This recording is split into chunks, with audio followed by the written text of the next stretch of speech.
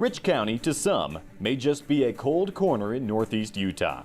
But to those who call it home, Rich County is a place where competitors live and championships are born. Under first-year head coach Lex Cornea, Rich men's basketball looks to turn things around. With no shortage of returning firepower and a hard-nosed Rebel defense being instilled, the boys who call Rich home are prepared to dominate on the hardwood. Welcome into another broadcast of Rich men's basketball on My Local Radio. This broadcast could not be possible without these Rebel supporting businesses: Evanston Regional Hospital, Hoover Chiropractic, Cash Honda Yamaha in Cache Valley, The Come On In Casper, Plains Tire, the Best Western Dunmar Inn and Legal Tender, Freeway Tire, Auto Farm Chevrolet, West Star Printing, and Rocky Mountain Sign.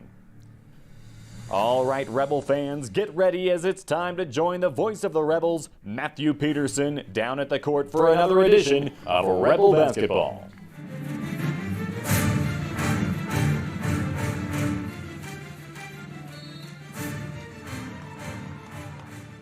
Hello, Rebel fans, and welcome into the first broadcast of 2020 Rebel Basketball. I'm Matthew Peterson.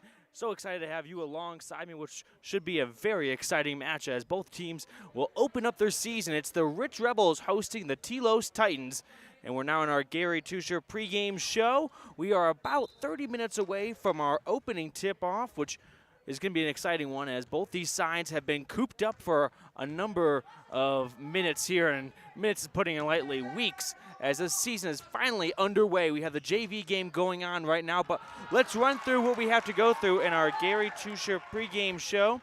We're going to have our J-Bar excavation scene set. You're getting a sneak peek at it right now, and then later on it's our Western Ag Credit Standout student. Of course, our T7 Propane Coaches show. We'll have our Laketown Ledger provided by the town of Laketown, our Old Chicago Pizza in Logan pregame slice, and then the starting lineups right before tip-off. So keep it right here on Rebel Radio, 98.3 FM, K80Q, and mylocalradio.com for all things Rich Rebels as the Telos Titans have come up to Randolph to take on the Rich Rebels. Two of the things you work hardest for in life are your family and your money. Taking care of the money you earn is an important part of taking care of your family. Gary Tuser, CPA of Montpelier, Idaho, is a rancher who's also provided professional tax preparation and financial services for more than 30 years. When it comes to taxes and your money, make sure it's handled the best way possible. Call me today, 208-847-2601.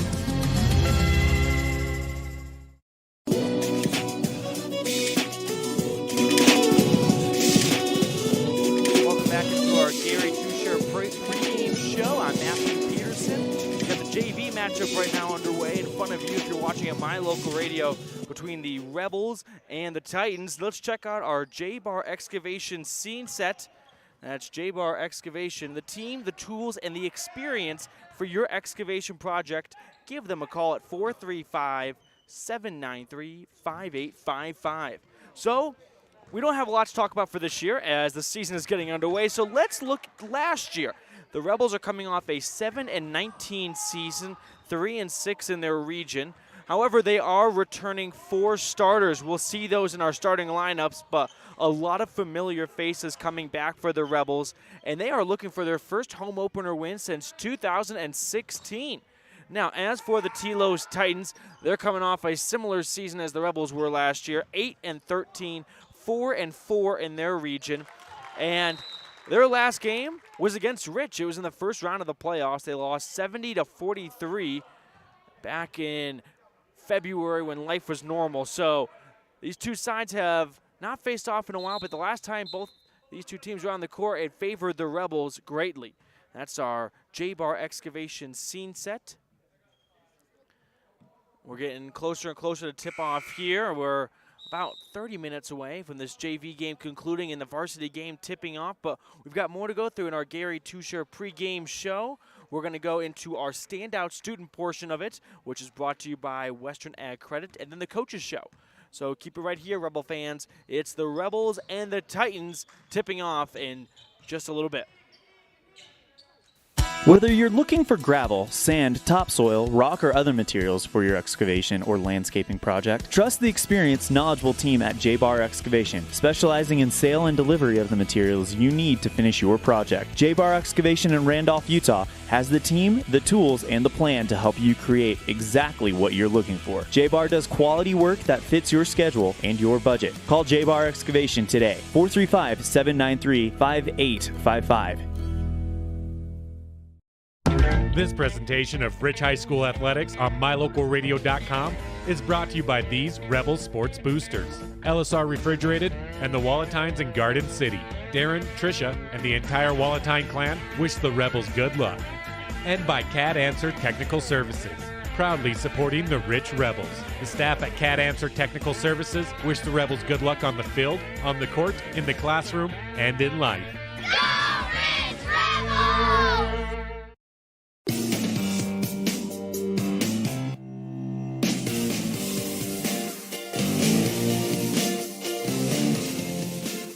Welcome back into our Gary Tuser pregame show. It's now time for the Standout student portion of it, and I had the pleasure of catching up with a Rich High senior.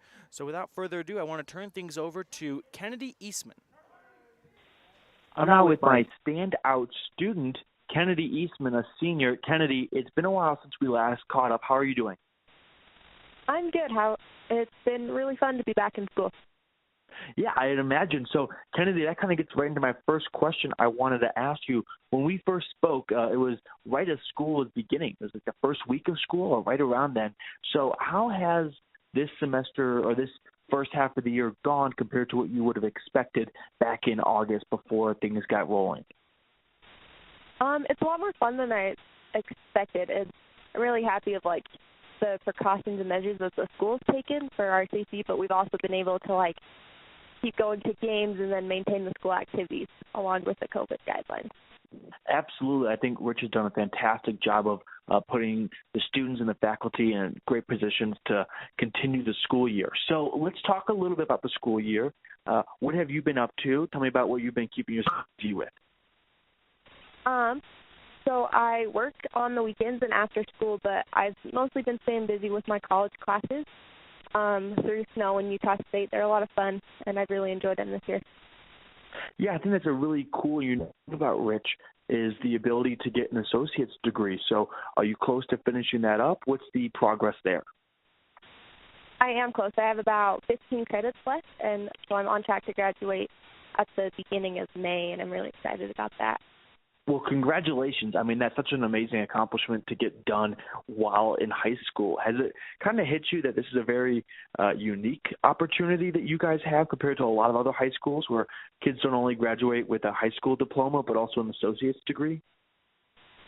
It is really cool. I've talked to some friends from other schools, and they're just starting on their applications to get their associate's degree at other schools, and it's really cool that I'll be able to jump into my bachelor's program with focused classes on my Now, Kennedy, I'm sure you get this question a lot, and I don't want to put any pressure on you. Have you thought about what you want to do after your time at Rich High? Have you looked that far ahead yet? Yeah, I have, actually. It's changed since the last time we talked, but I'm still wanting a bachelor's in communications, but I want to get an emphasis in criminal justice and then go on to law school. That is amazing. Okay, so did this passion for criminal justice come from watching crime shows? Where did this come from? Yeah, there was a lot of TV background in it, but I love to talk in public and speak and argue, and we've done some debate assignments in my class, and it's been a lot of fun, and I was able to talk and shadow with an attorney, and so that gave me a pretty good first-person perspective on it, and so that was what helped with the decision a lot, was having that opportunity to talk to an attorney. Well, I have no doubt that you're going to turn into a very successful influence in the criminal justice process. So I got to ask, what is your favorite criminal TV show? I like the TV show called Bull. It's actually like a trial analysis show, but it's from the defense side, and that's I want to be a defense attorney. That's really neat. All right, Kennedy Eastman, I've got one last question for you here. It's getting cold out. So is winter one of your favorite seasons? What do you like to keep yourself busy with when the temperature drops and that snow starts piling up? It's actually my favorite season. I have a job over at Beaver as a snowboard instructor starting in a couple weeks, so I just count down to that, and I've already done some preseason hiking so I could ride. So I'm super excited for it. That is terrific. Kennedy, as always, it's great chatting with you. Thank you for the time today. You too, Matthew. Have a great day. Thank you. That's senior Kennedy Eastman. Great talking with Kennedy Eastman, our Western Ag Credit Standout student. The JV game is wrapping up, about a minute and a half to go. Rebels leading 50-32. But let's continue on here in our Gary Tuser pregame show. We're going to get into our coaches show, so keep it right here for all things Rich Rebels. When your vehicle needs new tires, any tire store can get you back on the road. But only Plains Tire can get you rolling again with the peace of mind that you were treated well, paid a fair price, and that you'll be taken care of for the life of the tire. At Plains Tire, trained tire technicians mount and expertly balance your new tires, replace the valve stems, and hand check each lug nut to make sure it's all tight and secure. Plus, you'll get lifetime alignment checks and tire rotations only at Plains Tire, 157 Bear River Drive, Evanston. Visit plainstire.com. Whether you need a big bite to eat, a tasty snack, or a sweet treat, the Crawford Trough in Randolph has it all to satisfy your cravings. From tasty burgers and wraps, patty melts and perfect pitas to fresh salads, home-cut fries, crispy onion rings, and of course, that silky smooth ice cream. The Crawford Trough can feed your hunger and then some. And if you haven't tried one of the Trough's mixed sodas, your taste buds don't know what they're missing. Stop in today at the place to eat and drink, the Crawford Trough at 120 South Main, Randolph. Welcome back into our Gary Tuser pregame show. It's now time for our T7 Propane Coaches Show. So, no one knows the game like the coaches do, so we'll hear from both coaches. We'll hear from Lex Cornea, the first-year Rebel head coach, along with Bruce Powell, another first-year coach, coaching the Telos Titans. We're going to start things off with Coach Powell as we get closer to our tip-off. So, let's roll right into that. Actually, we'll have one quick word from T7 Propane, and then it's time to hear from Telos Titans head coach Bruce Powell. Whether it's for your home, your ranch, your equipment, or your business, when you need propane, count on the best. T7 Propane in Woodruff. The safe and professional team at T7 Propane offers quality product and the most responsive propane service in the area, so you can enjoy the affordability, reliability, and efficiency of propane. For heating, cooking, grilling, motor fuel, and more, count on the team at T7 for your personal or business propane needs. 435-793-4208. All right, Rebel fans, JV game has concluded. Rebels won 50-34 over the visiting Titans of Telos. Now it's time to turn things over to the commander of that Telos Titans squad, head coach Bruce Powell. Welcome into the T7 Propane Coaches Show. I'm with Telos head coach, Coach Powell. Coach, thank you for taking the time to speak with me today. I want to get started by asking, how excited are you and your team for the first game of the season? First game of the season, really excited. This is my first year at the school, and basically it's a brand new team from last year. So we have 15 kids from all over the country. This is a boarding school, dreaming school. And so we have a group of kids that like basketball and who are very competitive, and I think it's going to be a good season. Coach, this year is a really challenging year for every team, but I got to imagine if it's your first year, that's just got to multiply to it. What's been the most difficult part for you as a first-year coach during a season like this? The most difficult part is getting scheduled for practice, getting kids to show up to practice. I took the job October 6th, and so basically I had probably like a month trying to figure out what kids are playing basketball, and just COVID and the break, basically we didn't have a tryout. So Monday was our first official practice / tryout, so that was kind of tough. trying to figure out what I have to work with. But so far, so good. Coach, can you give me a little insight on your basketball history and career and what you've done before being the Telos Titans head coach? Yeah, so I grew up in Oakland, California. So I played competitive AAU basketball for the Bro Runners, which is one of the oldest AAU programs in Northern California. Played at Palo Alto High School. Played there for 3 years. Was an all-state player, all-league player. Played junior college in Northern California. Team went to the Elite Eight. And, been coaching for, the last 20 years. Doing, AAU. I coached high school girls, varsity girls, coached high school varsity boys. So I've been doing it for a while. This is my first time actually doing it in Utah. So what can you tell me about what a coached Powell basketball team is all about? As my former players tell me, I'm pretty high on defense, discipline, getting after it, just compete. But also, too, I'm a fun coach. Try to keep in contact and updated with what's going on with, some of the kids on the scene. Like I said, I'm just no nonsense type of guy, but at the same time, I'm fun. And I want the kids to succeed on the court and off the court. And I think I do a pretty good job doing that.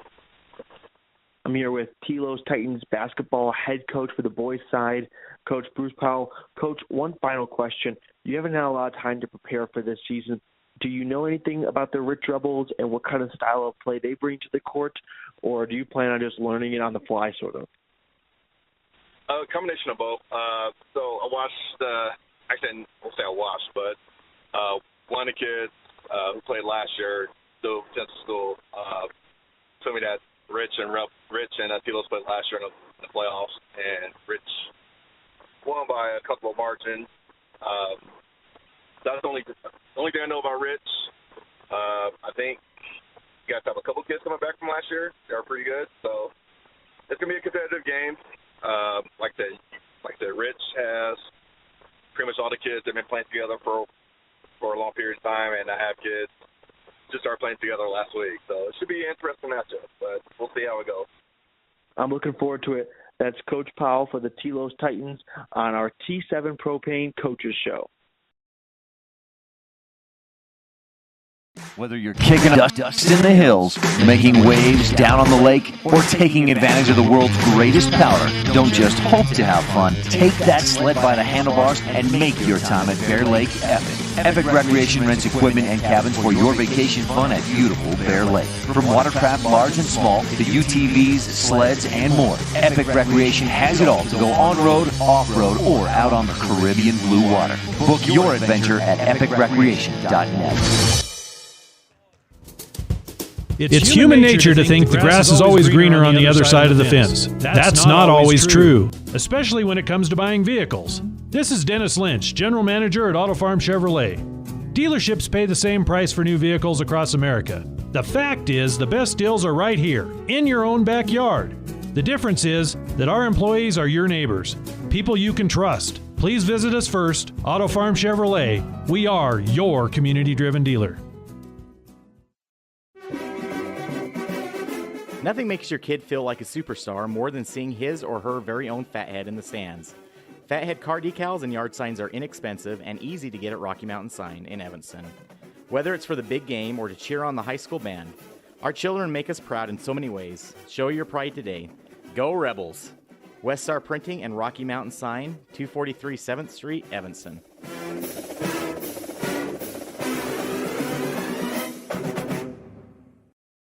This presentation of Rich High School Athletics on mylocalradio.com is brought to you by these Rebel Sports Boosters, the Wilson Ranch in Randolph. Good luck, Rebels, from Dale, Kim, Kyler, and Casey. Remember, the harder you work, the more good luck you'll have.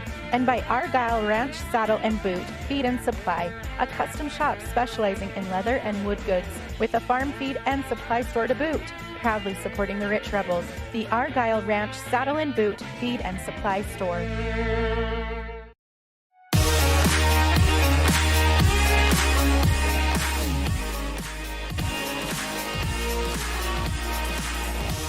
probably about 10 minutes away from tip-off here in Randolph, Utah, between the visiting Telos Titans and the Rich Rebels in their season opener. I'm Matthew Peterson here alongside my main man Rob Leifson and my producer Alyssa McDaniel back at the studio. We've got more ground to cover here in the Gary Tuser pregame show. We're going to get into the second half of our T7 Propane Coaches show. Let's hear from first-year head coach Lex Cornea.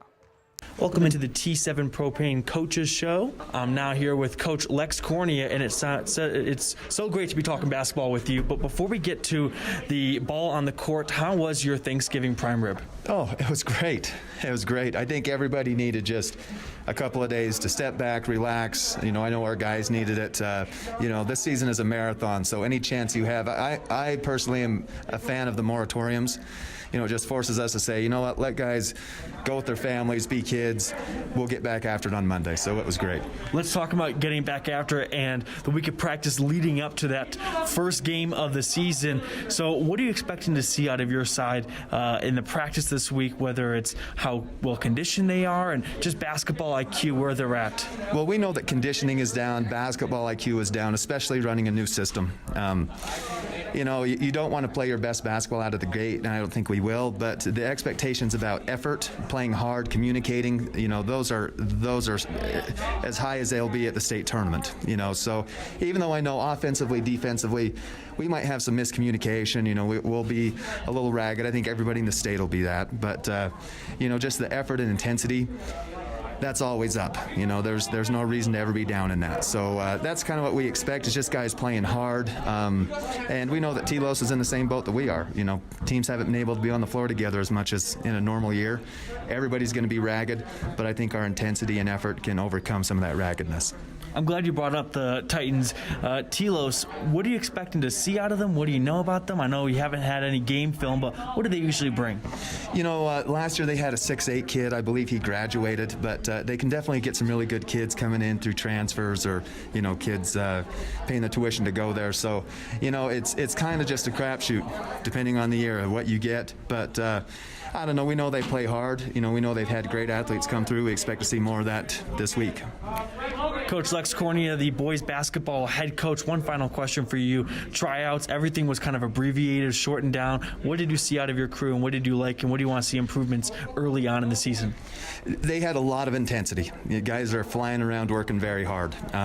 They don't quite know where they're moving yet and kind of how we expect them to rotate, but that will come. But the fact that they come in playing as hard as they've been, that's a great sign going forward. Absolutely. That's head coach Lex Cornea on the T7 Propane Coaches Show. Thanks, Matthew. Always great chatting with Coach Cornea.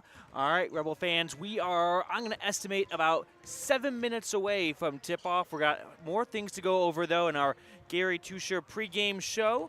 We're going to go through our Laketown Ledger, the keys of the game, our pregame slice, and then the starting lineups. So a lot more going on here. Don't go anywhere. It's the Rebels and Titans starting off the 2020 season. When do you schedule doctor appointments? In bed before I fall asleep. In the car waiting to pick up my kids. We can even do it after breakfast. We all lead busy lives. Online appointment scheduling puts you in control. In just 90 seconds, you can make an appointment with a primary care provider or specialist at evanstonanytime.com. Select the day and time most convenient for you. Enter some basic information, and just like that, you're scheduled for care. Schedule appointments for next day and beyond at evanstonanytime.com.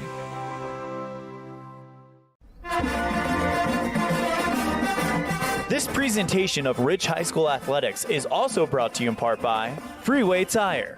With a friendly and knowledgeable staff, quick and dependable service, and great prices come together. Call Freeway Tire at 307-789-8632. And by Hoover Chiropractic. Dr. Todd Hoover does all of the chiropractic work you need, as well as blood work, dietary supplements, a weight loss program, x-rays, and can help you get rid of migraines and allergies. Call Hoover Chiropractic at 307-789-0043.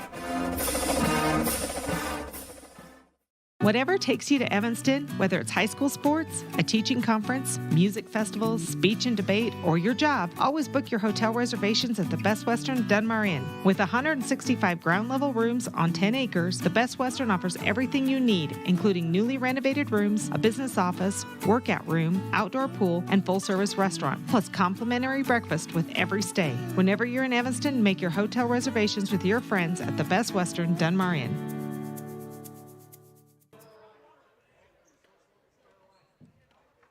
Welcome back into our broadcast here. We got some technical difficulties if you're watching online. We're going to try and get that fixed for you right now. But let's go into our Lake Town Ledger. So brought to you by the town of Lake Town. And let's learn a little bit about the history between these two sides. So Rich is a big 1-0 all-time against the Telos Titans. This is a Titans team that's only in their 8th season of all-time history. 2020 playoff win between the two sides for Rich, winning 70-43. And that was the first ever meeting. That was the last game for Telos, and now we're ready for the second game of this story. Moving on in our Lake Town Ledger, let's check out the keys of the game. So key number 1 is buy in. You got a brand new head coach in Lex Cornea, just came a little bit west from Evanston High School. For the players, buy in early. You got to put all of your faith and all of your eggs in that basket of knowing what Coach Cornea wants to do and getting involved in what his system is. Second key, fast-paced. This is a Telos Titans team who is not returning a single player from last season. So bring it to them, come out early, and go fast. And key number 3 is the bench mob. All right, games like this, you want to be able to have some depth. You want to know what your team is going to be like in the season going forward. So get involved and go to your bench and learn about your team in this first quarter of the entire season. All right, let's go through our Old Chicago pregame slice. So the Rebels are going to be in their white tops, white bottoms, and we got the national anthem going underway. We'll pause for that, and when we return, we'll continue on for our pregame slice and our Town of Woodruff starters. In the state where life is elevated, live your life in a higher gear. Cash Honda Yamaha can help you enjoy our beautiful local terrain, whether it's in the valleys, mountains, snow, or water. So get out and enjoy all nature has to offer at a higher speed. Visit Cash Honda Yamaha in Cache Valley to start living your life at your new speed. Visit us in Hyde Park, just north of Logan, Utah. When your vehicle needs new tires, any tire store can get you back on the road. But only Plains Tire can get you rolling again with the peace of mind that you were treated well, paid a fair price, and that you'll be taken care of for the life of the tire. At Plains Tire, trained tire technicians mount and expertly balance your new tires, replace the valve stems, and hand check each lug nut to make sure it's all tight and secure. Plus, you'll get lifetime alignment checks and tire rotations only at Plains Tire, 157 Bear River Drive, Evanston. Visit plainstire.com. Whether you need a big bite to eat, a tasty snack, or a sweet treat, the Crawford Trough in Randolph has it all to satisfy your cravings. From tasty burgers and wraps, patty melts and perfect pitas to fresh salads, home-cut fries, crispy onion rings, and of course, that silky smooth ice cream. The Crawford Trough can feed your hunger and then some. And if you haven't tried one of the Trough's mixed sodas, your taste buds don't know what they're missing. Stop in today at the place to eat and drink, the Crawford Trough at 120 South Main, Randolph.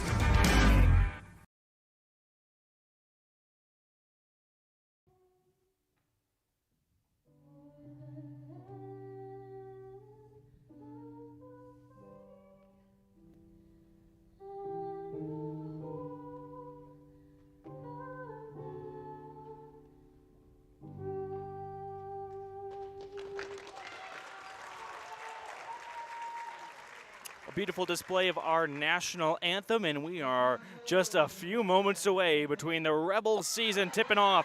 First, let's learn about the Telos Titans a little more. We've got their 5 starters, all first-year players for the Titans. So they're going to start off with senior Jack Verney, junior Jack Davis, Thurston Davis, a sophomore, EQ Crowley, a senior as well, and then a freshman, Charlie Frisk. And now it's time to get our Rich Rebels starting lineups in there. Starting for the Rebels, number 2, senior Connor Greer, and those are their average points and rebounds last season if you're watching at My Local Radio. Alongside Connor Greer, it's senior Truman Hefner. And then we've got Logan Meerbrook getting the start alongside a fellow senior Riley Taylor. And then the 5th senior of this puzzle, it's John Scott, averaged a little over 9 points per game. That led the Rebels. We are getting closer and closer to starting for the Rebels season here.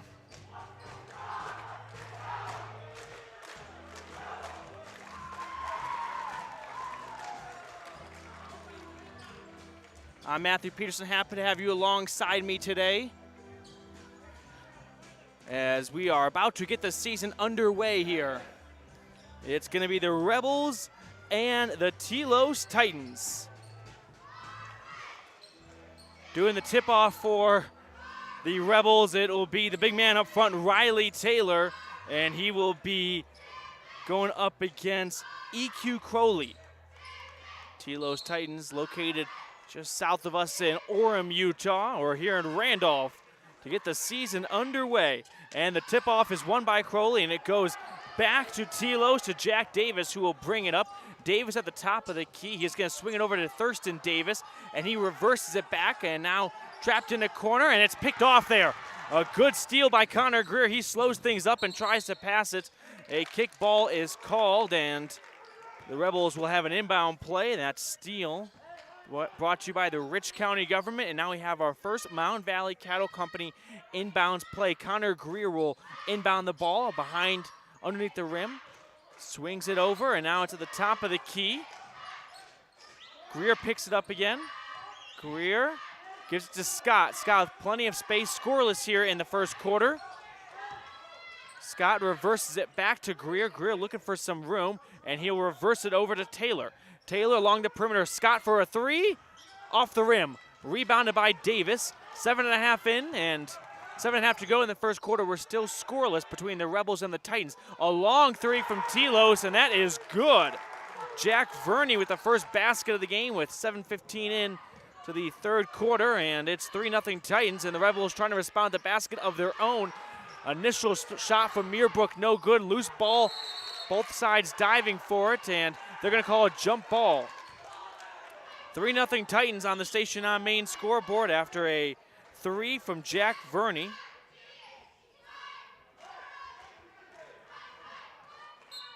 It's Connor Greer to inbound it. Looking for John Scott, unable to. Looked for Meerbrook next. It's picked off by Thurston Davis, who dribbles across court, and he has a hard pass to his man, Jake Verney, I beg your pardon, off his arms and out of play. It'll be Titans ball beneath the Rebels basket. 7 minutes remaining in the first quarter. Inbound play goes to Jack Davis. He's got it on the far side, dribbling over, feeds it to the middle. Crowley up with some soft fingertips and gets it to go. 2 points for the Titans. They lead 5-0.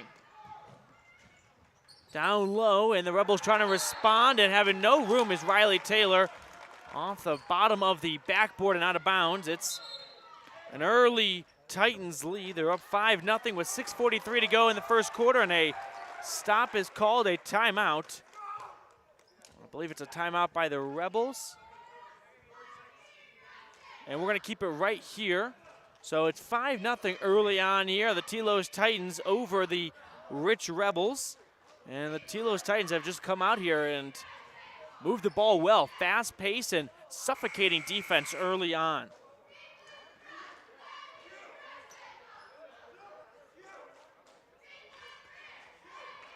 Five-zip Titans, 6:43 remaining in the first quarter.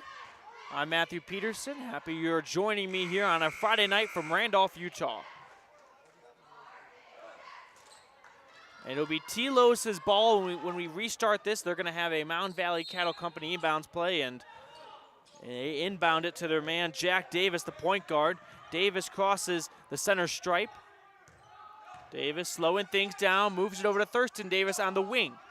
He feeds it inside, dangerous pass, and a whistle is blown and a foul is called. I think it's going to be on Connor Greer. That's his first foul and first foul of the game. Telos will inbound the ball beneath the Rebels basket. Crowley gets it over to Davis, who mishandles it, and now it's taken away by John Scott. And his pass is nearly taken away, but Connor Greer gets it. He spots up for a three, splash!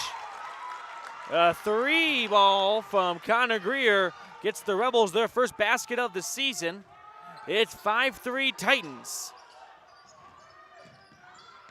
Titans have it down low, and they lose possession for a moment, and they turn it over. Rebels take over. A broken play on that last possession resulted in a Connor Greer three. Here's John Scott bringing the ball up. He'll dive into the paint, loses it for a moment, regains possession, gives it over to his man, Truman Huffner. And now Truman has it in the far wing. He feeds to the top of the key for Riley Taylor takeover. John Scott going into the paint, dishes it out to the top of the key. Back to Scott, and the Rebels slowing things down. 5-3 Titans, 5.5 to go in the first quarter. Here's John Scott, defended closely, gets to Muirbrook at the block, has his shot blocked away, and EQ Crowley turns it over to Jack Davis, who picks up his dribble, swings it over to Thurston Davis on the far side. He dives in, puts up a prayer from the free throw line, no good. Rebound by the Titans, and Crowley's shot is too short, and it goes to Muirbrook.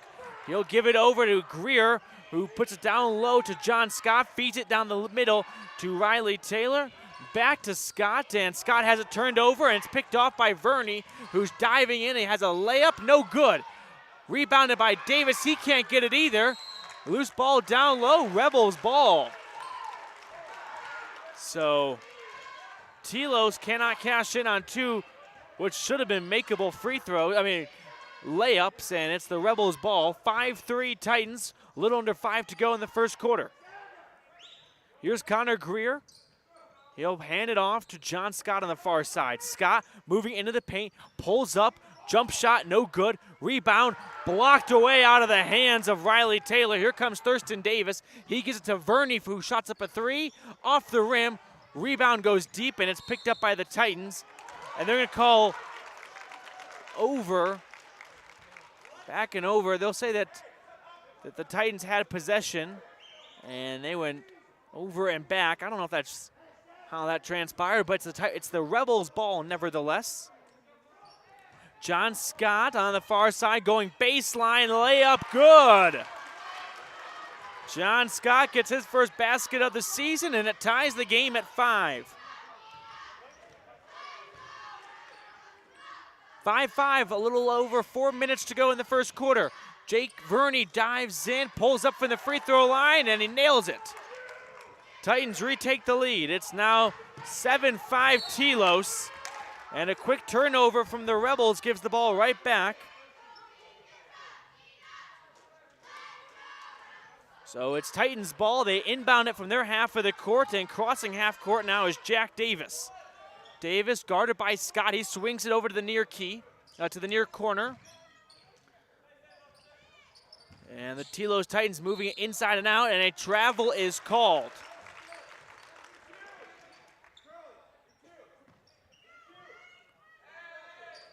It's going to be Connor Greer to inbound the ball, and he gets it over to John Scott. A press going on right now by the Titans. Rebels move the ball down the court. At the baseline, it's Riley Taylor looking for Muirbrook. He swings it out, a three, and that is good for Greer. Connor Greer gets the three to retake the lead for the first time, actually. It's 8-7 Rebels after the Greer three.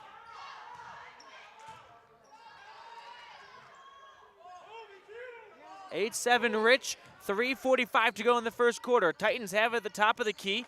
Jack Davis trying to get past Scott, has no room to operate. He'll pull it out, swing it to the far corner.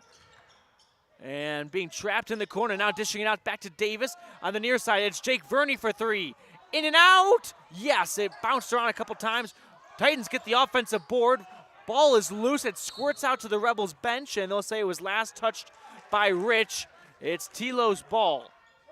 8-7 Titans on the Station on Main scoreboard. 3:26 to go in the first quarter. Verney crosses over half court. He gives it to Davis on the near wing. Jack Davis moving towards the baseline, pulls up for a J, and that's going to go off the iron. Rebounded by the Titans once again. They work it to the back, and now it's Verney going up again. That's Davis, and then the rebound or the block, and it's collected by the Rebels. Here's John Scott in the far corner. He's trying to find his man Meerbrook at the block. It's tipped out of play, and a Rebel inbound is incoming.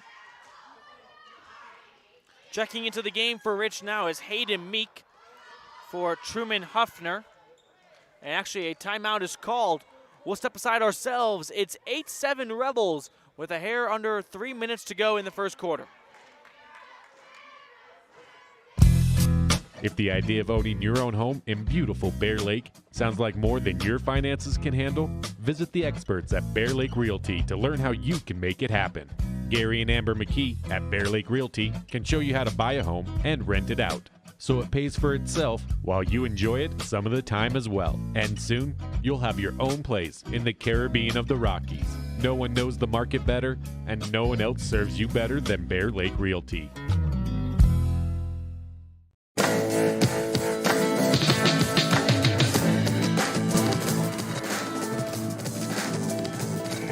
Welcome you back to Randolph, Utah, as the first quarter is coming to a close soon. It's 8-7 Rebel lead on that Station on Main scoreboard.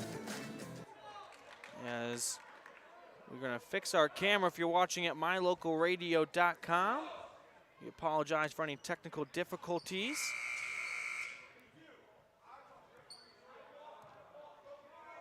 There we go. All right, we're back and running here. It's 8-7 Rebels. They have the ball. They're going to inbound it underneath the Titans' basket. Greer to inbound. He spits it out all the way up top to Hayden Meek. Meek gives it right back to Greer. I beg your pardon. Yeah, Greer. Connor Greer working down the baseline. Looks for Meerbrook. Finds him inside. His shot is no good. Ball spits out. Meek pulls up from the free throw line. That's no good. And it's eventually tracked down by the Titans, and they take things over and slow it down. Now they speed it up as Jack Davis crosses midcourt. Davis gives it over to Verney on the far wing. Jake Verney now moving alongside the baseline, throws up a prayer, and that's answered with a basket. Telos retakes the lead. It's 9-8 Titans. Here come the Rebels. It's a three from John Scott, in and out. Rebound, though, by the Rebels, and underneath the basket with the ball was Meerbrook, but he couldn't get it, and the Rebels are demanding a foul that's not going to be called. Here comes Jake Verney for the Telos Titans. Gives it to Crowley for three. No, brick. Rebounded by Scott. Here comes John Scott the opposite direction. He'll spit it over to Greer, who wanted to give it back to him. He wasn't ready for it, and Hayden Meek comes up with the ball. Meek gives it over to Scott. Scott on the near wing. Looking for some room, has nothing to do with it, so he gives it over to Meerbrook. Now it's cycled around to Hayden Meek. He hands it off to Riley Taylor working in the paint. Here is in the corner, Connor Greer with it. Gives it over to Scott. Three, in. John Scott with a three, and the Rebels lead 10-9. Make it 11-9. 11-9 Rich, and Telos trying to respond to the three of their own. No good, but they get the offensive board. Another three, this one way out down, and nailed by Verney. It's 12-11, back and forth we go. Rebels quickly respond with the Logan Meerbrook layup. And the Rebels now lead 13-12. Couple lead changes in 30 seconds there. Meerbrook gets on the scoreboard for the first time tonight. High scoring first quarter. It's 13-12 Rich on the Station on Main scoreboard. Under a minute to go in our first quarter. Verney diving in, pulls up, makes it. It's now 14-12 Telos. Rebels having difficulties inbounding the ball. And they're going to call a foul on Rich, I believe. Never mind, it's going to be going against Telos. So a foul called on the Titans, and The Rebels will inbound it once again. A Mound Valley Cattle Company inbounds here. And some substitutions being made as Riley Taylor and Connor Greer check out. Huffner checks back in. Rebels moving across half court, facing a full pressure, and they turn the ball over. Davis spins it down low, and an easy layup for Verney. Extends the lead. It's 16-14 Titans. Here come the Rebels. They get it down low, and Meerbrook puts up off the glass and in. Logan Meerbrook makes it a 1-point game. It is 16-15 Titans. Here's Davis with 15 seconds, pulls up from the free throw line, and nothing but net. It's 18-15. The Rebels were not ready to start things up, but they'll say it was tipped off the Telos Titans on the inbounds attempt, and Rebels retake it over. It's 9 seconds remaining on the Station on Main scoreboard. Rebels have it in the wing. Down low, Huffner throws it up, no good, and a loose ball, and the whistle will end the first quarter.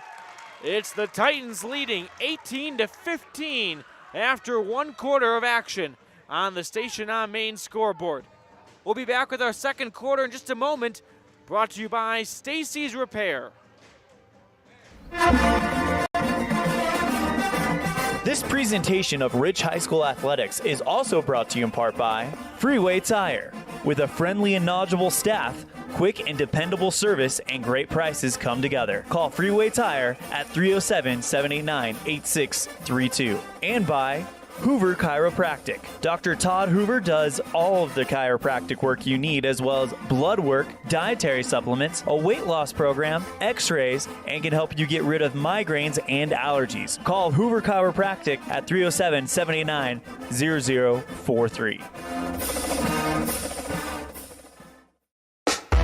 Signage is a critical part of your business. It helps customers find your front door. Rocky Mountain Sign will provide you with expertly designed signs, LEDs, channel letters, as well as skillfully cut signage using wood, metal, plastic, and other mediums to help your customers find you with high-quality signage. Using the best technology, designs, and installation by Rocky Mountain Sign. Your signage says a lot about your business. Work with the professionals at Rocky Mountain Sign, 243 7th Street in Evanston, Wyoming.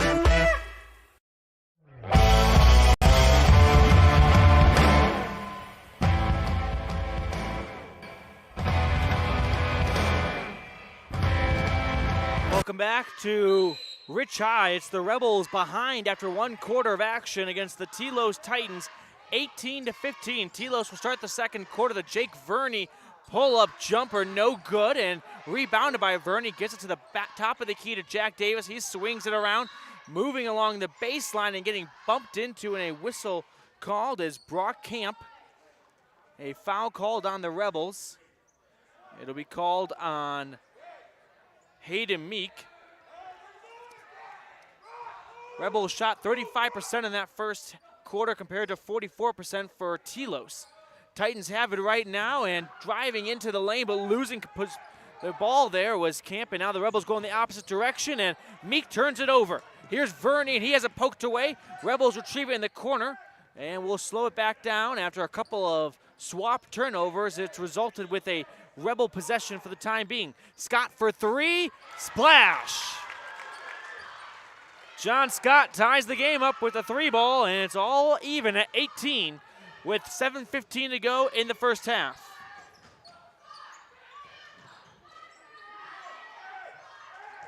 $18-all, and here come the Titans trying to retake the lead. It's Davis giving it over to Verney at the top of the key. He drives in, puts it off the glass, and gets it to go. 2018 Titans, they lead by 2. And John Scott turns it over on a pass attempt, and the Titans will go the opposite direction with it now. They cross midcourt. It's Jack Davis with the ball. Davis barking out some plays. 6.5 to go. Titans lead 2018 on the Station on Main scoreboard. Drive in and off the glass and good for Jake Verney. That's his second of the quarter, and the Rebels trying to keep pace. Whistle is called.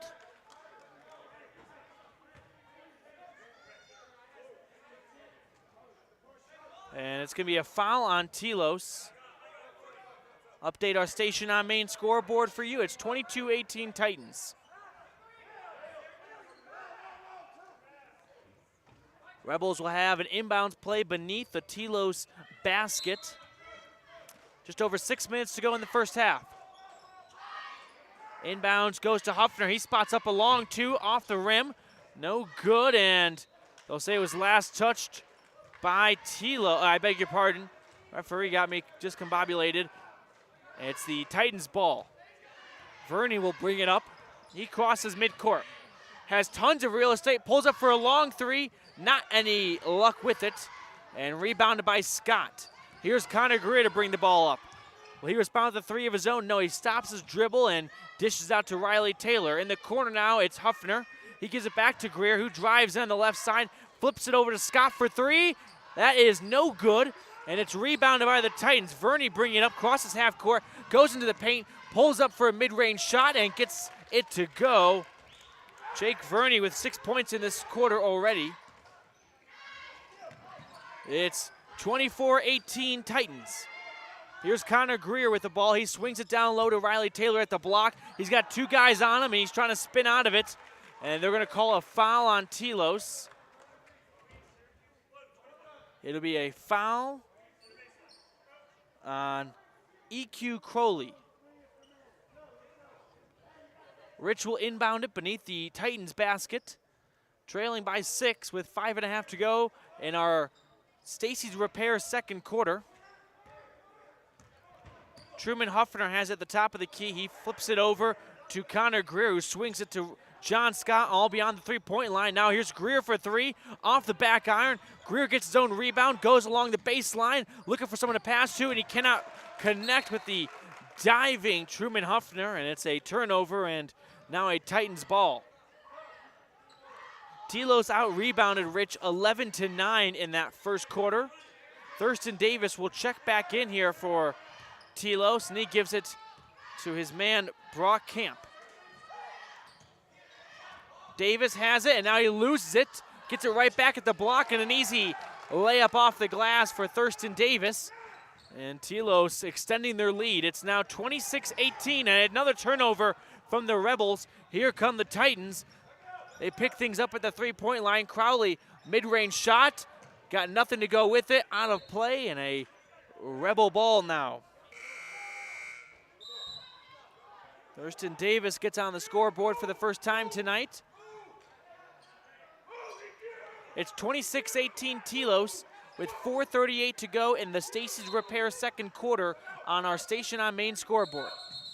And a timeout is called by Coach Powell. We'll step aside ourselves. 26-18 Titans over the home Rebels.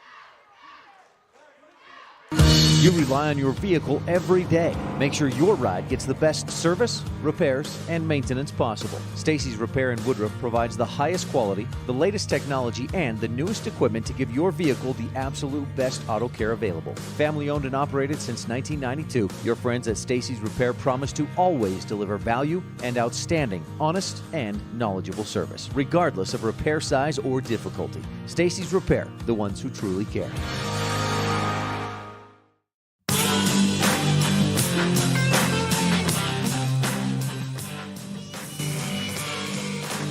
Rebels behind 26-18 on the station on main scoreboard with a little under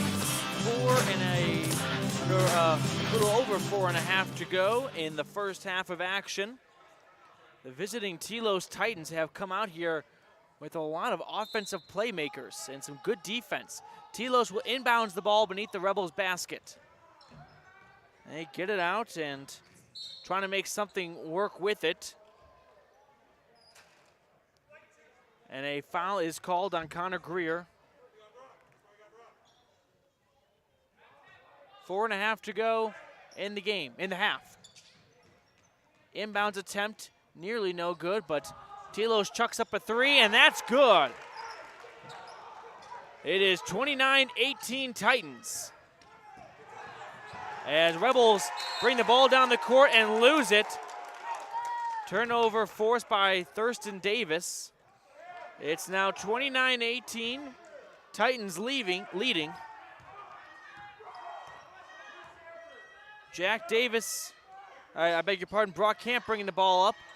Ball is poked away. Here's Connor Greer going into the paint, and he gets fouled but gets the basket to go.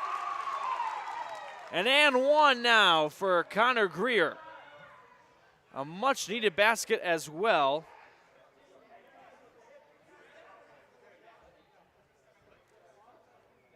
It's 29-20.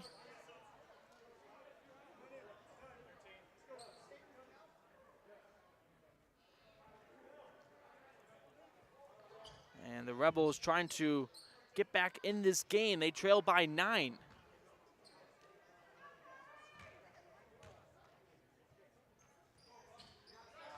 As Connor Greer gets the final part of that and one to make it a 8-point game, 29-21.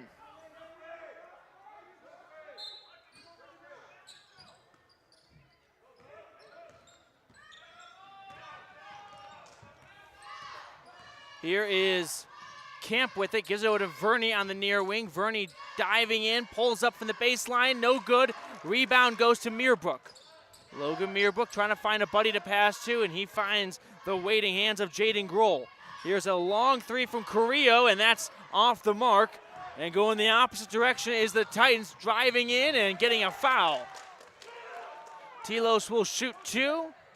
We'll have our second trip to the Bear Lake Realty free throw line.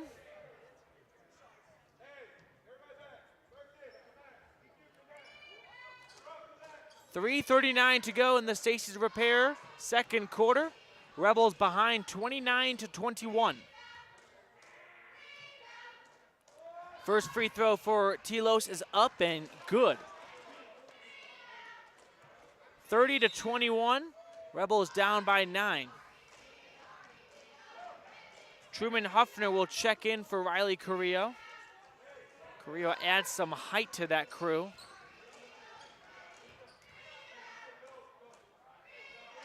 Second free throw is up and no good, rebounded by Meerbrook.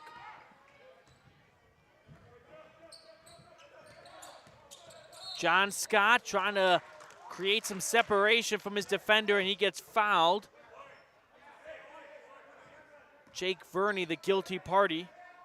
And Truman Huffner will now inbounds the ball. Goes to Grohl. He feeds it to Scott. Meerbrook from the free throw line, no good. Rebound pulled away by the Titans. They go the opposite direction, crossing half court. Gives it to Camp. Brock Camp moving around. Thurston Davis in the near corner. He swings it in the reverse direction to Jake Verney, who drives in, and he is fouled, and he will go to the free throw line to shoot 2. Rebels down by 9.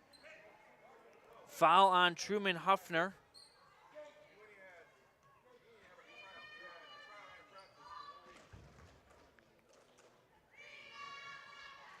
.3:11 remaining in the first half. Jake Verney trying to make it a 2-possession game. A 2 double-digit game, I beg your pardon, not football anymore. But the first free throw is up and no good. Still 30-21 Titans. Verney will go up for a second free throw now. And his second attempt is good. Verney by far the leading scorer for this Titans crew. John Scott bringing the ball up. Has it near that mid-center line. And a good backdoor pass to Grohl. He gives it right back to Scott, has it at the top of the key. Flips it over to Huffner on the far corner. He finds Riley Taylor at the top of the key. Puts it down low for Meerbrook. His attempt is rejected, and the Titans take it away. Brock Camp slowly crosses midcourt. Looking for his man in the corner. Titans fumble the ball for a moment, but then they pick it up. 2.5 to go and counting in the Stacey's Repair second quarter. It's 31-21 Telos. Titans driving in, pulling up, and that's no good from Jake Verney, rebounded by Meerbrook. John Scott calling out plays, crossing midcourt, gives it to Truman Huffner, and he is fouled. Huffner gets fouled, and he'll inbounds the ball now. Hayden Meek will check in for Jaden Grohl. And Connor Greer will come back in the game as well for John Scott, who gets a much-needed breather, I could imagine. He's been working like a horse. Hayden Meek gets the inbound play. Has it at the top of the key. Trying to move in. Now gives it to Greer. Greer will dive in. He goes along the baseline. Gives it to Meerbrook. And he goes inside out and finds Truman Huffner way outside the court, outside the paint. Hayden Meek will give it to Greer in the corner. Greer thought about it, pulled up, and then gives it to Huffner. Here is Meerbrook, has it poked away, and the Titans go in the opposite direction. Verney controlling the ball, pulls up for a long two, nails it. 33-21 Telos. Minute and a half to go in the first half. On the far side, Huffner will have possession, gives it to Meek, who gives it right back to Huffner. Huffner slowing it down, looking inside, has his pass batted away, but the Rebels regain possession. A long three now from Greer, good! Connor Greer answers with a much-needed three.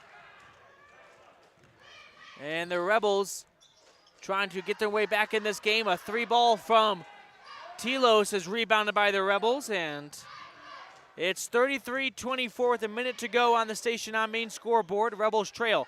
Another long three from Greer. Splash Mountain! Connor Greer with a couple threes to bring his side back into it.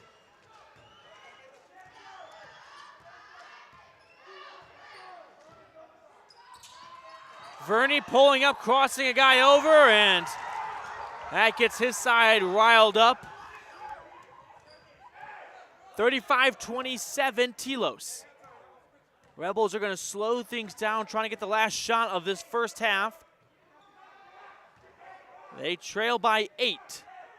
Greer has it at the top of the key. Now he moves in, loses it for a moment. Ball's on the floor, whistle blown.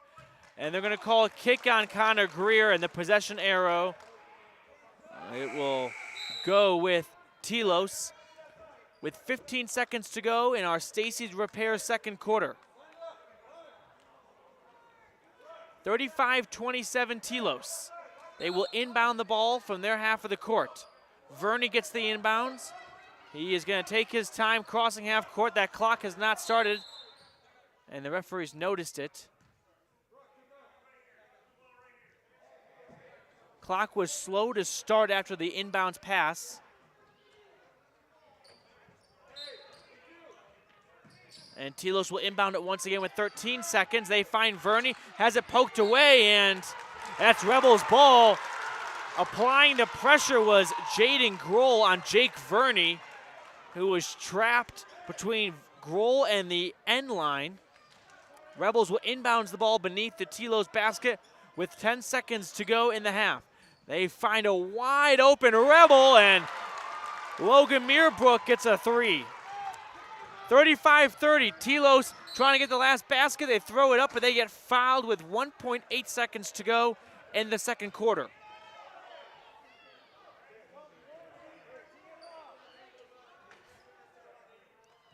(35-30), 1.8 seconds remaining, and I believe we may be seeing free throws. And the foul is called on Jaden Grohl, who created that sensational turnover to set up that Logan Meerbrook three a second ago to make it a 5-point game.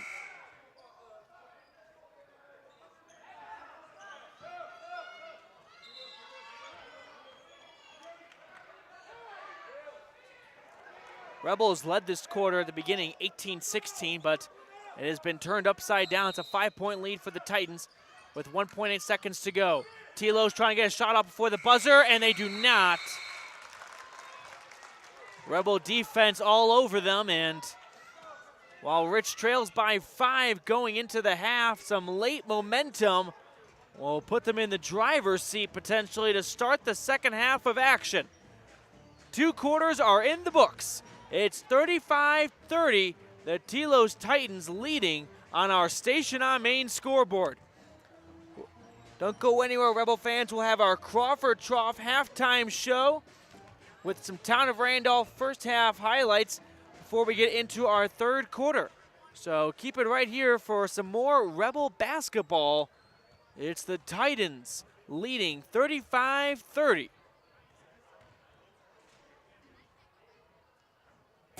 Some decisions in life have a critical and lasting impact. For example, choices concerning your health care. You want a hospital that consistently offers high-quality care and service. For Bear Lake area residents and visitors, Bear Lake Memorial Hospital has been providing optimum health care to our community for more than 70 years. And Bear Lake Memorial has been recognized again this year as a top 20 hospital in best practices for quality. Bear Lake Memorial Hospital in Montpelier, Idaho. Count on us to care.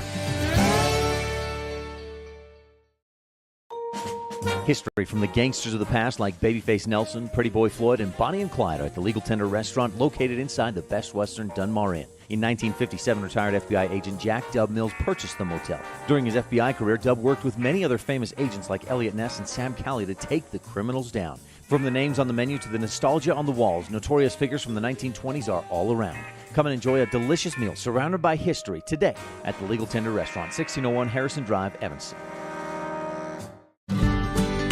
Randolph, Utah is a town of extremes. At an elevation of almost 6,300 feet and with temperatures over 90 in the summer and often 40 below in the winter, the folks who call Randolph home have to be a hardy crew. Maybe that's one reason the simple things in life mean so much to Rich County. Residents value hard work, education, respect, a love for God, family, and country, and being a good neighbor. Mayor Lynn Weston and the town board proudly support the Rich Rebels and hope you'll be able to visit soon and come back often. In the state where life is elevated, live your life in a higher gear. Cash Honda Yamaha can help you enjoy our beautiful local terrain, whether it's in the valleys, mountains, snow, or water. So get out and enjoy all nature has to offer at a higher speed. Visit Cash Honda Yamaha in Cache Valley to start living your life at your new speed. Visit us in Hyde Park, just north of Logan, Utah.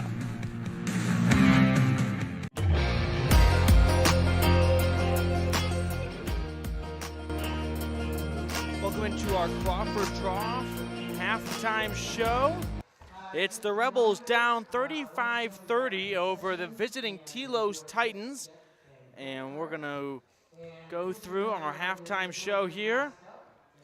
Brought to you by the Crawford Trough. It's the place to eat and drink. Crawford Trough wants to let you know that they have winter hours now, Thursday through Saturday, 11 to 7. Okay, folks, let's check out our first half stats right now as the Rebels find themselves in a 5-point hole. So Rich shot overall 39% in that first half, and that was a big difference maker. You look at Telos, they shot 48%, especially from three. They had a lot of three balls there, 3 in total, and they went 12 of 21 from inside the perimeter. That amounts to 57%. As for the Rebels, they were chucking up threes. They went 7 for 11 in that first half, 64%, but within the perimeter, only 4 of 17. Now, on the glass itself, Rich had 15 rebounds, including 5 offensive rebounds. Leading the rebounding charge was Logan Meerbrook, who had 7. And as for the Telos Titans, they got 18 rebounds, including 7.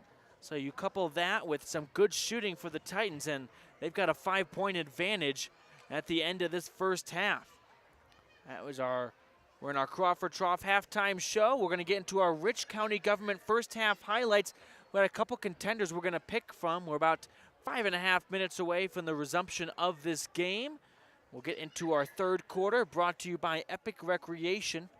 So don't go anywhere, Rebel fans. We got more basketball coverage coming your way here on Rebel Radio on 98.3 FM K80Q. Titans leading the Rebels 35-30. When you're looking for one location that is centrally located in Wyoming to host a business meeting or corporate retreat, always consider the Come On In Hotel and Suites in Casper first. With meeting rooms and amenities that everyone can enjoy at the Come On In is the best place to host events. The rustic decor, fireplaces, jacuzzis, pool, and large indoor atrium will make your event memorable. Call today and find out the ways we can help make your event a success. Come On In Hotel and Suites in Casper. Call 307-472-6300. Two roads diverged in a wood, And I had just purchased new tires at Plains Tire in Evanston. The trained tire technicians at Plains Tire expertly mounted, balanced, and aligned my new tires, so I was feeling good. While I was there, they changed my oil, checked my brakes, fixed my AC, and made sure my shocks were in tip-top shape. And with their lifetime alignment checks and tire rotations, I was ready to roll. So, thanks to Plains Tire, when 2 roads diverged in a wood, I took the one less travel. Plains Tire, 157 Fair River Drive, Evanston. Signage is a critical part of your business. It helps customers find your front door. Rocky Mountain Sign will provide you with expertly designed signs, LEDs, channel letters, as well as skillfully cut signage using wood, metal, plastic, and other mediums to help your customers find you with high-quality signage. Using the best technology, designs, and installation by Rocky Mountain Sign. Your signage says a lot about your business. Work with the professionals at Rocky Mountain Sign, 243 7th Street in Evanston, Wyoming. My name is Dr. Micah Pullins. I'm an orthopedic surgeon at Evanston Regional Hospital. Orthopedic surgery is the practice of medicine centered around bones and joints. It's all about movement and activity and getting that to be less painful. Watching a patient with a specific problem, whether that's pain or decreased range of motion, and being able to treat them, by far the best part of my job.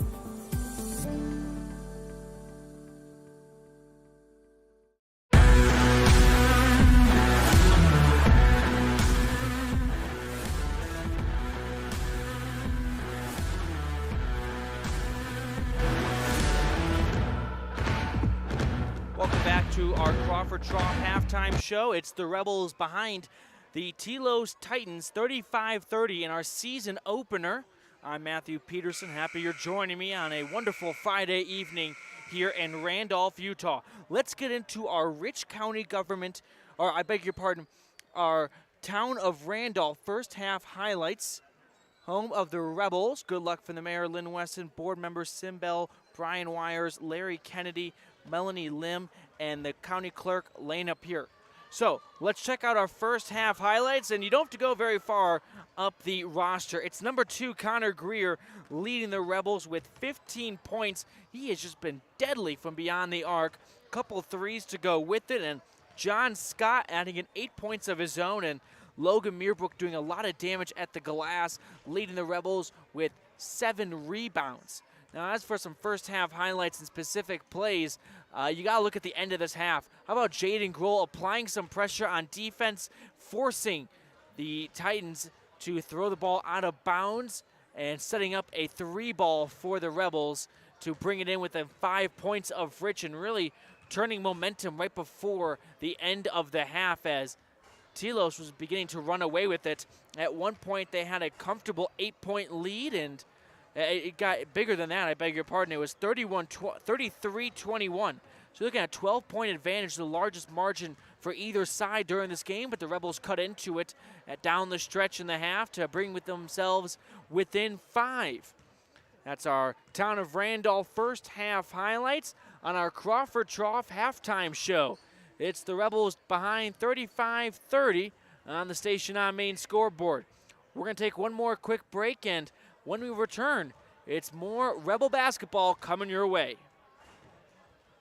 Whether you need a big bite to eat, a tasty snack, or a sweet treat, the Crawford Trough in Randolph has it all to satisfy your cravings. From tasty burgers and wraps, patty melts and perfect pitas to fresh salads, home-cut fries, crispy onion rings, and of course, that silky smooth ice cream. The Crawford Trough can feed your hunger and then some. And if you haven't tried one of the Trough's mixed sodas, your taste buds don't know what they're missing. Stop in today at the place to eat and drink, the Crawford Trough at 120 South Main, Randolph.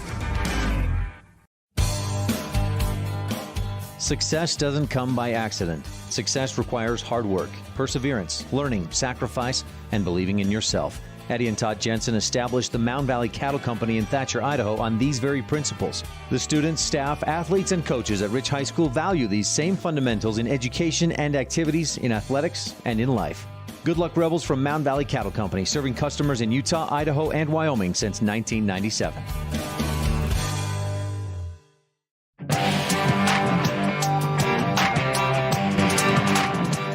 Let's check out our Bear Lake Realty fan cam, thanks to Gary and Amber McKee. And a good showing of Rebel supporters here in the season opener. It's the boys going first and then the girls. with a 7:30 p.m. start. Checking out our Bear Lake Realty fan cam. If you're watching our My Local Radio stream, if you're listening on 98.3 FM, give Gary and Amber McKee a call at 435-946-8888. All right, here we go. Second half of action is underway. And getting things started, the Rebels will have the ball to begin the second half. And a travel is called against Rich. Telos will take it over. 7:52 to go in our third quarter, brought to you by Epic Recreation. Rebels trailing 35-30 on the Station on Main scoreboard. Telos swinging the ball around a couple times. Jack Davis holding on to it in the near corner. Driving into the paint. Flips it over to Vern. He picks up, shoots from the free throw line. Off the mark, no good. Loose ball, and they'll say it is last touched by a Telos Titan. Rebels will take over. Connor Greer and his 15 points are going to bring the ball up. That's the leading scorer for the Rebels. Greer moves it across to Meerbrook, who sends it to the corner and too high for John Scott, out of play. Sloppy turnover by the Rebels. And Telos will inbounds the ball. Here's Jack Davis crossing that center line. Davis getting commands from his coach Powell. Davis moving into the paint. Now he backs off. A long two off the rim. Rebounded by Meerbrook. Whistle is blown and jump ball is called. It will be Telos' ball, as that's where the arrow is pointing right now. Titans ball, they lead 35-30 on the Station on Main scoreboard. 7 minutes to go in the Epic Recreation third quarter. Crowley has it in the near corner, gives it over to Verney in the middle. Jake Verney backing off. He's guarded closely by Connor Greer. Flips it over to Thurston Davis on the far side. Thurston driving in, pulling up from the free throw line, off the rim, and it's rebounded by Riley Taylor. Taylor is going to pass it off to Connor Greer, who is fouled immediately by Jack Davis. Blocking call is called, and Rebels will inbound the ball. It's a big quarterback heave from Connor Greer to Riley Taylor. Taylor in trouble, gives it over to Greer. 6:30 to go in the second half now. Here's a long three from Truman Huffner, no good. Telos takes over, they move up the court. Looking for Crowley down low, and his near alley-oop layup attempt is just off the mark. Connor Greer brings up the ball, gives it over to Riley Taylor, who passes it to Huffner in the corner. Huffner gives it back to Taylor outside the three-point line. He passes to Meerbrook, who stands in that middle R in the center of the court. John Scott looking for a cutting Meerbrook, and no good, cannot connect, and out of bounds. Telos ball.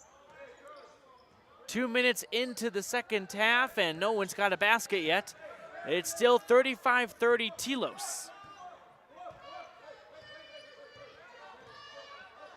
Holding on to the ball right now is Jack Davis, as he is guarded by John Scott, trying to get some room, and moves into the court, loses the ball, flips it out to the corner for a long two. Rebound Crowley, he puts it back up. Rebound Greer on the miss from EQ Crowley. And now Connor Greer will flip it over to John Scott. He gives it to Riley Taylor. He moves in from the elbow and has his shot harshly denied, but he is fouled. And it will have a free throw now from Riley Taylor, a Bear Lake Realty free throw. Shooting two is Riley Taylor, looking for his first basket of the day, or first points. Free throw is up and no good off the back iron. 35-30. Rebels trail on that Station on Main scoreboard. Second free throw up, and that gets a little help and falls in for the first half of the second point, for the first point of the second half. A three from Verney is no good, rebounded by the Rebels. picked up by Huffner, who gives it over to Scott. He picks up his speed and drives in and now pulls himself out of the issue. Pass to Meerbrook is not going to be able to connect. A loose ball on the ground, and a jump ball is called. Riley Taylor dived on that loose ball. 35-31 Rebels trail on the Station on Main scoreboard.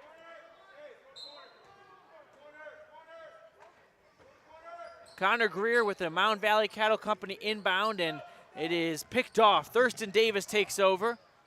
He flips it to his man. Jack Davis behind him, who crosses midcourt. He passes to Verney, spots up a three, and he gets it. Here come the Rebels, trailing 38-31. John Scott drives in at the baseline, has some issues, and a timeout is called. It's the Rebels down by 7 on the Station on Main scoreboard with 4:39 to go in the Epic Recreation third quarter. Whether you're kicking up dust in the hills, making waves down on the lake, or taking advantage of the world's greatest powder, don't just hope to have fun. Take that sled by the handlebars and make your time at Bear Lake epic. Epic Recreation rents equipment and cabins for your vacation fun at beautiful Bear Lake. From watercraft large and small to UTVs, sleds, and more, Epic Recreation has it all to go on-road, off-road, or out on the Caribbean blue water. Book your adventure at epicrecreation.net.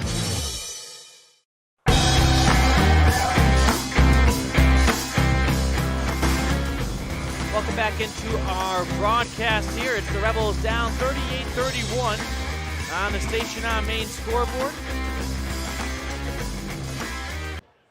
Telos Titans are applying some pressure. They are trying to keep the Rebels at bay here. They have a 7-point lead with 4:39 to go in the third quarter. Rebels have 1 point in the second half so far, coming off a Riley Taylor free throw. And then Jake Verney added his 23rd point of the game to extend the lead for Telos. It'll be an inbounds play from Connor Greer beneath the Titans basket. He finds Riley Taylor, who gets it over to Truman Huffner at the top of the key. Huffner trying to pass it to Scott, momentarily poked away, but Scott corrals the ball. Now he feeds Taylor at the block, who puts it off the glass and is fouled. He'll shoot two. Could not get the basket, but he'll go to the free throw line for 2 shots. 38-31. Riley Taylor making his second trip to the free throw line in this half. Went 1 for 2 the first time. His first shot is up and off the iron, no good. Keeps it a 7-point game for now.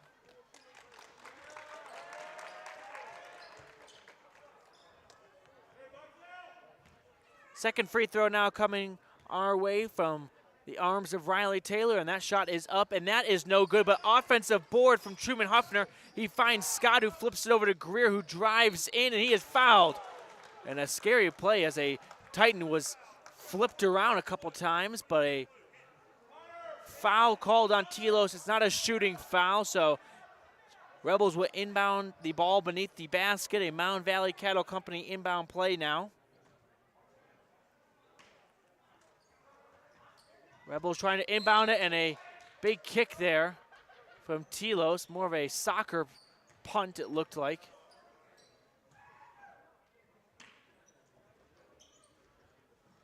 Rebels inbounds the ball, and Huffner trying to feed it inside. Another foul is called, and if the Rebels are going to get back in this game, it's still a 7-point game, they'll take all the fouls and they can get right now and put Telos in foul trouble. Inbound ball goes to the corner to Taylor. Huffner has it. He finds Scott in the corner. He picks up his dribble, tries to feed it to Taylor. It's poked away. Here comes Verney for Telos. Pulls up from 3, in and out. Rebounded by Meerbrook. Hands it off to Greer. Connor Greer slows things down. Now he chucks it over to John Scott, who drives in, and acrobatic play for Scott is no good. Thurston Davis the opposite way for Telos. slows it down, gives it to Verney, picks up his dribble. Now he drives in, trying to find someone, shoots it up himself. Rebound Crowley. He is fouled on the putback attempt. And a foul is charged to Riley Taylor. He'll shoot 2 now for Telos with a 7-point lead. Tallest guy in the court, EQ Crowley, will shoot now. And his first free throw is off the iron, no good. Jaden Grohl will check in for the Rebels for John Scott.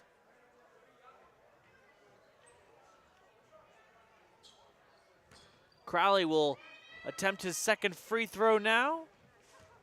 Have not seen many trips to the free throw line for Telos as Crowley bangs in the second shot to push it to a 39-31 advantage for Telos.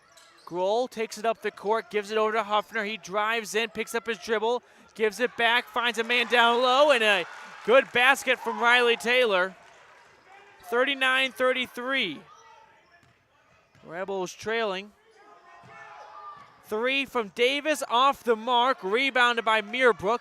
Hands it off to Huffner, has it poked away but picks it up a second time. And it's Connor Greer, and they're going to call it a block on Logan Meerbrook. A legal screen is called, and Telos will take over.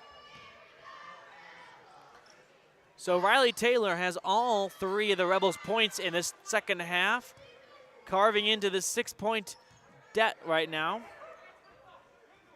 Thurston Davis in the corner, thought about it, reverses course and gives it back to Davis.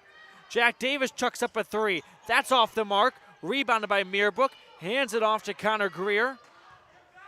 And Connor Greer floats it over the defender to Jaden Grohl, who is fouled initially outside the 3-point line on a pass attempt. It's the 6th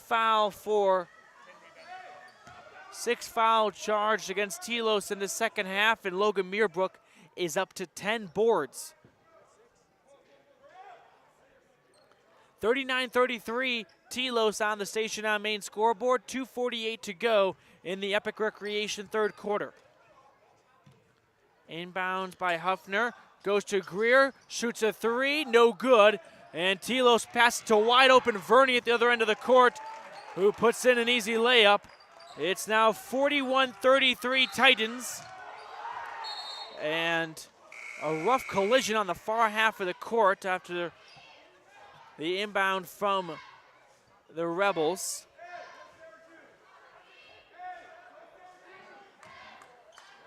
A slow start to the second half for both ends. It was 35-30 at halftime, and it's now 41-33 Titans. Rebels have the ball. They give it to Grohl in the far corner. He finds Scott open for 3. No good. Rebound Meerbrook. Taps it over. Ball's loose. Who's going to get it? It's a jump ball right now. And that arrow is pointing to Telos' way. Update our Station on Main scoreboard. It's 41-33 in favor of the visiting Titans. Here comes Jack Davis up the court. Driving in on the far side, picks up his dribble, goes over to Verney outside the 3-point line. He loses it momentarily. Scooped up by Davis. He moves into the paint, gives it to Crowley off the glass and good. 43-33, Titans leading. Here come the Rebels the opposite direction. And it's a 10-point lead now for Telos after a foul is called against the Titans. A shooting foul, and Jaden Grohl will 1-1 now. We're past that 6th foul marker, so 1-1. Jaden Grohl will shoot 1 here, and if he makes it, he's awarded a second shot. A Bear Lake Realty free throw coming our way. Shot is up and no good. Rebound poked around, offensive board, and Meerbrook puts it back. Logan Meerbrook gets 2 points out of it one way or another. And the Rebels playing defense are going to cough up an and 1 to Jack Davis. Off the glass on a drive in.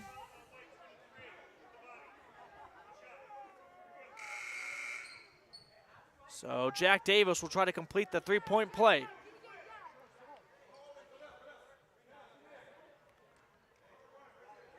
45-35. Rebels down by 10 on the station on main scoreboard with 1:44 to go in the third quarter. And the free throw is no good, rebounded by Muirbrook, his 11th board. He flips it over, 12th now, to Hayden Meek. Here's John Scott with the ball now at the top of the key. Scott trying to find some real estate, pressured heavily, flips it over to Huffner. He gives it to Hayden Meek at the top of the key, finds Taylor inside the paint, who reverses course to outside. And it's passed from John Scott's intercepted by Davis. Layup is good. Transition bucket for Jack Davis, and it's a 12-point game now. 47-35 Telos, and the Rebels nearly turned it over, and they end up turning it over. Telos will take over with 106, leading by 12. A couple of turnovers early here have plagued the Rebels, or as lately.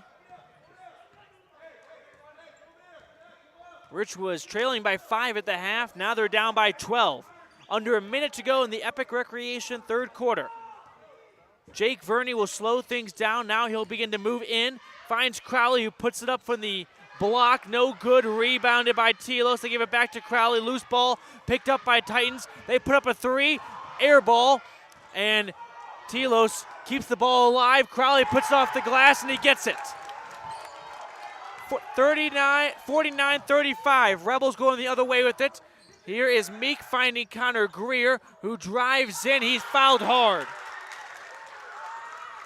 Greer will go shoot 2, but it's a 14-point margin.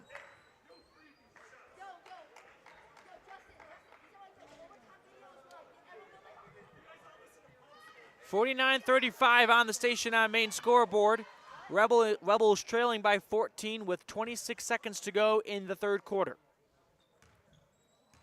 Shooting 2 now is Connor Greer, and he makes the first one. His first point of this half. That makes it 36-49. Rebels down by 13. And the second free throw is up and good. A much-needed pair of free throws brought to you by Connor Greer.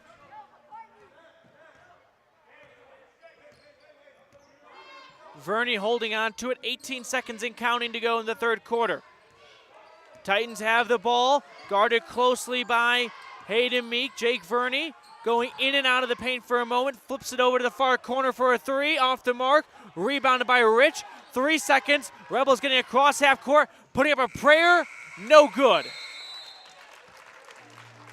At the end of 3 quarters of basketball, it's the Telos Titans leading 49-37 over the Rich Rebels.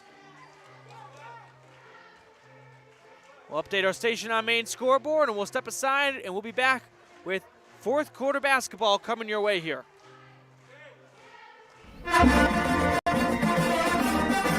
This presentation of Rich High School Athletics is also brought to you in part by Freeway Tire. With a friendly and knowledgeable staff, quick and dependable service, and great prices come together. Call Freeway Tire at 307-789-8632. And by Hoover Chiropractic. Dr. Todd Hoover does all of the chiropractic work you need, as well as blood work, dietary supplements, a weight loss program, x-rays, and can help you get rid of migraines and allergies. Call Hoover Chiropractic at 307-789-0043. Whether you're kicking up dust in the hills, making waves down on the lake, or taking advantage of the world's greatest powder, don't just hope to have fun. Take that sled by the handlebars and make your time at Bear Lake epic. Epic Recreation rents equipment and cabins for your vacation fun at beautiful Bear Lake. From watercraft large and small to UTVs, sleds, and more, Epic Recreation has it all to go on-road, off-road, or out on the Caribbean blue water. Book your adventure at epicrecreation.net.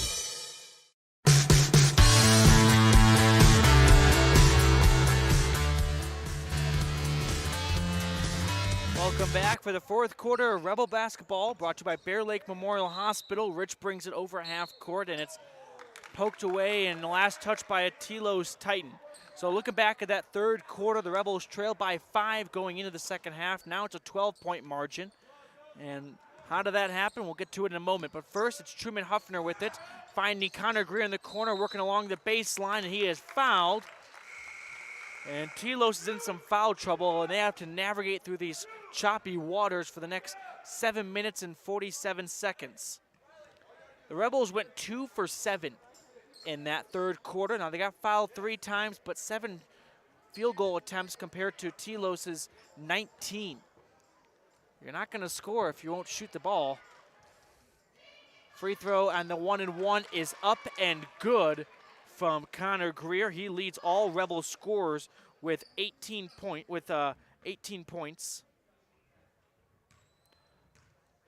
Updating our station on main scoreboard for you, and the second free throw is up and good as well.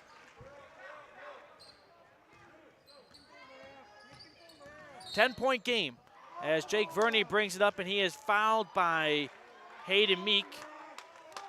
Rich fans not happy with the call. 7:42 to go in the game. Rebels down 10, and a timeout is called by head coach Bruce Powell for the Telos Titans. We'll take it as well. It's a 10-point game here in Randolph. Rebels trail 49-39, 7:41 to go in our Bear Lake Memorial Hospital fourth quarter. Some decisions in life have a critical and lasting impact. For example, choices concerning your health care. You want a hospital that consistently offers high-quality care and service. For Bear Lake area residents and visitors, Bear Lake Memorial Hospital has been providing optimum health care to our community for more than 70 years. And Bear Lake Memorial has been recognized again this year as a top 20 hospital in best practices for quality. Bear Lake Memorial Hospital in Montpelier, Idaho. Count on us to care.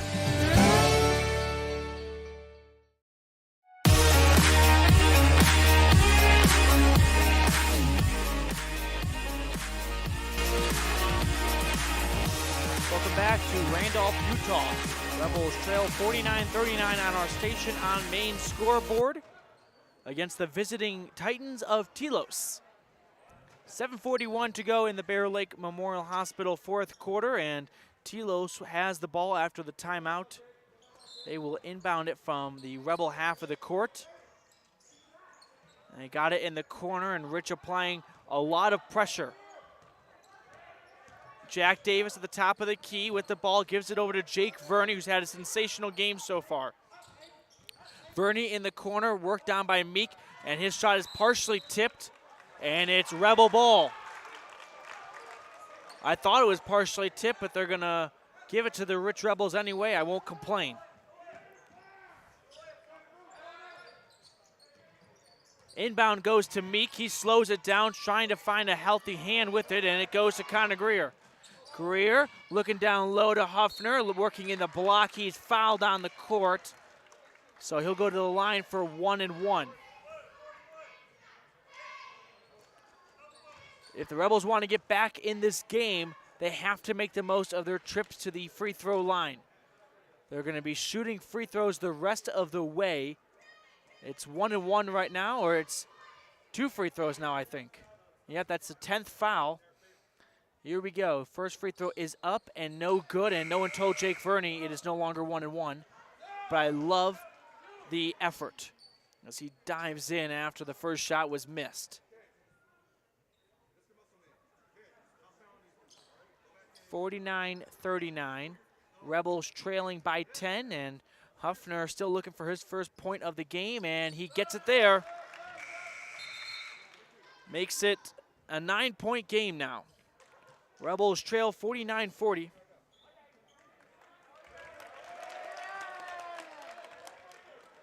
Telos will inbound the ball. They get it near half court, and now they get it across half court by Jack Davis. Davis picks up a screen, drives in, kicks it out for a 3. Off the iron, no good. Rebounded by the Titans. They find a cutting man in the paint, and the Rebels poke it away, and now they come away with it. Spin it out to Huffner, who finds Scott in the paint. He gives it back to Huffner. No, it's intercepted. And the last touch by Telos Titan as that ball escapes the inbound portion of this court. Rich inbounds it with 6:50 and counting to go in our Bear Lake Memorial Hospital fourth quarter. And a 15-foot shot by Truman Huffner is good, and it's now a 7-point game. 49-42. Rebels down by 7. Telos has the ball in the near corner. They get it out to Jack Davis, who reverses course, and they spin it around the four corners, working at the block and putting it up, and no good. Rebounded by Taylor. One-on-one with John Scott. He gets the layup, and the Rebels down by 5 once again. Rich using defense to generate some offense. They trail by 5. A timeout is called by Coach Powell. We'll take a quick break of our own. It's a 5-point game with 6:12 to go. Don't go anywhere. Signage is a critical part of your business. It helps customers find your front door. Rocky Mountain Sign will provide you with expertly designed signs, LEDs, channel letters, as well as skillfully cut signage using wood, metal, plastic, and other mediums to help your customers find you with high-quality signage. Using the best technology, designs, and installation by Rocky Mountain Sign. Your signage says a lot about your business. Work with the professionals at Rocky Mountain Sign, 243 7th Street in Evanston, Wyoming.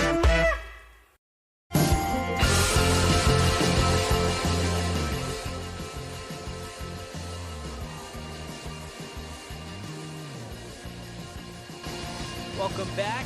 Rebels put on a couple straight points. They've gone on doing the math here for you, they've gone on a run indeed. Telos has been stuck at 49 for a while.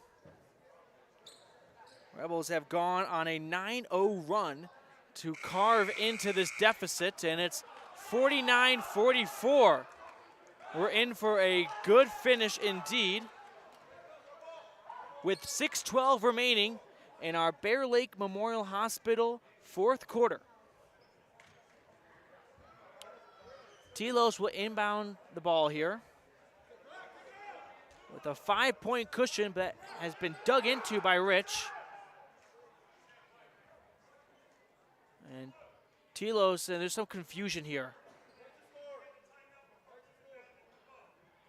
Yep, so Telos to inbound the ball like I thought, but some hysteria and confusion, but here we go. So the Titans inbounded on their half of the court to Verney. Verney gets across half court, flips it over to Camp, finds a man in the block who gives it right back to him, and a foul is called against the Rich Rebels. It's only the Rebels' 5th foul of this half compared to 10 for Telos. So Telos is not shooting yet. Titans inbounds the ball. They get out to, and taken away. That was Verney who had it stripped from him as he went to the ground, and now the Rich Rebels cross half court. It's Connor Greer who thought about shooting a 3, gets down to the baseline for Huffner, who tries to put it up and has a shot denied. Loose ball picked up by Grohl. Jaden Grohl has it, finds Huffner at the block. He spins out of some trouble and gets it back to Grohl in the far corner. Grohl trying to feed his man inside, poked away, and the Titans come away with the ball, but they have some traffic to get around, and now Thurston Davis does. Here's Jake Verney in the near corner with it. Verney having a great night so far. He'll hold on to the ball, and he gives it over to Camp. Brock Camp drives into the paint, puts it up, and it is no good. Rebound, but first a whistle and a foul called against Truman Huffner. And it's going to be a shooting foul, and 2 free throws coming our way from Brock Camp, a senior.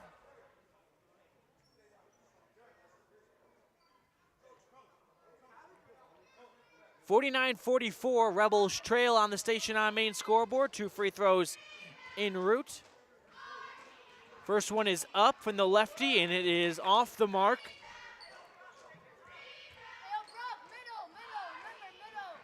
5:08 to go in the game. Rebels have gone on a 9-0 run. They're trying to keep it a 9-0 run, or keep that donut in the Telos column, and that second free throw is missed and rebounded by Rich. Connor Greer brings the ball up. Down 5. Under 5 minutes to go. His pass inside is blocked away. And Jake Verney comes away with it for Telos. Circles around some defenders and has his pass picked off. Here comes Connor Greer. Driving in, takes the foul, and he'll shoot 2. Put a shot up, it was no good, and with 4:47, 2 shots are coming from Connor Greer at the free throw line. It's a Bear Lake Realty free throw coming your way. Rebels trailing by 5 on the Station on Main scoreboard. First free throw is up and rims in and out by Greer. Greer, one of the 5 starting seniors tonight. Heavy senior class this year for the Rich Rebels. Greer shooting his second free throw now. Trying to make it a 4-point game, and he cannot that time. But he gets his own offensive board. Steps back for a long 2. Now dishes out to Scott for 3. That's no good. Rebound is poked around, but eventually ends in a Telos Titan hand.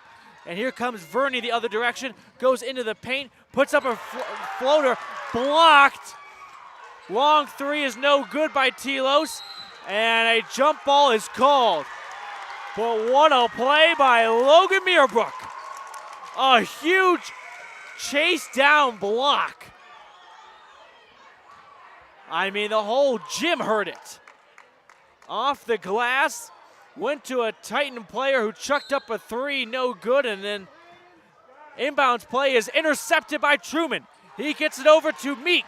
Meek dives in, pulls up for an easy 2, no, leaves it short. Ball is loose, and the Rebels will let it go out of bounds, and they'll take possession. 4:16 to go, still a 5-point game.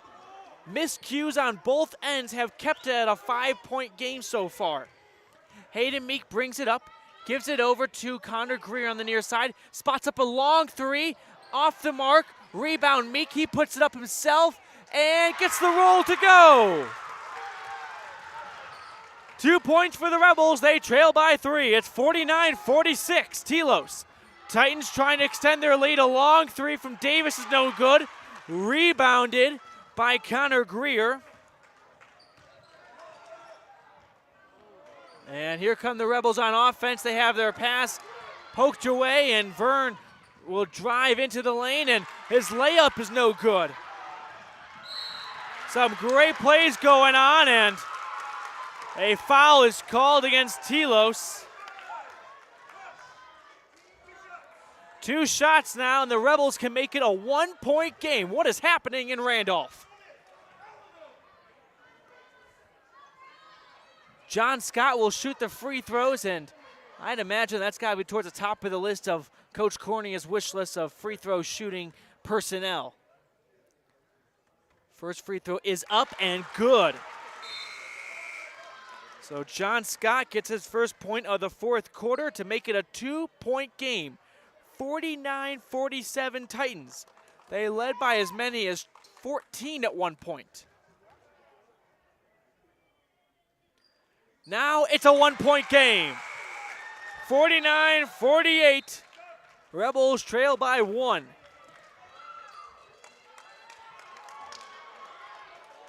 The Telos Titans have not scored some points in quite some time. Inbounds ball goes to Thurston Davis. He has it with 3.5 to go in the Bear Lake Memorial Hospital 4th quarter. Davis in the corner with it, trying to find a cutting Vern, and he cannot. It's intercepted. Jump ball is called, and possession arrow is going Rebels' way.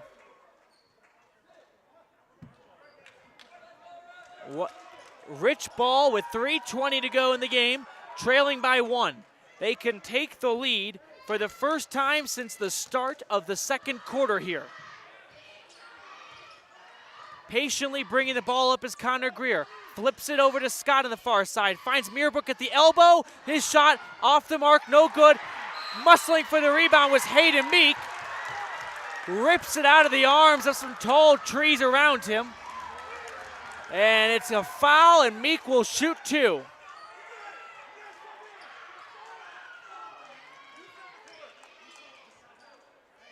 (49-48). Rebels trailing by 1 on the Station on Main scoreboard.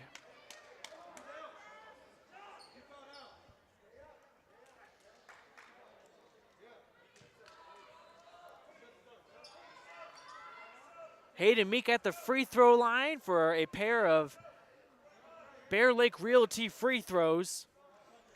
At one point, the Rebels trailed 35-49.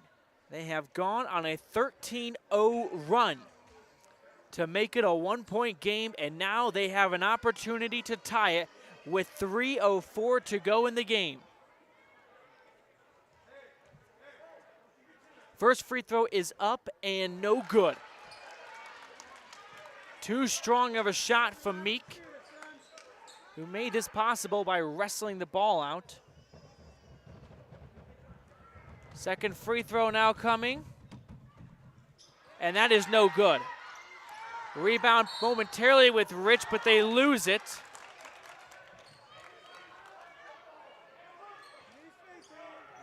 Still a one-point game. Titans have the ball. They bring it over cross court with Jack Davis doing the dribbling. Davis goes into the paint, looks for his man in the block. Poor pass, and they'll say it was last touched by Telos. Rebels have the ball. Under 3 minutes to go, trailing 49-48. Connor Greer brings up the ball. He leads the Rebels with 19 points. Hayden Meek has it in the corner, has his pass taken away, stolen. And a nifty move from Jack Davis, puts up a short shot and off the iron, rebounded by Meerbrook, who passes it to Greer, who flips it over across court to John Scott. Scott finds a cutting Greer, and whistle is blown, and a timeout is called by head coach Lex Cornea. Rebels down by 1, but they're threatening.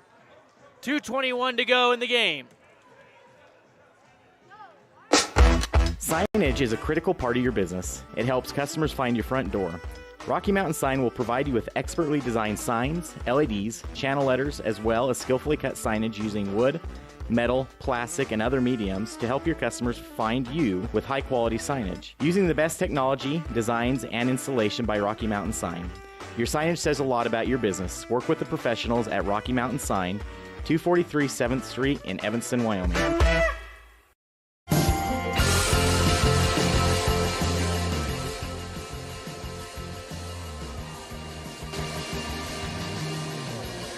Welcome back to Randolph. It's a one-point contest between the Telos Titans and the Rich Rebels on our Station on Main scoreboard. 49-48 Telos. Rebels on a 13-0 run. It has spanned for quite some time. Now, the Rich Rebels had 1 free throw in the entirety of that first half. They have had 17 in the second half. 17 free throws in the second half compared to 1 in the first half, largely due to the foul trouble that Telos got themselves in. However, Rebels are shooting 50% from the charity stripe. Rebels have the ball. Diving in is Connor Greer, putting up a shot. No good. Rebounded by Meerbrook, and his shot attempt is off the mark, but he is fouled on the way up, and he will go to the free throw line. Another opportunity. The Rebels have missed, I believe, 4 straight free throws. They've had this chance before to tie the game. Can Logan Meerbrook be the guy to do it? Not right now. First free throw is up and no good. Here comes the second free throw with 2:09 to go. Second free throw on the way. He ties it. 49 all. Here come the Titans trying to retake the lead. They get it outside the perimeter. Driving in is Jack Davis.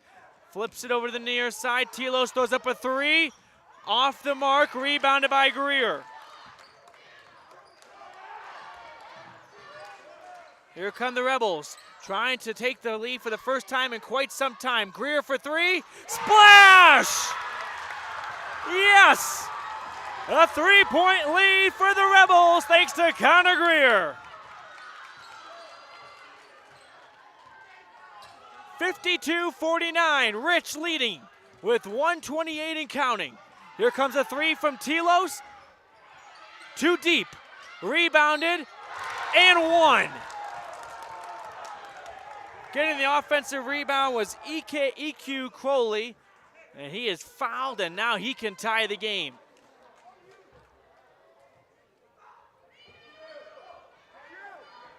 (52-51), minute 21 to go in our Bear Lake Memorial Hospital riveting fourth quarter.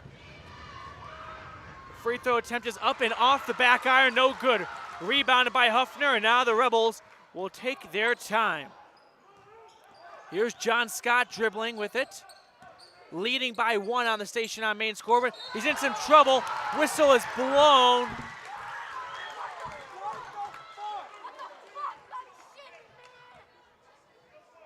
And a foul is called. 52-51. It was John Scott who had the ball taken away, and then he was fouled. Telos did not like the call as they felt it was a fair steal.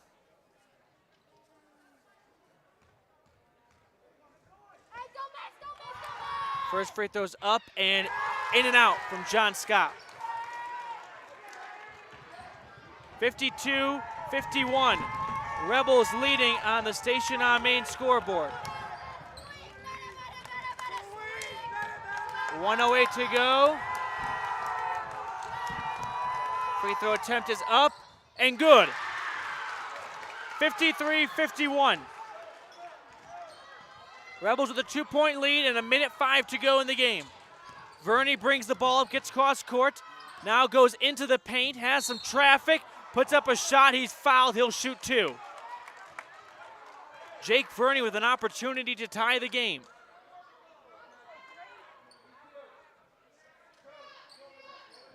.58 seconds to go. A close one here in the season opener for both teams.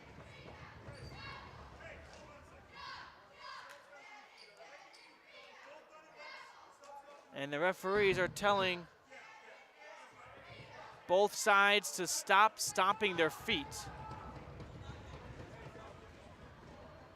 And I think the referee is a little upset with the behavior of the fans from both schools. That's my impression. But let's get back to what matters. It's a 2-point game, 58 seconds to go. Rebels lead. They erased a 14-point deficit. Jake Verney will shoot two. First free throw is up and good. Perfect. 53-52.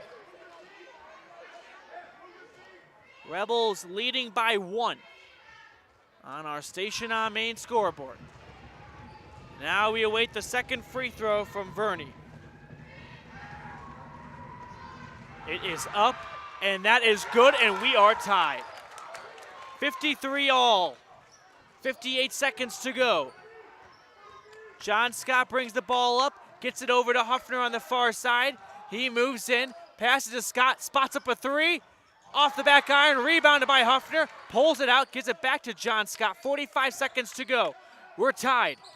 Finds Connor Greer on the near side, looks low to Logan Meerbrook. He works at the post, off the glass, no good. Rebounded, loose ball, picked up by the Rebels.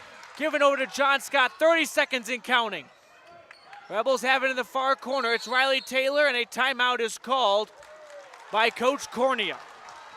With 27.3 seconds to go, we are equal at 53, and a timeout, and we're not going anywhere. It is a close one here. The Rebels have gone on quite the run. Let me tally it up for you. They've gone on a 20-10 run to tie the game. They trailed 43-33 at one point, and it was 35-49. Since then, the Rebels have turned things around offensively and defensively. The success that Telos had at the beginning of the game is not coming their way right now, but it all boils down to the next 27 seconds. We're all even at 53 each. Rob Leifson's informing me that the Rebels are out of timeouts. If you're Rich here, I'd imagine that you might try to attack the paint. You know you've been fouled a lot. The referees are giving those calls out. Why not test your luck at the free throw line? But I'm no coach. So let's find out what Coach Cornea has drawn up in that timeout break. Here comes the inbound play from the Rebels. Connor Greer finds Huffner, who goes over to John Scott at the top of the key. 22 seconds and counting. Scott pressured, looking for some room. Hasn't made much progress. Now he gets to Connor Greer on the near wing. 15 seconds and counting. Greer trying to go into the defense. Cannot. Under 10 seconds now. Scott going baseline. Putting up a shot. No, it's blocked. And a timeout is called by Telos with 4 seconds. John Scott had his shot denied by EQ Crowley. And with 4 ticks remaining on the clock, the Titans can save the lead they had and pull away with a win. That, or we're looking at overtime. EQ Crowley, by far the tallest player on the court for either team, collected his 10th rebound to give his side an opportunity with a game-winning buzzer beater shot. 53 all. And let's find out what's in store for us here. What an exciting season opener this has been.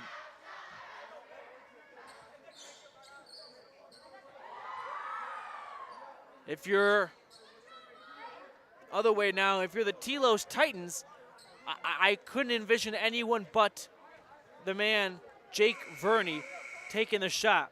He leads all scorers with over 27 points. I mean, he has just been sensational. Now 20 of those points came in the first half, so the Rebels have slowed him down in the second half. But let's see if Verney's got a little bit left in him. With 4 seconds, the Titans will inbound the ball from their half of the court. They have to go the length of the court here.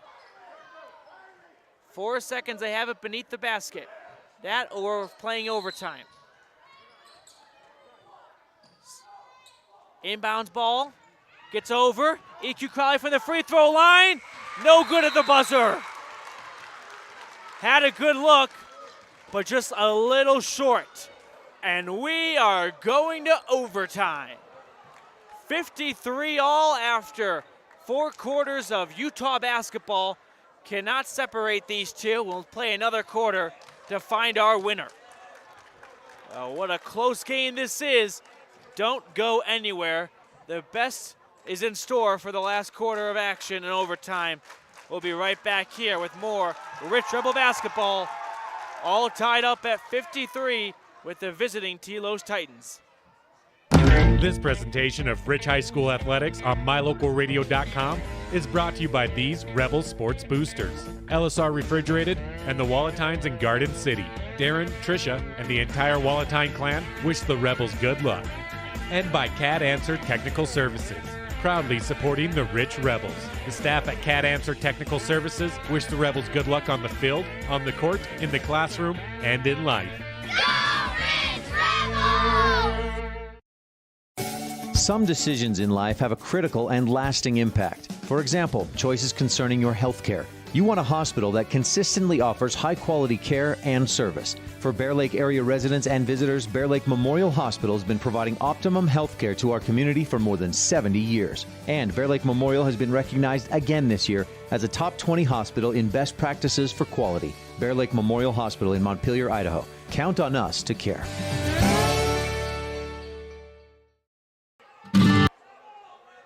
Welcome to overtime, folks. What a riveting season opener for both these crews. It's all even at 53 apiece, and we are going to play an extra 4 minutes of basketball, if not more, to find a winner. And here comes the overtime tip-off. It's batted towards a Telos Titan player, Jake Verney, who goes into the paint and pulls up and off the mark. Rebounded by Telos, gets it back to Verney. Whistle is blown, though, and a foul on the court. And the Telos Titans are going to be shooting a free throw or two. 1-1 right now as EQ Crowley heads to the free throw line. Rebels made a huge run down the stretch in the second half to tie the game, and were unable to take the lead at the last second as EQ Crowley's first free throw is up and good.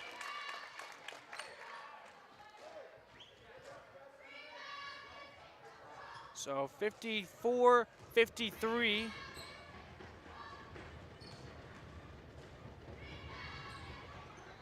Second free throw is off the money and rebounded by the Rebels. John Scott crosses half court.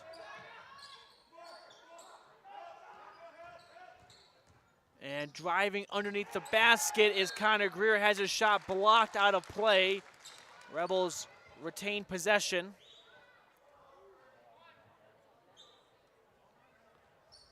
(54-53) Titans, 3.5 to go in overtime.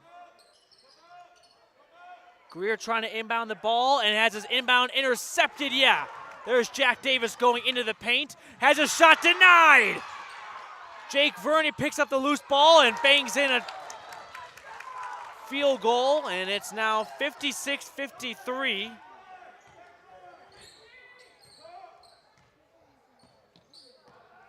Rebels down 3 with 3:15 to go. They've got on the far side with John Scott. Scott trying to generate some offense, gives it over to Logan Meerbrook, who reverses course back to Scott. Down low, Scott looking for a man, and he is fouled. It's Riley Taylor, and he'll go to the free throw line to shoot 2 with an opportunity to make it a 1-point game. 56-53. Rebels are 11 for 22 from the free throw line, and that free throw is off the rim, no good. 56-53 still, 3:03 to go. Here comes the second free throw from Riley Taylor, and that is no good. Rebounded momentarily by Logan Meerbrook, but has it poked away and picked up by a Titan. Here comes Jake Verney across half court. Guarded by John Scott, finds a man who puts up a 3, airballed, rebounded by Riley Taylor. Under 3 minutes to go. Rebels trail by 3 on the Station on Main scoreboard here in overtime. John Scott in the wing with it. Finds Riley Taylor at the top of the key, who swings it over to Connor Greer for 3. Splash! We're all tied. 56 all. Connor Greer with 3 points in overtime to tie the game, leading the Rebels with all scoring. Titans trying to retake the lead and have their pass blocked out of bounds, and they'll hold on to the possession with 2:20 to go in the game. In overtime, at least. We'll see if we have a second overtime awaiting us, as we are even Steven at 56. Verney moves it around the wing. A long 3 from Telos is off the back of the backboard, out of bounds, and Rebel ball. 2:03 to go in overtime. 56 all. Inbounds goes to Connor Greer, who takes all the time in the world to bring it across half court. And now he does. Goes to John Scott first. Scott pressured. Gives it to Logan Meerbrook, who feeds it inside to Riley Taylor at the block and has his shot miss. Rebounded by Meerbrook. That shot's blocked. Goes to Greer. Spots up a 3. Too wide. Rebounded by Crowley. And he flips it to a fellow Titan. And with 1.5 to go, the Telos Titans looking to take the lead again. 56 all. Telos putting up a shot, and that's good. Long shot by Charlie Fiske, a freshman, giving their side the lead. 58-56. Rebels trying to respond. That shot's off the mark from mid-range. 58-56 Titans. Minute and 7 counting. Driving in is Jack Davis to Crowley, has the ball stripped away by Connor Greer, and Greer is fouled. Connor Greer got in the hands of Crowley and then took it away, and Crowley fouled him trying to get it back with 57 seconds to go in the first overtime. Connor Greer has exceeded the expectations he probably had laid out for himself. Can he get 2 more points? First free throw is up. That's no good, too strong. John Scott gives him some words of encouragement. Can he make it a 1-point game? Free throw is up. That's good. 58-57. Rebels trail on the Station on Main scoreboard to the visiting Titans. Here's Jake Verney. Under 45 seconds to go now in the first overtime. Verney picks up his dribble, goes to Jack Davis. Davis with pressure, moves down the baseline. A long 2 is off the mark, but rebounded by Telos. And a timeout is called by Coach Powell with 32 seconds to go. 58-52, 58-57. Rebels trailing on the Station on Main scoreboard when we return.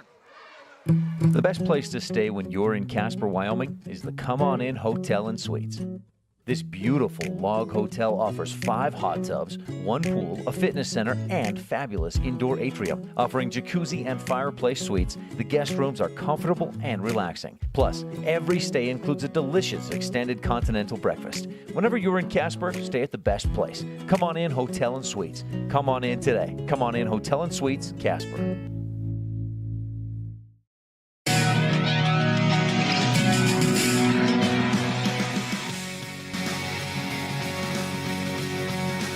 Welcome back to a 1-point game here in overtime between the Rich Rebels and the Telos Titans. I'm Matthew Peterson. Happy you're joining me wherever you may be from as we have a close one. It's the Telos Titans ball with 32 seconds. Rebels need to force some sort of turnover or begin fouling to give their offense a chance. Neither team has been very impressive from the free throw line. I don't think anyone's over 60%. And the inbounds play goes to Jake Verney with 30 seconds.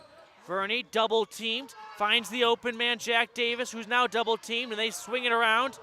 A little 3-person ball game now. 20 seconds and counting. Verney pressured, gets near midcourt, he's fouled. He's fouled with 16.4 seconds to go in overtime. And Jake Verney is someone who I think the Rebels don't want to see at the free throw line. But you can tend to throw out the numbers when it comes to pressured situations like this. It's still a 1-point game, so the Rebels will have a chance to tie it no matter what. Here comes the first free throw. It is good. 59-57.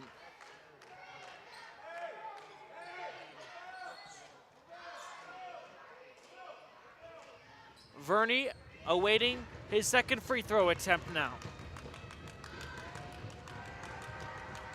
Shot is up and it is no good.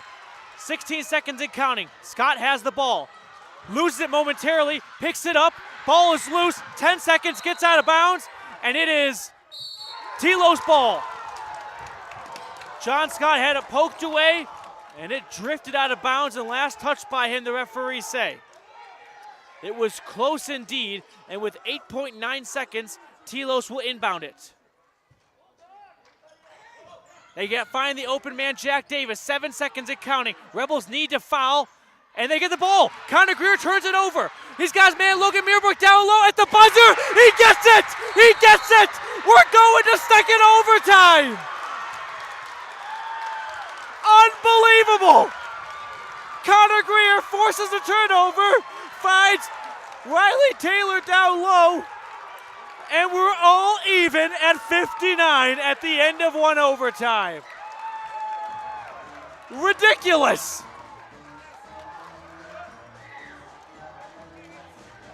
At the buzzer. Just when it looked like the Rebels were done, they find some life. And now we play a second overtime. 4 minutes added to the clock. We're all even at 59.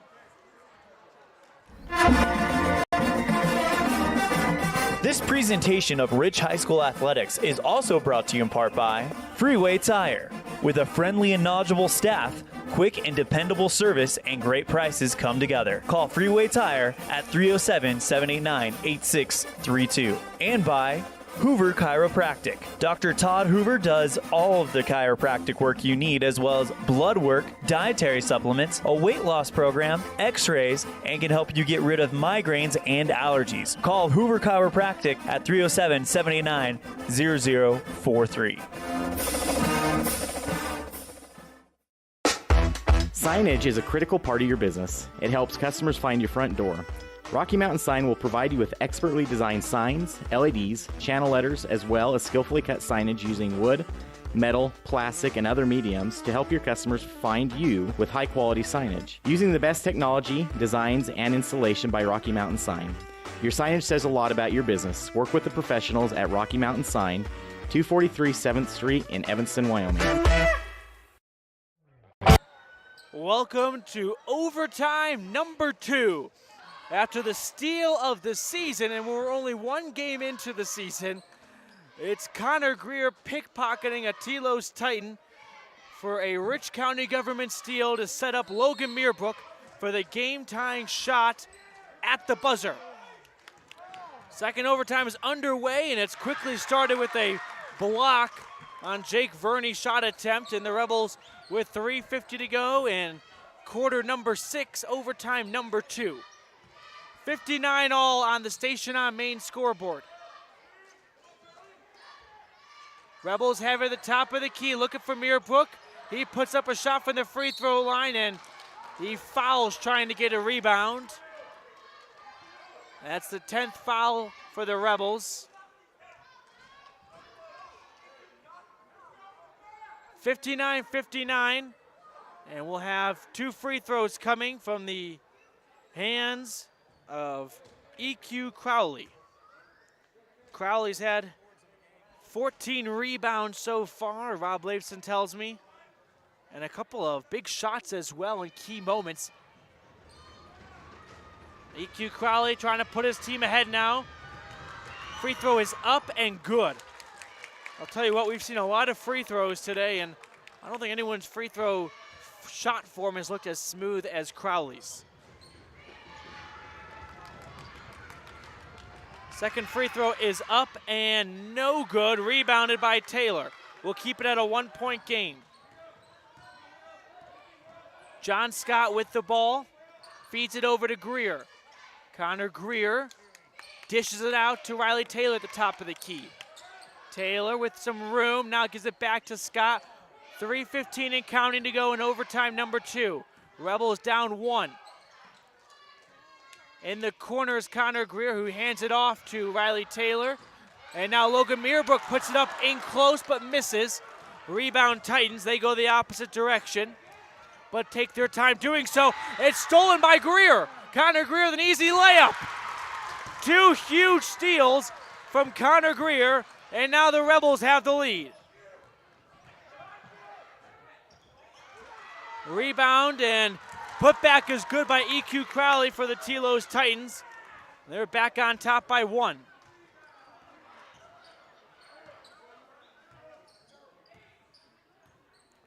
(62-61) Telos. John Scott and the Rebel offense has the ball. Riley Taylor at the top of the key. Sees a cutting man, tries to find him, goes off a Titan arm, and it'll stay with the Rebels. Jaden Grohl is going to check into the game now for Logan Meerbrook. And a timeout is called. We'll keep it right here. It's 62-61. If you're just joining us, this is a game you'll want to rewatch. The Rebels trailed by as many as 14 in the second half, clawed their way back into it to force overtime. Then, at the end of the first overtime, when it looked like the Titans were a couple ticks away from going 1-0, a Connor Greer steal set up a buzzer beater for Logan Meerbrook to tie the game and force a second overtime. That's the abbreviated story of how we've gotten to the 62-61 score. A timeout called moments ago by Coach Lex Cornea, who did not figure that this would be such a hard-fought contest maybe, as this Telos Titans roster is returning 0 players from last year. But the Titans from Orem, Utah have come to play tonight. Coached by Bruce Powell, a native of Oakland, California. He got the job a little under 2 months ago. And now he's in double overtime on the road. Rebels down 1. It's 62-61 on the Station on Main scoreboard with 2:19 to go in the second overtime. Inbounds play brought to you by Mound Valley Cattle Company, coming your way now by John Scott, and it's immediately poked out of bounds by a Titan, so we'll redo the whole thing. Inbound goes to Grohl, who gets it over to Greer at the top of the key. He finds Huffner. Scott feeding into the post to Riley Taylor, loses it momentarily, spins it out to Grohl, who goes along the baseline. John Scott at the three-point line has it, drives in, loses it. He is not going to be called a foul against him. Ball goes out of play, Titan ball. Telos with it, Jake Verney slowing things down, under 2 minutes to go. Titans leading 62-61. Verney, double teamed it looks like, but they back off. He moves into the wing. Now gets closer to the elbow, has a man wide open, shot is short, rebounded by Grohl, passes it to John Scott, who gets across half court. Scott with a minute and a half to go, slowing it down. He dishes it over to Truman. He's looking for a man in the middle, that's Connor Greer, gets it back to him, and a whistle is blown, and a timeout is called by Coach Cornea. We'll step aside for 30 seconds. Don't go anywhere. It's 62-61. Rebels trail with a little under 90 seconds to go in overtime number 2. In the state where life is elevated, live your life in a higher gear. Cash Honda Yamaha can help you enjoy our beautiful local terrain, whether it's in the valleys, mountains, snow, or water. So get out and enjoy all nature has to offer at a higher speed. Visit Cash Honda Yamaha in Cache Valley to start living your life at your new speed. Visit us in Hyde Park, just north of Logan, Utah.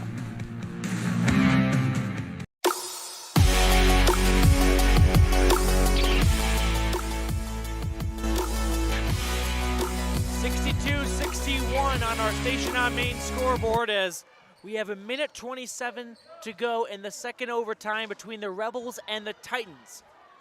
Rich has the ball on the offensive half of the court, and they've tried to work it into the paint, and you gotta wonder if that's going back to what brought them back in this game, which was forcing Telos to break the rules and foul. Titans got in foul trouble early on, and it spelled doom as it sent the Rebels to the free throw line plenty of times in that second half. Rich will have an inbounds play beneath the basket of Telos now. With 1:27 to go, it's Connor Greer inbounding it to Truman Huffner. He finds John Scott, who is fouled. And Scott will go shoot 2 free throws. Neither team has been impressive at the free throw line, though. It's been pulling teeth to get some free throws made. Scott's first free throw attempt, takes a couple more dribbles for good measure and puts it up and makes it to tie us up at 62. 62 all.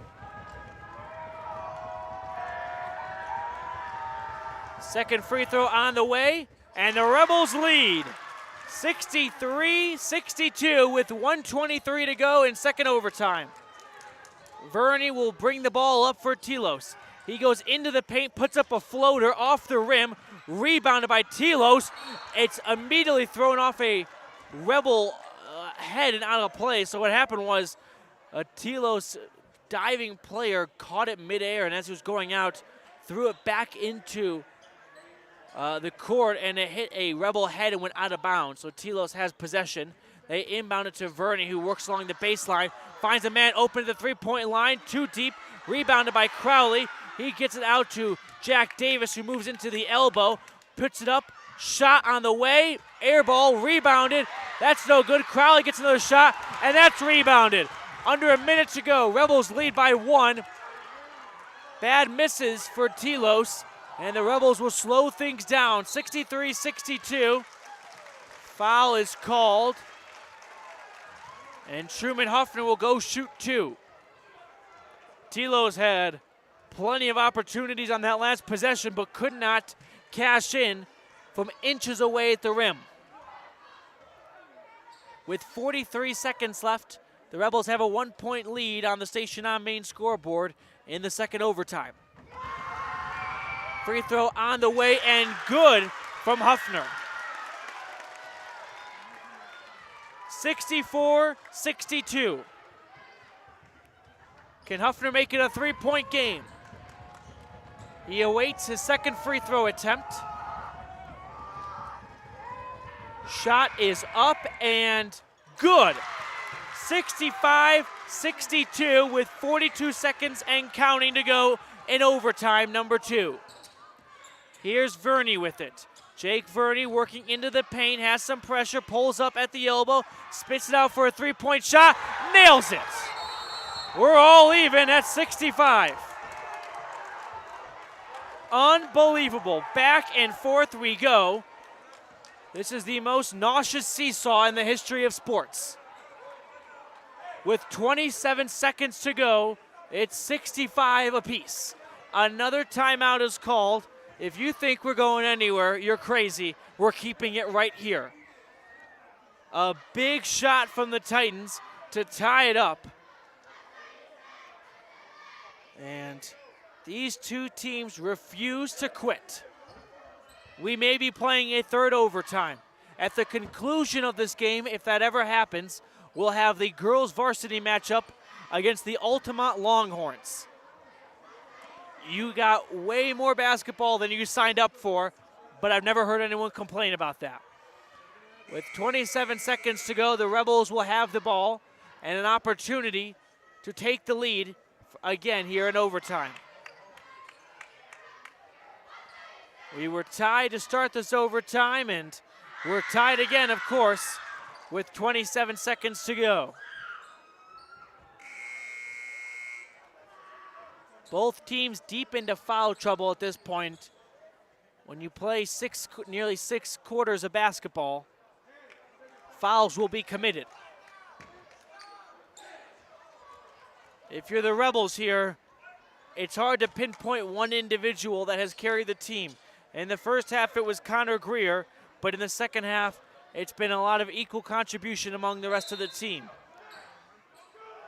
Rebels have it deep in their half of the court. They inbound it to John Scott. He moves it over to Logan Meerbrook, who gets it out to Connor Greer. 20 seconds and counting.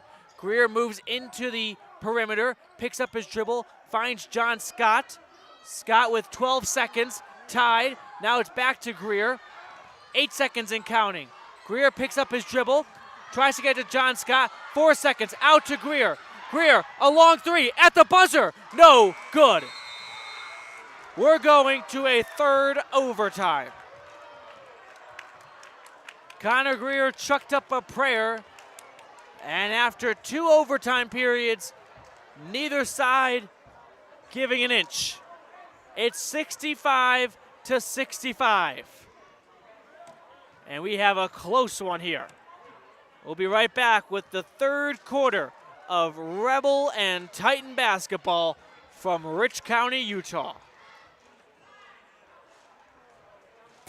Some decisions in life have a critical and lasting impact. For example, choices concerning your health care. You want a hospital that consistently offers high-quality care and service. For Bear Lake area residents and visitors, Bear Lake Memorial Hospital has been providing optimum health care to our community for more than 70 years. And Bear Lake Memorial has been recognized again this year as a top 20 hospital in best practices for quality. Bear Lake Memorial Hospital in Montpelier, Idaho. Count on us to care. History from the gangsters of the past like Babyface Nelson, Pretty Boy Floyd, and Bonnie and Clyde are at the Legal Tender restaurant located inside the Best Western Dunmar Inn. In 1957, retired FBI agent Jack Dub Mills purchased the motel. During his FBI career, Dub worked with many other famous agents like Elliot Ness and Sam Calley to take the criminals down. From the names on the menu to the nostalgia on the walls, notorious figures from the 1920s are all around. Come and enjoy a delicious meal surrounded by history today at the Legal Tender restaurant, 1601 Harrison Drive, Evanston. Randolph, Utah is a town of extremes. At an elevation of almost 6,300 feet and with temperatures over 90 in the summer and often 40 below in the winter, the folks who call Randolph home have to be a hardy crew. Maybe that's one reason the simple things in life mean so much to Rich County. Residents value hard work, education, respect, a love for God, family, and country, and being a good neighbor. Mayor Lynn Weston and the town board proudly support the Rich Rebels and hope you'll be able to visit soon and come back often. In the So something big just happened. In the intermission between the start of the third overtime, a Telos Titan player ran up and jumped and hit the rim and was called for a technical. So to start the third overtime, the Rebels will shoot 2 free throws and both are good. It's now 67-65 after Jake Verney is charged with a technical, a bit of a bonehead decision. He just ran up and air dunked it kind of, and Coach Powell was furious immediately because he saw what was coming, which was indeed a technical. So the Rebels will start the third overtime with a 2-point lead. 67-65, and the third overtime is underway. Grohl has it for the Rebels, has his pass knocked into the air and picked up by a Rich Rebel. John Scott picks up the dribble, kicks it out to Greer for 3. Too wide, and a good effort by Jaden Grohl to retrieve the ball. Ends up hitting a Altamont cheerleader or player or some personnel in the head. That's gotta hurt. But with 3:40 remaining in the third overtime, it's a 2-point margin for the Rebels. Here comes Jake Verney. Can he redeem himself for giving up a technical? Dishes it out. Shot is good on the wing for Telos. And it's all even at 67 now.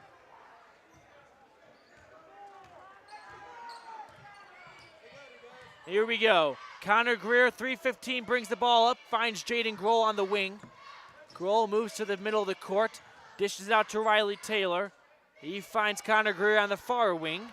He'll slow things down. Now he moves inside, looks for a cutting Taylor among the trees, tries to get the ball up, and it is not going to go far with it. Picked up by a Titan.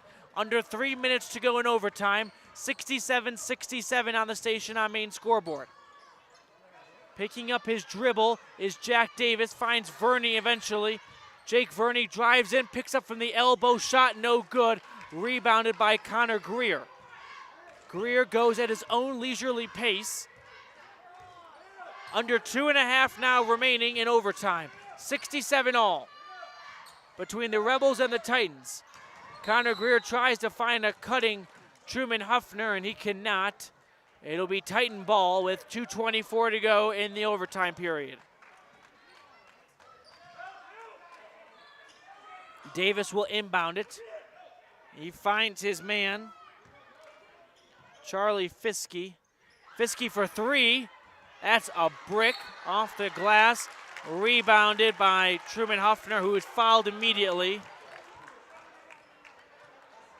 And Telos continuing to walk on very thin ice when it comes to foul trouble. Rebels will shoot 2. It's Truman Huffner. He had a free throw earlier in the last overtime period. 67 all, 2:15 to go.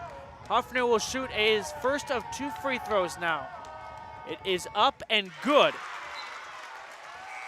1 point lead for the Rebels in the third overtime, 68-67.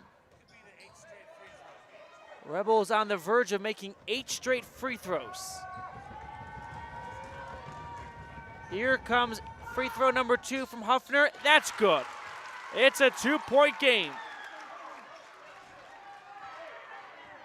And Huffner adding some important free throw points now. Just over 2 minutes to go. Verney, a long 2, can't get it to go. Rebounded by Greer, who has everyone back off him and now gets a little bit of pressure from Verney. Greer picks up his pace, swishes it out to the corner. Greer for 3, airballed it, rebounded well by the Rebels. A diving effort from Logan Meerbrook to keep it in. Another 3 from Greer, that can't go. Here comes Jake Verney and the Titans. They move up the court from the block, and a foul is called on Truman Huffner, and Jake Verney will shoot 2 with a minute 36 trying to tie the game. 1:36 to go. Rebels lead 69-67 on the station on main scoreboard. A lot of crucial Bear Lake Realty free throws in these overtimes. Here comes another one.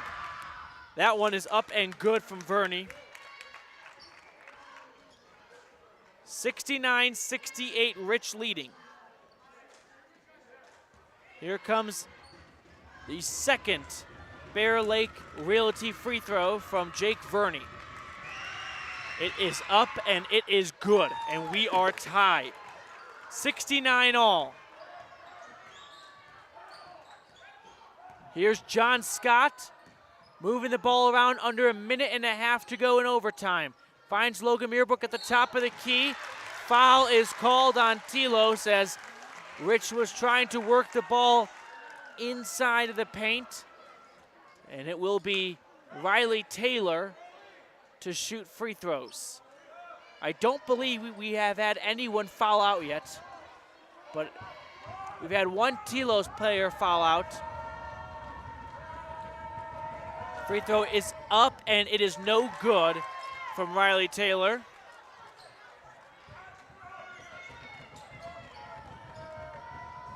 Can Taylor give the Rebels the lead? He's got one more free throw attempt to do so. 69 all, minute 24 to go in the third overtime.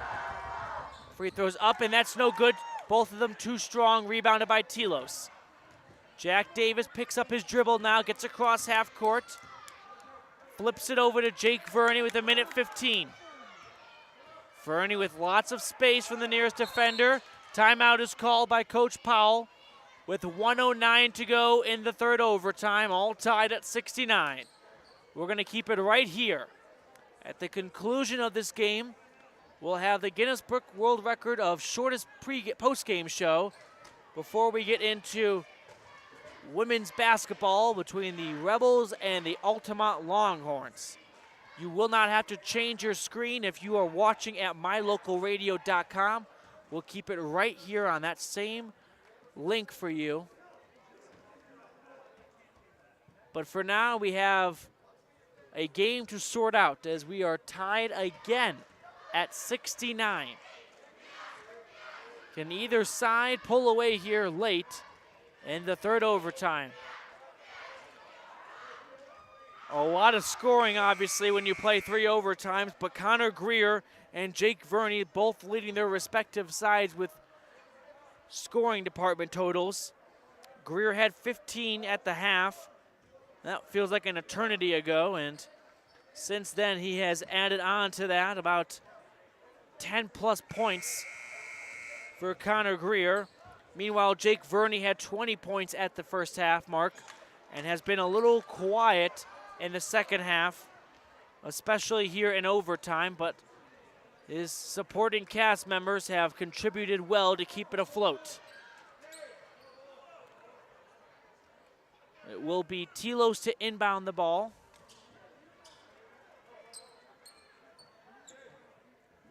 Jake Verney will inbound it appears. And he finds his man on the offensive half of the court. They give it back to Verney near midcourt. He makes his way closer to the top of the key.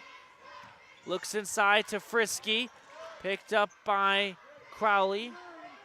Jack Davis has it in the center logo. Under a minute to go in overtime. 69 all. Verney dives in, then goes back out. Now he works around the elbow. And a blocking call is charged on the Rebels. And it will be Verney to shoot free throws. A block called on Logan Meerbrook, and Jake Verney will shoot 2 with 44 seconds. 44.2 on the clock, and Logan Meerbrook has fouled out now. His night is over. 20 rebounds. Unbelievable night at the glass. He will find a spot on the bench as Hayden Meek checks in replace of him. Here comes first free throw number 1, and that is up, and that is good from Verney. Titans take the lead. It's 70-69 on that Station on Main scoreboard. As we await the second shot, that is up, and that is good. 71-69 Titans. 40 seconds and counting. Meek brings the ball up, goes to John Scott. Scott on the far wing with 30 seconds and counting. Has his pass intercepted. And now the Titans slow things down. They have it in the far corner with 24 seconds. Whistle is blown. A foul is called before a shot attempt by EQ Crowley. With 23 seconds, it's going to be 2 free throws for Telos, leading by 2. The Rebels have been in similar positions before earlier in this game and have been able to dig themselves out of this hole. Can they do it once again? Free throw number 1 on the way, no good. That's what the Rich Rebels needed to see. Timeout call by Coach Lex Cornea. We'll give you a breather and we'll take a timeout of our own. A 2-point game when we return with 23 ticks to go in the third overtime. In the state where life is elevated, live your life in a higher gear. Cash Honda Yamaha can help you enjoy our beautiful local terrain, whether it's in the valleys, mountains, snow, or water. So get out and enjoy all nature has to offer at a higher speed. Visit Cash Honda Yamaha in Cache Valley to start living your life at your new speed. Visit us in Hyde Park, just north of Logan, Utah.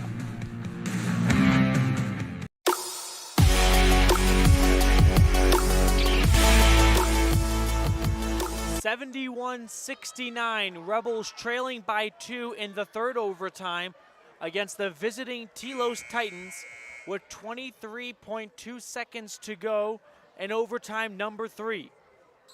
A second free throw attempt is on the way momentarily once this timeout comes to a closure. First free throw attempt was missed, and now we'll have a second free throw attempt as these two teams break their huddles and get ready. We are in our 7th quarter period frame session, whatever you would like to call it, of Rich Rebel basketball for the home opener, for the season opener. Titans have a second free throw coming. They can make it a 3-point game. Here we go. Free throw attempt is up and no good. Lane violation called on Telos. Not that it really matters, honestly, as the Rebels got the rebound anyway.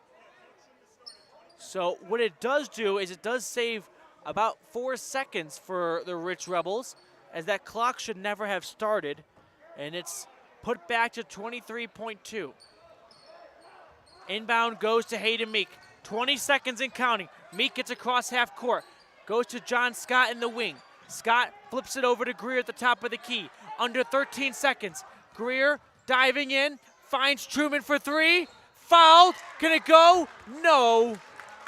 But Truman is going to shoot three free throws with 8 ticks on the clock. He only needs to make 2 to tie the game. He's had plenty of free throws in overtime so far. He's made 3 Bear Lake Realty free throws. They need him to make at least 2, but they would like 3. The first one is up and good. 71-70. A 1-point game with 8.5 seconds to go. Free throw 2 of 3 on the way. That's good. 71 all. We are tied once again. And why do I have a feeling we may be playing a 4th overtime? The third free throw is up and good. 72-71. 7 seconds. Here come the Titans. Verney down the court. Puts up a prayer. No good. Rebound. Pulled in. Jump ball. Jake Verney from the baseline put up a long shot. And a jump ball was called. How much time are they going to put on the clock? There's 0.1. They add 0.6 of a second to the clock.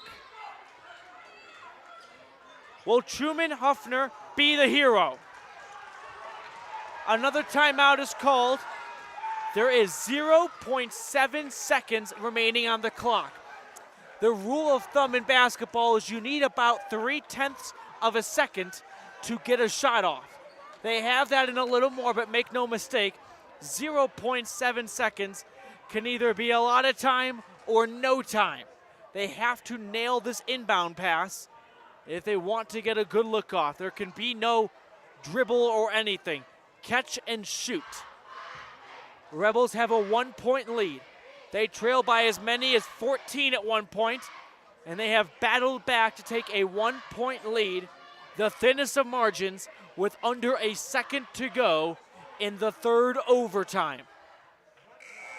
This will have to go down in the record books as one of the most exciting season openers in rich Rebel history. If you're the Telos Titans, I just don't envision how Jake Verney does not get the ball in his hands here. He's been your go-to guy tonight. Let's see what Coach Powell drew up for the Telos Titans. If you're Coach Corney and the Rebels, Lex Cornea is known for defense. And what a time to display that defense here. John Scott will guard Jake Verney. 0.7 seconds. Here comes the inbound pass. Shot is off, and it is no good. Rebels win. Rebels win. The Rebels complete the comeback.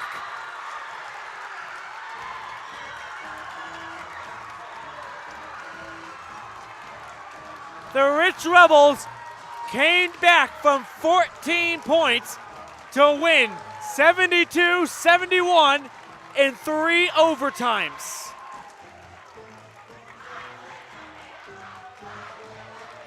An unbelievable sight for the eyes. What a contest between these two teams.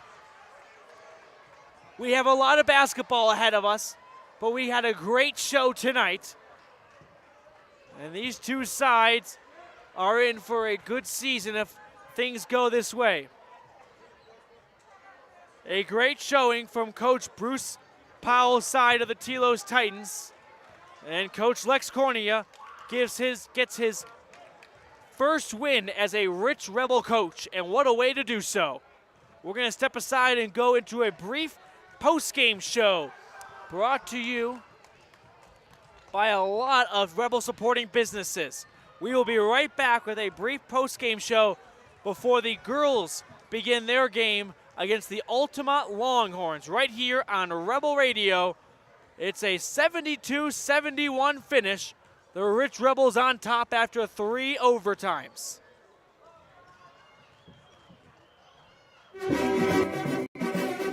Nothing makes your kid feel like a superstar more than seeing his or her very own Fathead in the stands. Fathead car decals and yard signs are inexpensive and easy to get at Rocky Mountain Sign in Evanston. Whether it's for the big game or to cheer on the high school band, our children make us proud in so many ways. Show your pride today. Go Rebels! West Star Printing and Rocky Mountain Sign, 243 7th Street, Evanston.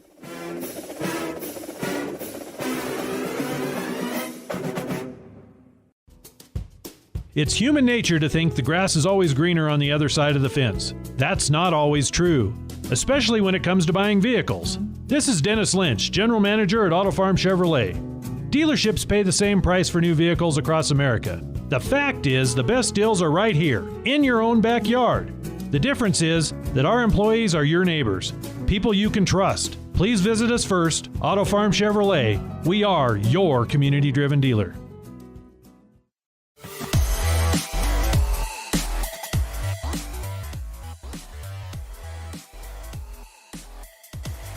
Welcome into our post-game show. It's going to be the world's fastest post-game show, and you know why? Because the first portion of our post-game show is brought to you by Jimmy John's. Let's get our freaky fast recap in here. Where to begin? So it was all Telos early on. They led at the end of the first quarter, 16-15. They would pull away to lead by 5 at the half. They would build on that lead and go up all the way to 49-35, a 14-point margin, the largest for either side. But the Rebels had other ideas. They came back, they clawed back, they did everything and put it into overtime.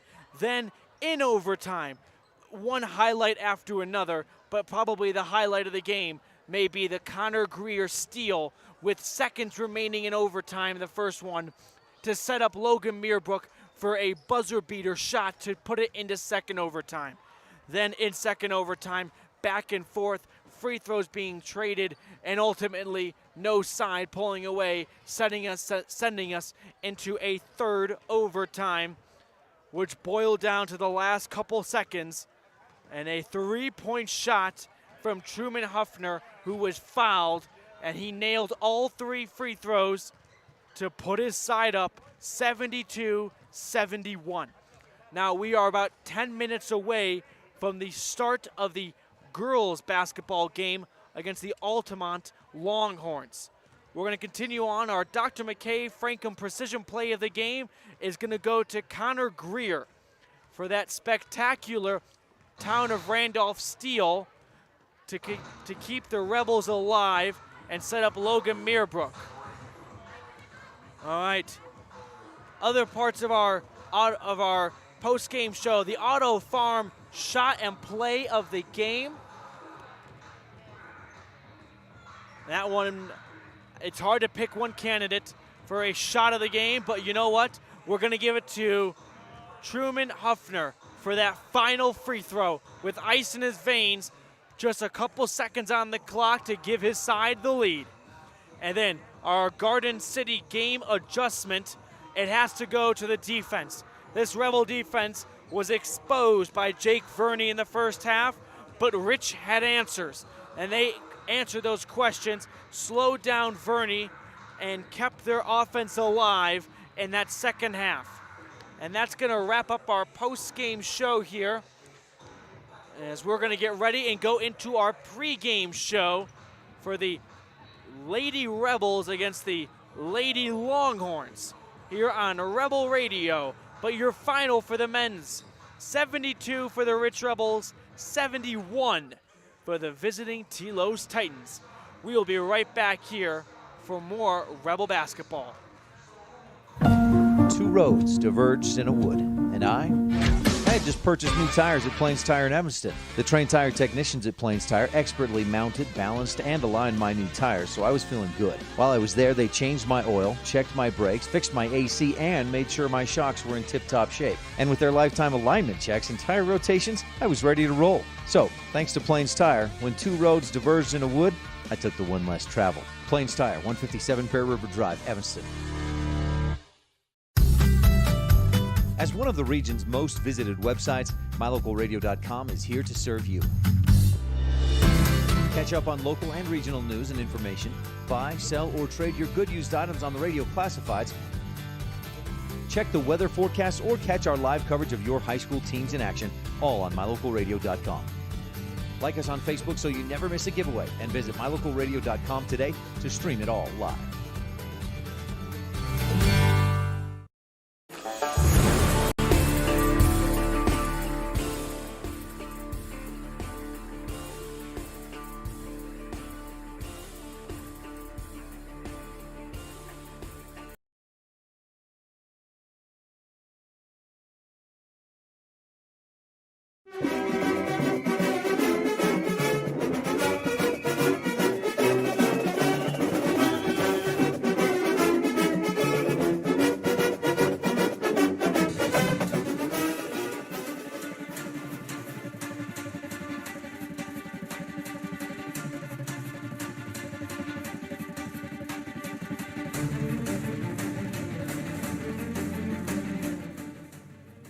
Rich Rebel women's basketball is back on the hardwood for the 2021 season.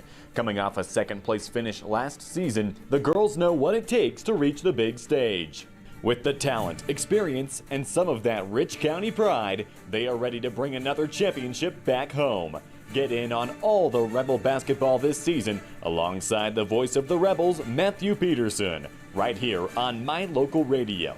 This Rebel broadcast could not be possible without these Rebel supporting businesses: Evanston Regional Hospital, Hoover Chiropractic, Cash Honda Yamaha in Cache Valley, the Come On In Casper, Plains Tire, the Best Western Dunmar Inn and Legal Tender, Freeway Tire, Auto Farm Chevrolet, West Star Printing, and Rocky Mountain Sign. Rebel fans, find your comfy seat, pull your lucky socks up, and enjoy another edition of Rich Rebel Basketball right now as we bring you down to the court.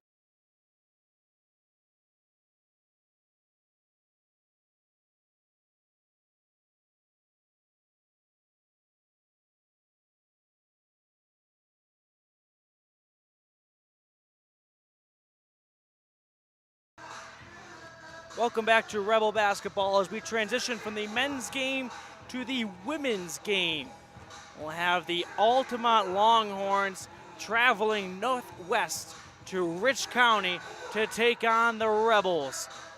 We're going to go through our quick pregame show here as we transition from a thriller of a triple overtime men's game to what should be an exciting women's game as well. Before we get into all of that in our pregame show, we're going to step aside and we'll have more coverage coming your way in just a moment.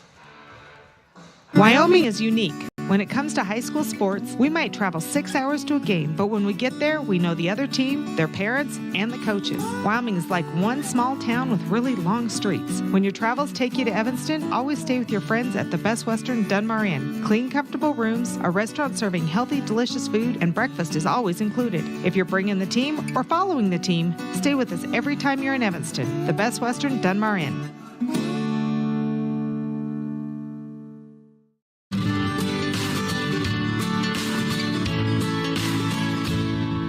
America keeps moving, and Auto Farm Chevrolet is here to help you keep rolling. Whether you need a brand new vehicle or service on one you already own, Auto Farm Chevrolet is here to lend a helping hand. Our certified mechanics are knowledgeable, and our sales team takes the time to get to know you and what your needs are. Stop in today, Auto Farm Chevrolet, 624 Front Street, Evanston. Evanston's community-driven dealer.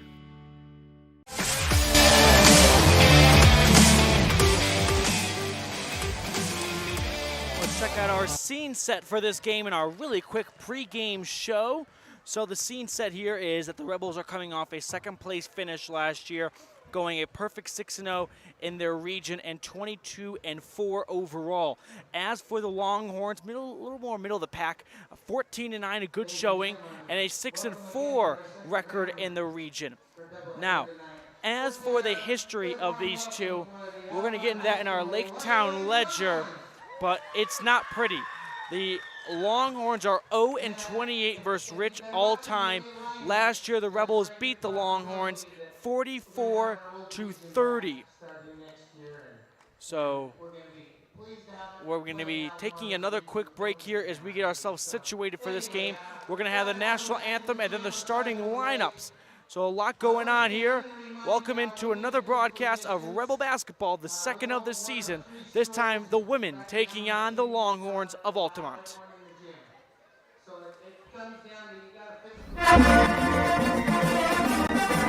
This presentation of Rich High School Athletics is also brought to you in part by Freeway Tire. With a friendly and knowledgeable staff, quick and dependable service, and great prices come together. Call Freeway Tire at 307-789-8632. And by Hoover Chiropractic. Dr. Todd Hoover does all of the chiropractic work you need, as well as blood work, dietary supplements, a weight loss program, x-rays, and can help you get rid of migraines and allergies. Call Hoover Chiropractic at 307-789-0043.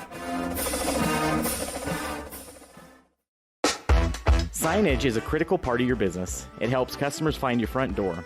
Rocky Mountain Sign will provide you with expertly designed signs, LEDs, channel letters, as well as skillfully cut signage using wood, metal, plastic, and other mediums to help your customers find you with high-quality signage. Using the best technology, designs, and installation by Rocky Mountain Sign.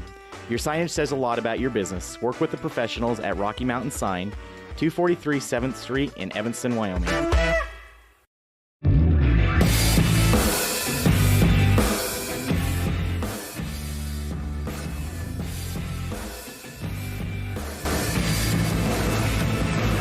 Check out our Lake Town Ledger before we get started here really quickly.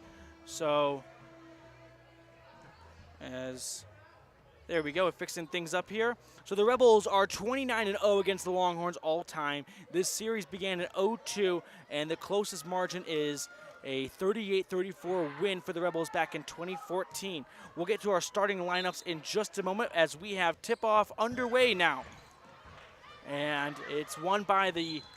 We're going to update our Station on Main scoreboard.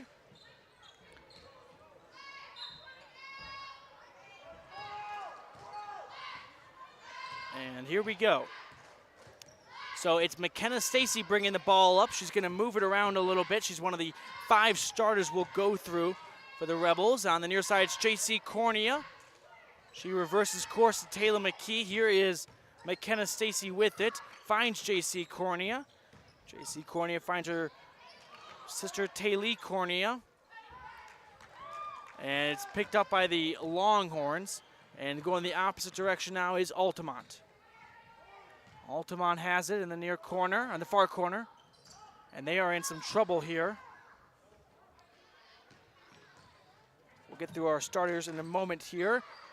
All right, here comes McKenna Stacy the opposite direction for the Rebels, putting up a free throw.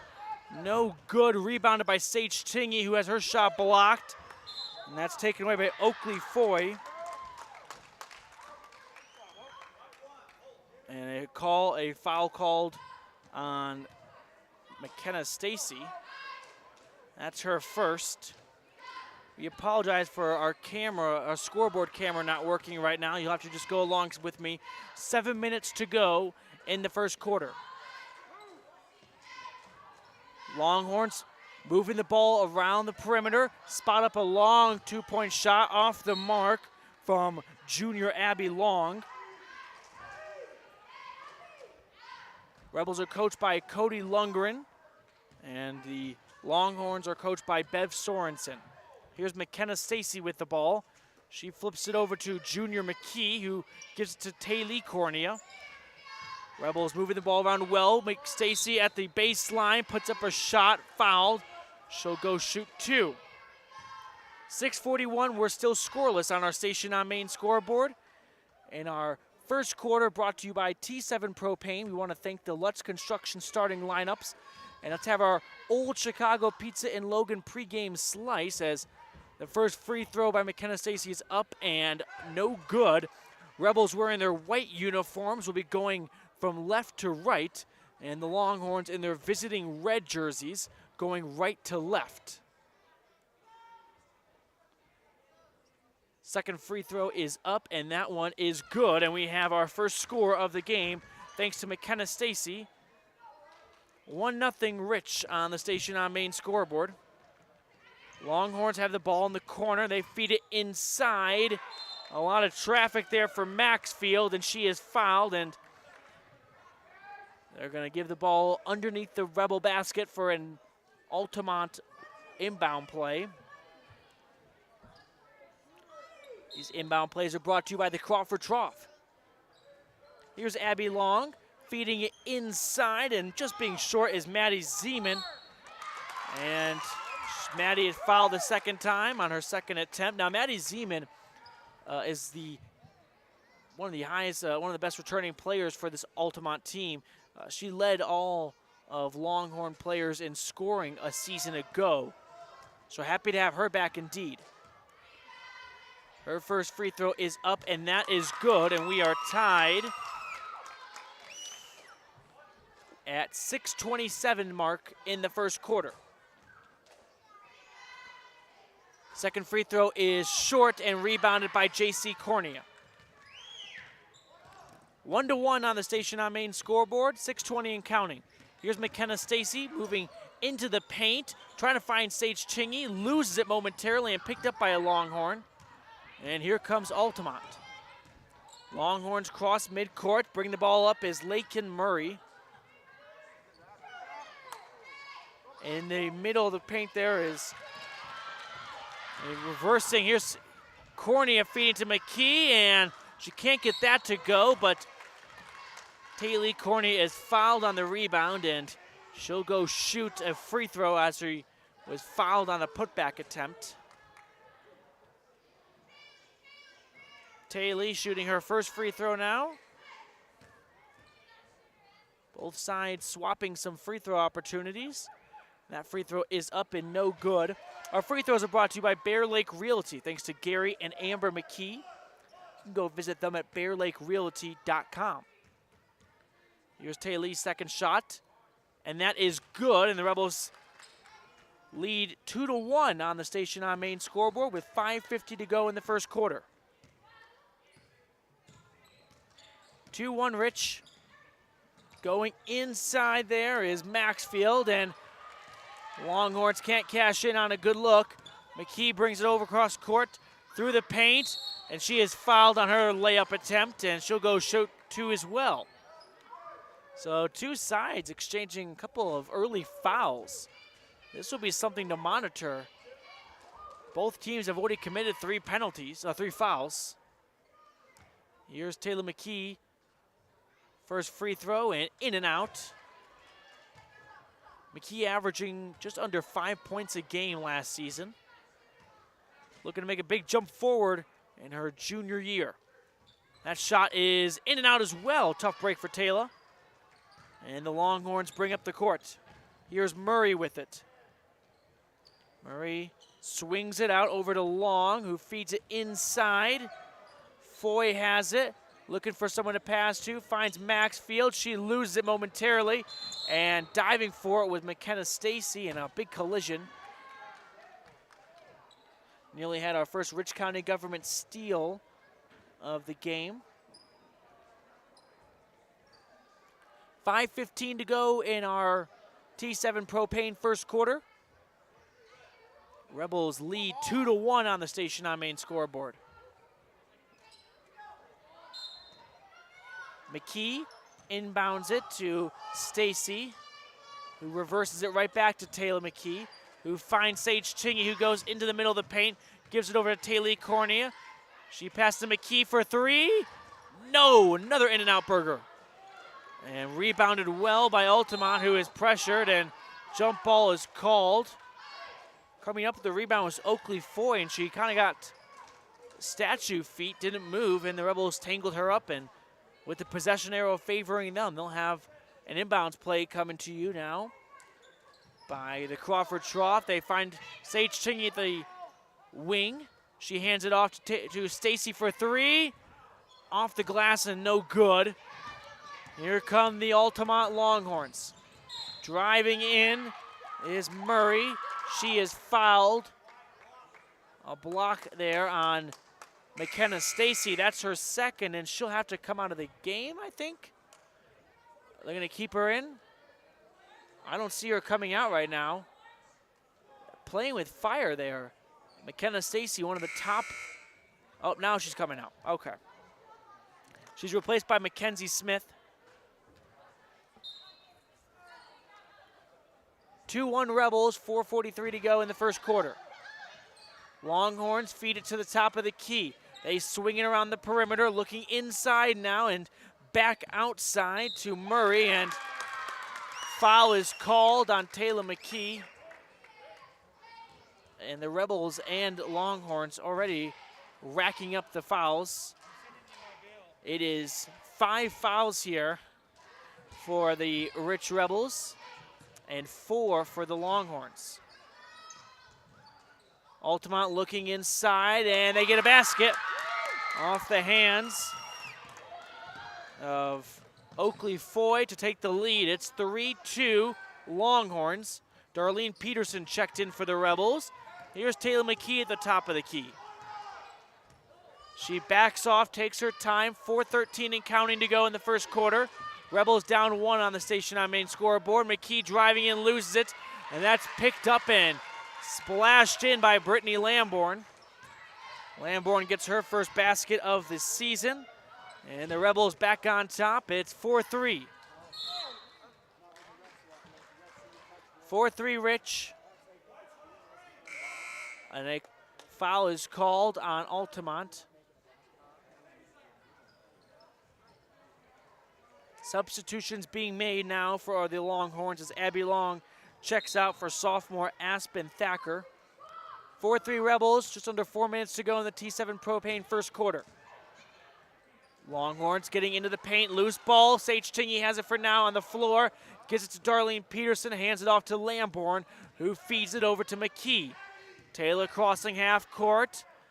3.5 to go in the first quarter. Here is Sage Tingey with it, feeding over to Mackenzie Smith on the perimeter. It's McKee looking for some space. She'll find Lamborn at the top of the key. She exploits the paint, puts up a shot in and out of the basket. Rebounded well by Sage Tingey among the trees, trying to find some room, and she is fouled. And it'll be a jump ball, actually.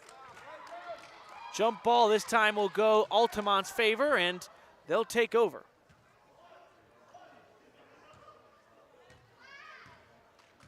4-3 Rebels, 3:15 to go in the first quarter.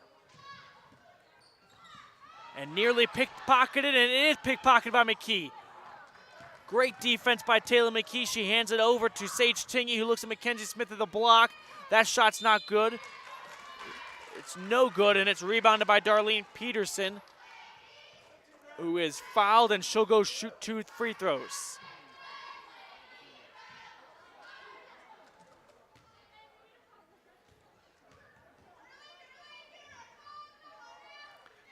First free throw attempt is off the mark from Darlene Peterson with 3 minutes to go in the quarter. Rebels up 4-3 on the Station on Main scoreboard. Second free throw up, and that is no good as well. Longhorns corral it in, and now they get across half court. Bringing the ball up is Murray. She feeds it out to Zeman. Maddie Zeman looking in the block, has it handed back to her. She works along the baseline and is blocked out of bounds.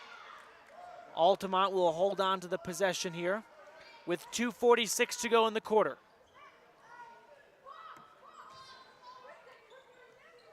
Inbounding the ball is Sage Gilbert. Gilbert has her pass intercepted by Tingey, who gets it to McKee. McKee reverses back to Sage Tingey, who loses it going up at the free throw, at the block, and it's going to be a Rebel ball. Rebel ball with 2:40. Mackenzie Smith will inbound. And Coach Cody Lundgren is begging for a timeout. He should be happy the refs did not hear it as Brittany Lamborn gets a basket. 6-3 Rich on the Station on Main scoreboard. Altamont getting into the paint, and Zeman is fouled. And the foul is charged to, I believe they mean to say There's no 30. Oh, Darlene Peterson.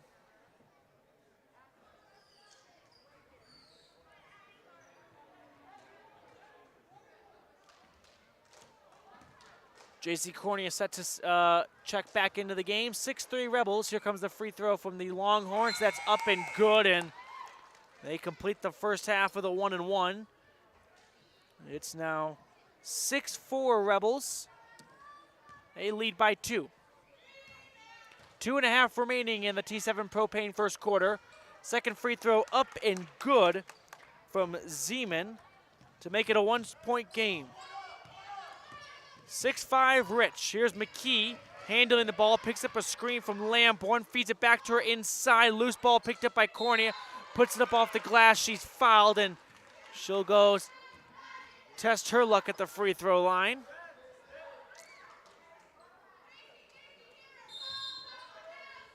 And it looks like Coach Bev Sorensen's going to call timeout for Altamont. We'll take it as well.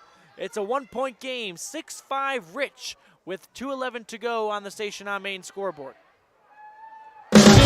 Whether it's for your home, your ranch, your equipment, or your business, when you need propane, count on the best. T7 Propane in Woodruff. The safe and professional team at T7 Propane offers quality product and the most responsive propane service in the area, so you can enjoy the affordability, reliability, and efficiency of propane. For heating, cooking, grilling, motor fuel, and more, count on the team at T7 for your personal or business propane needs. 435-793-4208.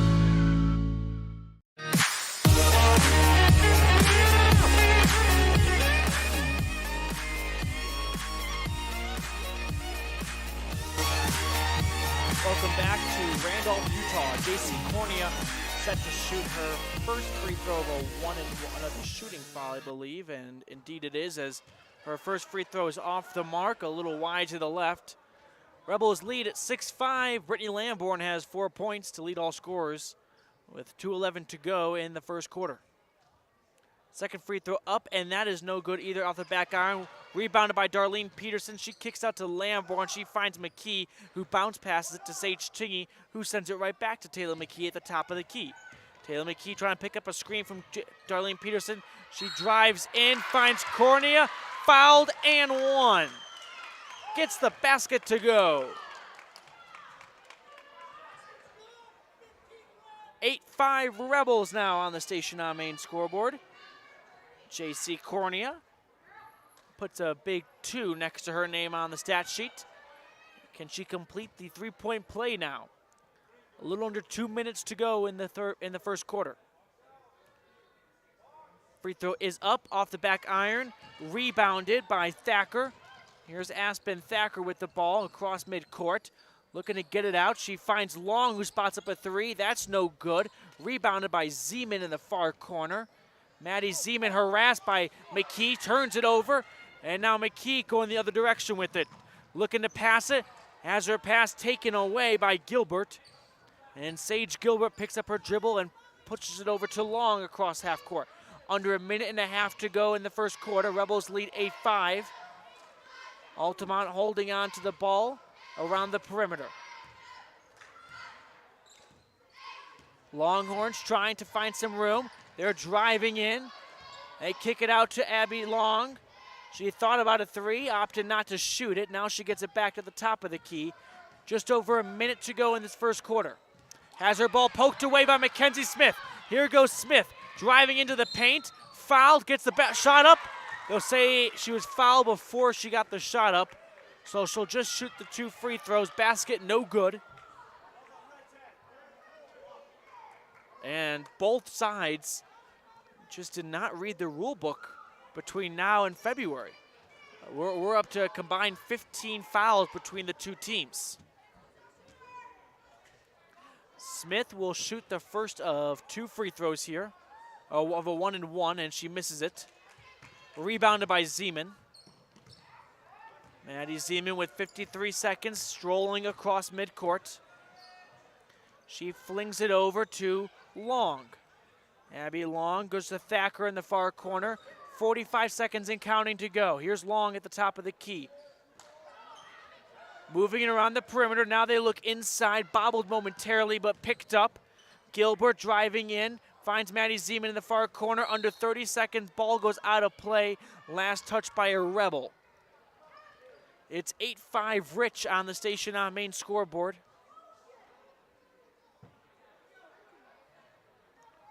.29 ticks to go in this first quarter.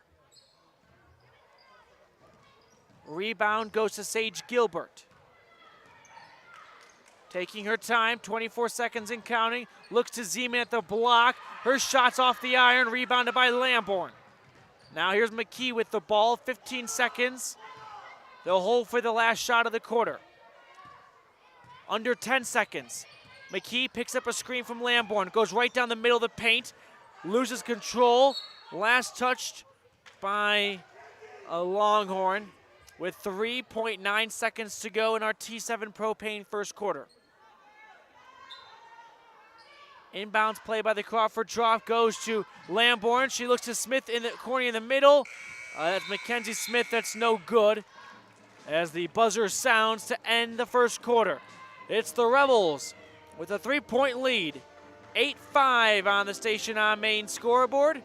We'll be right back with more Rich Rebel basketball as they welcome the Altamont Longhorns for their season opener.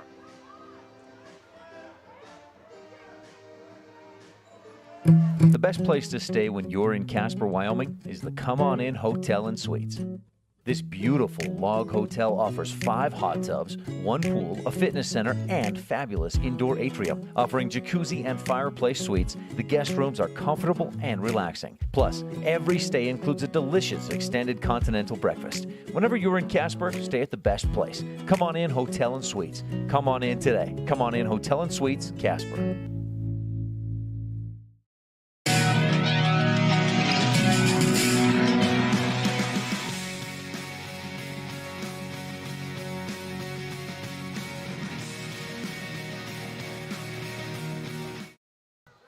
Welcome back to Randolph, Utah.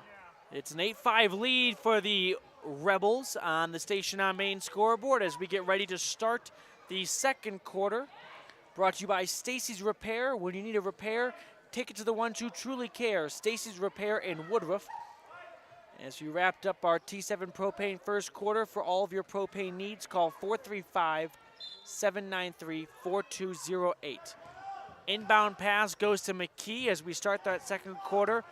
Rebels leading 8-5. Brittany Lamborn with 4 points to lead the Rebels. McKee driving in, has some room, finds J.C. Cornea who puts it home. And it's now 10-5 Rebels. 10-5 Rich. Ball is lost by the Longhorns momentarily on the offensive end of the court. And they're going to call a foul on Rich going against J.C. Cornea. And they're going to have a 1-and-1 now. Here's Gilbert for the first half of the 1-and-1. No good. Rebound by Rich. And pulling it in was Ambria Lutz. Here's McKee with the ball. McKee trying to pick up a screen. Now she drives in, off the glass, no good. Rebound JC, spits it out to Lutz who works along the baseline, and last touch by a Longhorn as that ball gets out of bounds. Sage Tingey checking back in for the Rebels. Have not seen McKenna Stacy in a while. She picked up 2 early fouls. So Coach Cody Lundgren opting on the side of caution to keep her on the bench for later. 7:08 to go in the first half. Rebels lead by 5. Long 2 from Smith. That's off the mark. Rebounded by Tingey. Gives it to McKee who drives in. Gives it back to Sage Tingey who hands it off to Lutz. Ambria Lutz at the top of the key. Thought about shooting. Now she gives it to McKee. Under 7 minutes to go now in our Stacy's Repair second quarter.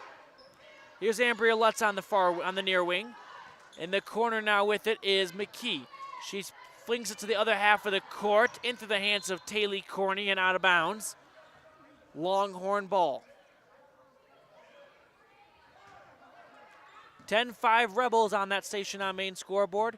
6.5 to go in the second quarter.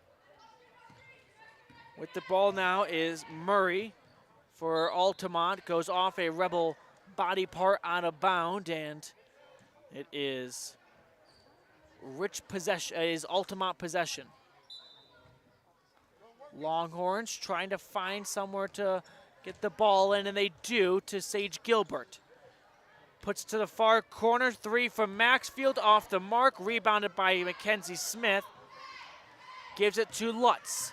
Ambria Lutz going the other way. She drives in, hands it off to Smith, who finds Tingy down low, and she's fouled on the shot, and she'll go shoot 2. With 6:11 remaining in the Stacy's Repair second quarter, it's 10-5 Rich.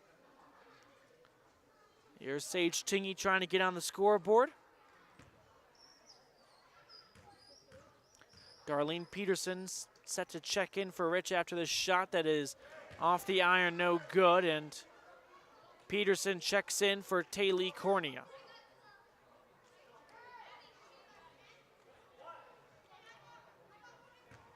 Rebels coming off a disappointing conclusion to the year ago season, as that second free throw attempt is no good from Sage Tingy and reeled in by Altamont. Longhorns have it, feeding it inside, poked away. Lutz comes away with it for the Rebels, hands it off to McKee. Here's Taylor McKee getting across half court, close to the top of the key. Rebels setting up a play as Darlene Peterson sets up a screen. Pass goes to Sage Tingy in the middle of the key, who reverses it right back to Taylor.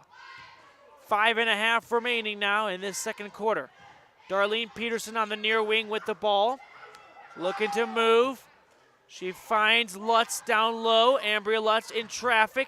Hands it off to Smith, who passes it back. A long 2 from Lutz, no good. Rebounded by Peterson. She puts it up, no. A foul on the court. It's going to go against Altamont, and the Rebels will shoot 2.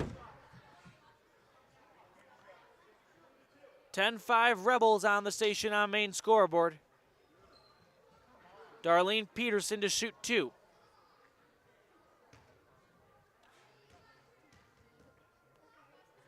Peterson's first free throw attempt is up, and that is no good. A little deep. And as we get some substitutions, as Brittany Lamborn and J.C. Cornea check in for Mackenzie Smith and Ambria Lutz.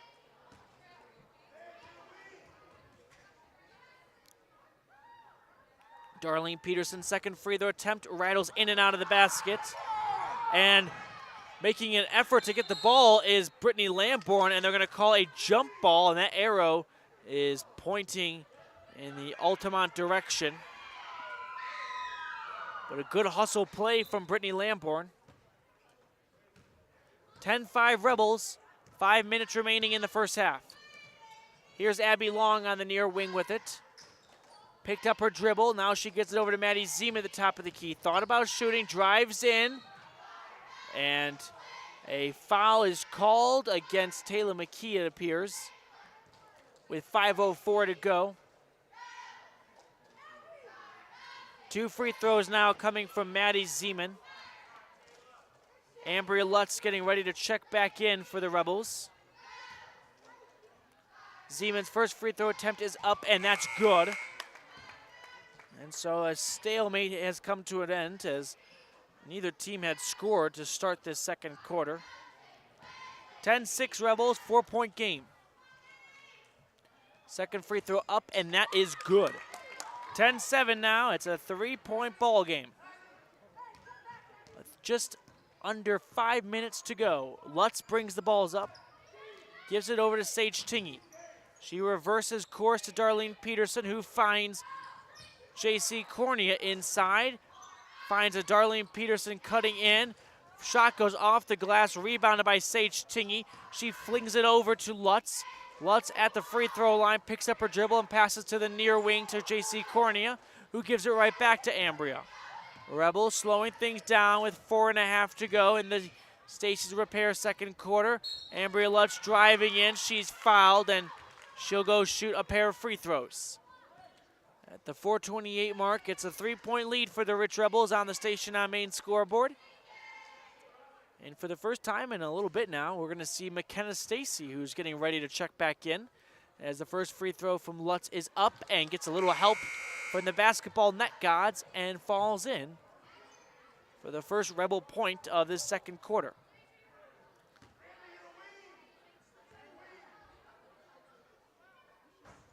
Second free throw, no good though, from Ambria Lutz. Maddie Zeman spots up a three for Altamont. Rebound is eventually picked up by J.C. Corney, who bounce passes to McKenna Stacy. Stacy crosses midcourt with a little over 4 minutes to go in the first half. Stacy pulls up a jumper off the back iron. Rebounded by Peterson momentarily, but she's out of bounds eventually, and it's Altamont ball. Longhorns have it, down 4 with 4:01 to go in our Stacy's Repair second quarter.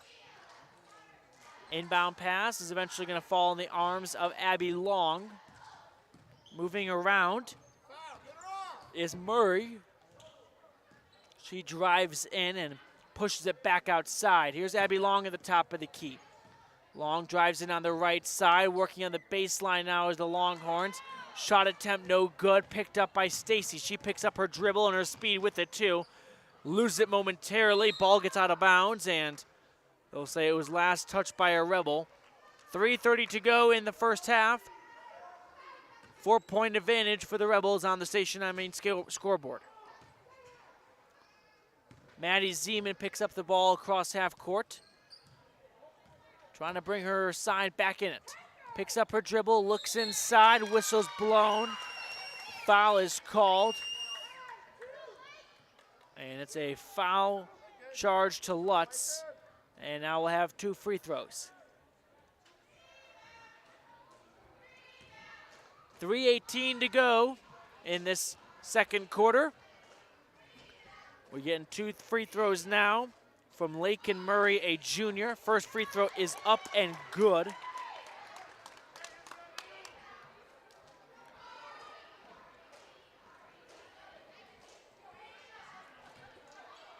(11-8).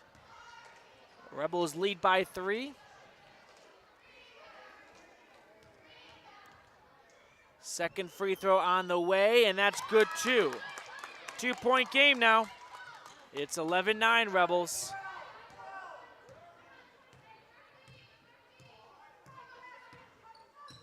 Stacy has the ball for the Rebels. Swings it over to Lamborn. She lost it momentarily. Now it's picked up by Altamont. Jump ball is called, yes. Lamborn had it, lost her dribble for a moment, and a diving Longhorn forced the jump ball. 3:04 to go. Rebels still have possession. Taylor Cornier will inbound it. She goes to Smith in the far corner. Smith beginning to drive in, loses the ball for a moment. Taylor Cornier chucks up a long 2, and that's good. Range from Taylor, and it's 13-9 Rebels.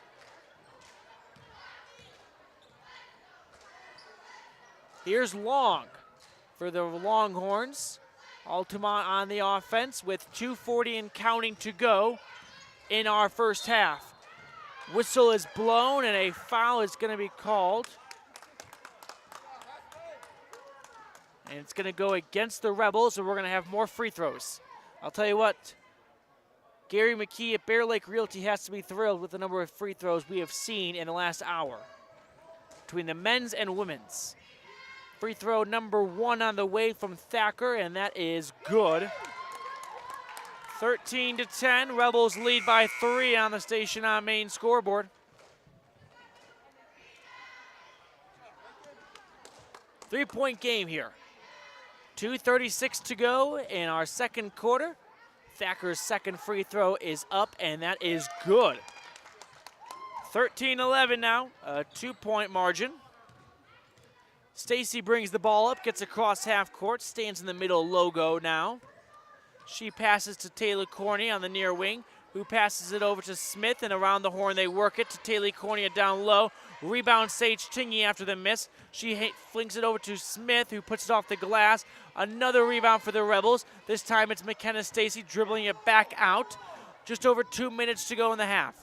Stacy picking up her dribble, creates some separation. 3, splash. You give her too much room, she'll make you pay.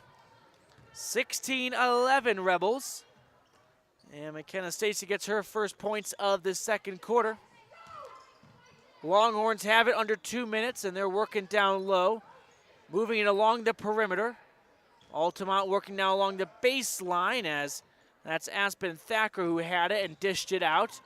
Here comes Altamont, and being fouled as she went up was Abby Long. Shot was no good, but she'll shoot 2. 2 free throws coming your way now from Abby Long. It's 16-11 Rebels with 1:37 to go in the second quarter.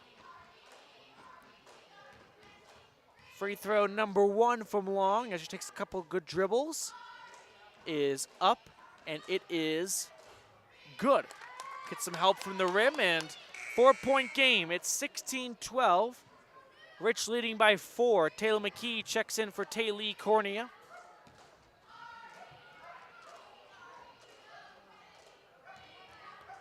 Here we go. Second free throw now on the way from Long, and she patiently delivers it and nails it. 3-point game, 16-13 on that station on main scoreboard. Stacy crosses midcourt, passes to Tingy in the middle.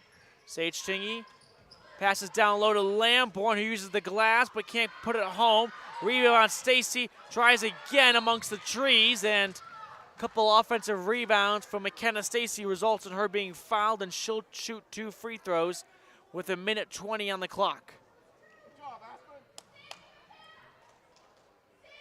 Stacy trying to take control of this game after picking up 2 early fouls. She's been well disciplined since coming back in. First free throw on the way, and no doubt about it, it's good. 17-13. Back to a 4-point lead for the Rebels on that station on main scoreboard. Second free throw now is up, and that one is off the iron, rebounded by Zeman. Maddie Zeman with a little over a minute to go.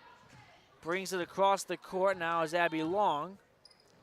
She pushes it to Ashley Escobar. Has her pass stolen. Here's Taylor McKee going the other way. Can't put the layup home, but Stacy is fouled on the rebound attempt. And she will shoot. No, I beg your pardon. The foul is called on McKenna Stacy. That's her third, and that's something to monitor, and that's something that Altamont is probably very happy about as Stacy checks out of the game with 1:03 to go. We move to the other end of the court, and now we'll have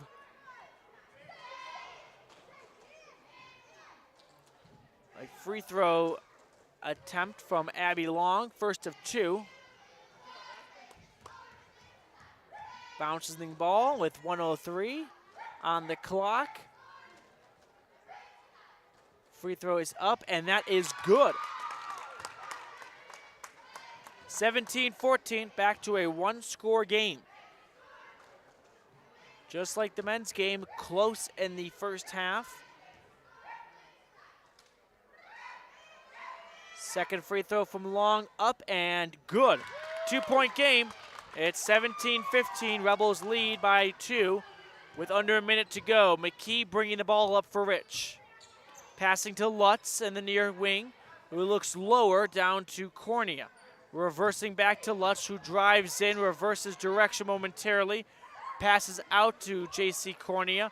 45 seconds and counting as that ball is spun down low to Sage Tingy, who on the second attempt gets the basket. 19-15. Altamont fans were looking for a foul. They're not going to get it. Under 30 seconds now. Longhorns holding on to the ball. They work it inside, hand it off, and getting tripped up is Abby Long. So 2 free throws coming the Longhorns' way with 20 seconds to go in our Stacy's Repair second quarter. And as the first free throw is up, Now it's launched, and it is no good. In and out. Got a little ahead of myself there. Still 19-15 in our second quarter. Rebels leading by 4 on the station on main scoreboard.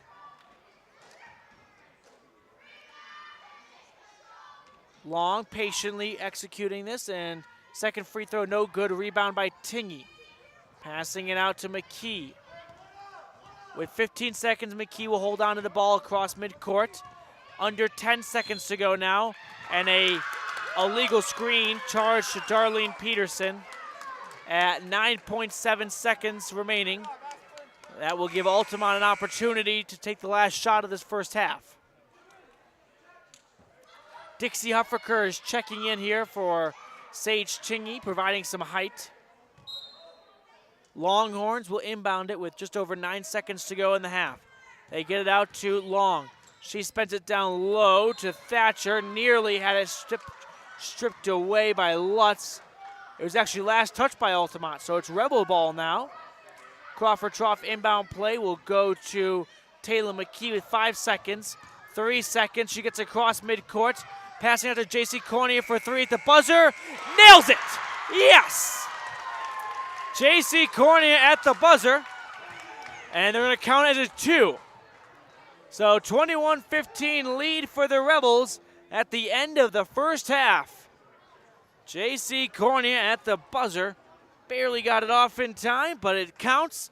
And it's a 6-point lead for Rich after one half of Rebel basketball. We will be right back with our halftime show and more coverage coming your way. But for now, it's 21-15. Rich Rebels over the visiting Altamont Longhorns.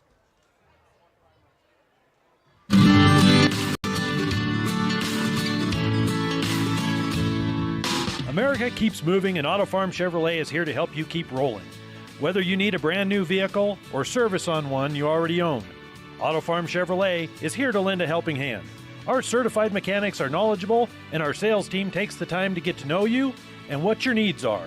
Stop in today, Auto Farm Chevrolet, 624 Front Street, Evanston. Evanston's community-driven dealer. If the idea of owning your own home in beautiful Bear Lake sounds like more than your finances can handle, visit the experts at Bear Lake Realty to learn how you can make it happen. Gary and Amber McKee at Bear Lake Realty can show you how to buy a home and rent it out, so it pays for itself while you enjoy it some of the time as well. And soon, you'll have your own place in the Caribbean of the Rockies. No one knows the market better, and no one else serves you better than Bear Lake Realty. My name is Dr. Micah Pullins. I'm an orthopedic surgeon at Evanston Regional Hospital. I perform total hip, total knee, and total shoulder replacement. The huge majority of patients of mine that have undergone total joint replacement have been dealing with pain and disability for many years. After joint replacement and recovery, patients are back to doing the activities that they want to do.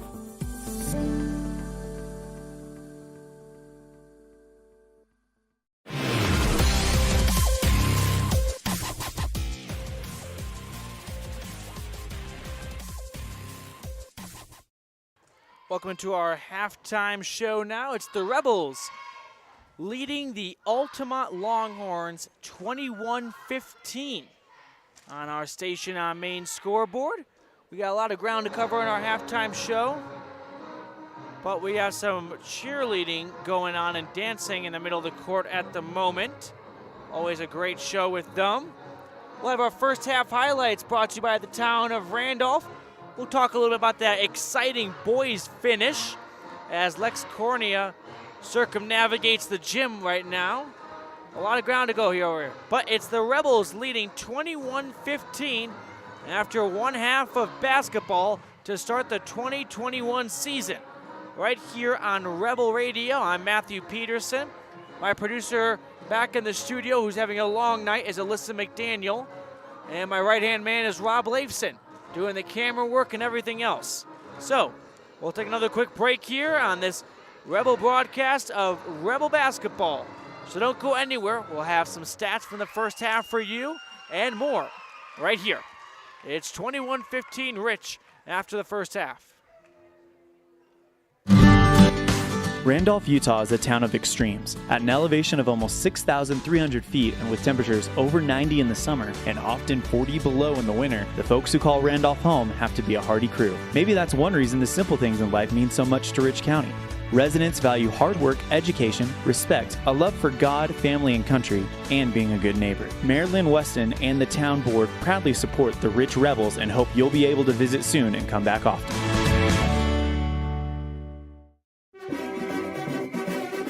Nothing makes your kid feel like a superstar more than seeing his or her very own fathead in the stands. Fathead car decals and yard signs are inexpensive and easy to get at Rocky Mountain Sign in Evanston. Whether it's for the big game or to cheer on the high school band, our children make us proud in so many ways. Show your pride today. Go Rebels! West Star Printing and Rocky Mountain Sign, 243 7th Street, Evanston.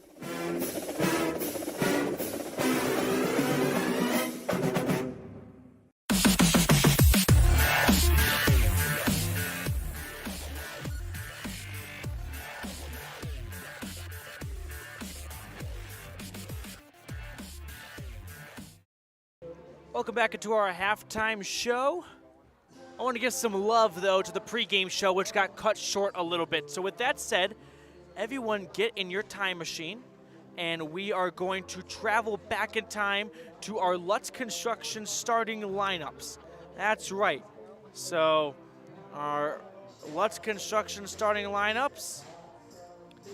Rebel send out McKenna Stacy, Sage Tingy, pair of seniors. You see their points and rebounds they averaged last season if you're watching our My Local Radio stream. Alongside junior Taylor McKee, the lone junior. And then rounding out the order is Taylor Cornea and JC Cornea. As for Altamont, they started just 2 seniors with 3 juniors. Abby Long, Lakin Murray, senior Maddie Zeman, who averaged 9.5 points per game last year. That was the best for any Altamont Longhorn a season ago. And then some new faces, Emery Maxfield and Oakley Foy. That's our Lutz Construction starting lineups. Let's check out our Old Chicago Pizza pregame slice.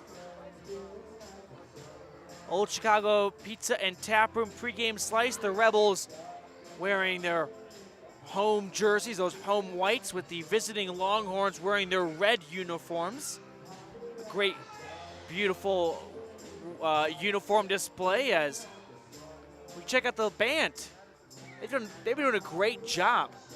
Now it looks like the music teacher Chris Woods rocking the guitar at the top there. You know what? I've loved when they have played Seven Nation Army for introducing the starting lineup for the Rebels. I think that's one of the greatest pump-up songs in sports.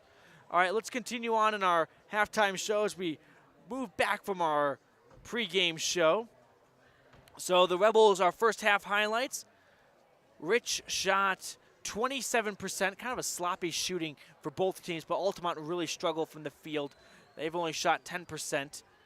Altamont is 1 for 7 from 2-point range and 0 for 3. You add that all up and you get 1 for 10. I hope Rob didn't need a calculator for that one, but you know what? It's always good to double check your math. However, they did make their money from the free throw line. Altamont getting 13 of their 15 points from that charity stripe. As for Rich, they went 7 for 27. You talk about a difference maker. Rebels shooting 27 field goals compared to Altamont's 7. Shooting 30 field goals compared to Altamont's 10. Rebounding, Rich out-rebounded Altamont 24-17, including 15 offensive rebounds. Sage Tingy doing some work at the glass. She's got 8 rebounds to lead all Rebels.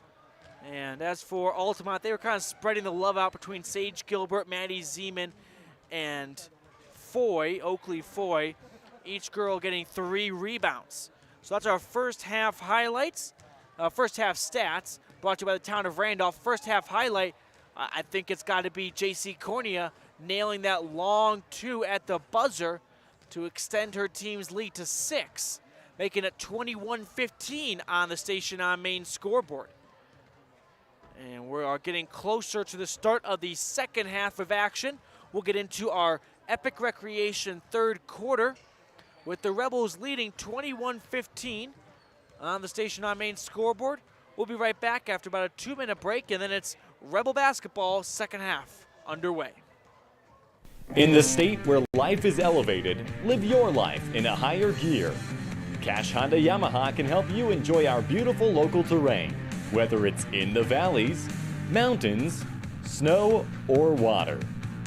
So get out and enjoy all nature has to offer at a higher speed. Visit Cash Honda Yamaha in Cache Valley to start living your life at your new speed. Visit us in Hyde Park, just north of Logan, Utah.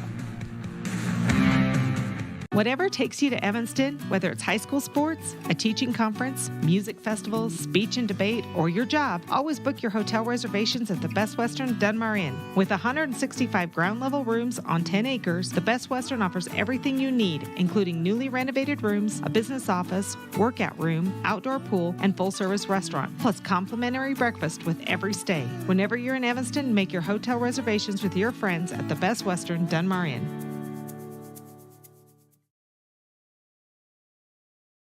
The best place to stay when you're in Casper, Wyoming is the Come On In Hotel and Suites. This beautiful log hotel offers 5 hot tubs, 1 pool, a fitness center, and fabulous indoor atrium. Offering jacuzzi and fireplace suites, the guest rooms are comfortable and relaxing. Plus, every stay includes a delicious extended continental breakfast. Whenever you're in Casper, stay at the best place. Come On In Hotel and Suites. Come on in today. Come On In Hotel and Suites, Casper. My name is Dr. Micah Pullins. I'm an orthopedic surgeon at Evanston Regional Hospital. Orthopedic surgery is the practice of medicine centered around bones and joints. It's all about movement and activity and getting that to be less painful. Watching a patient with a specific problem, whether that's pain or decreased range of motion, and being able to treat them, by far the best part of my job.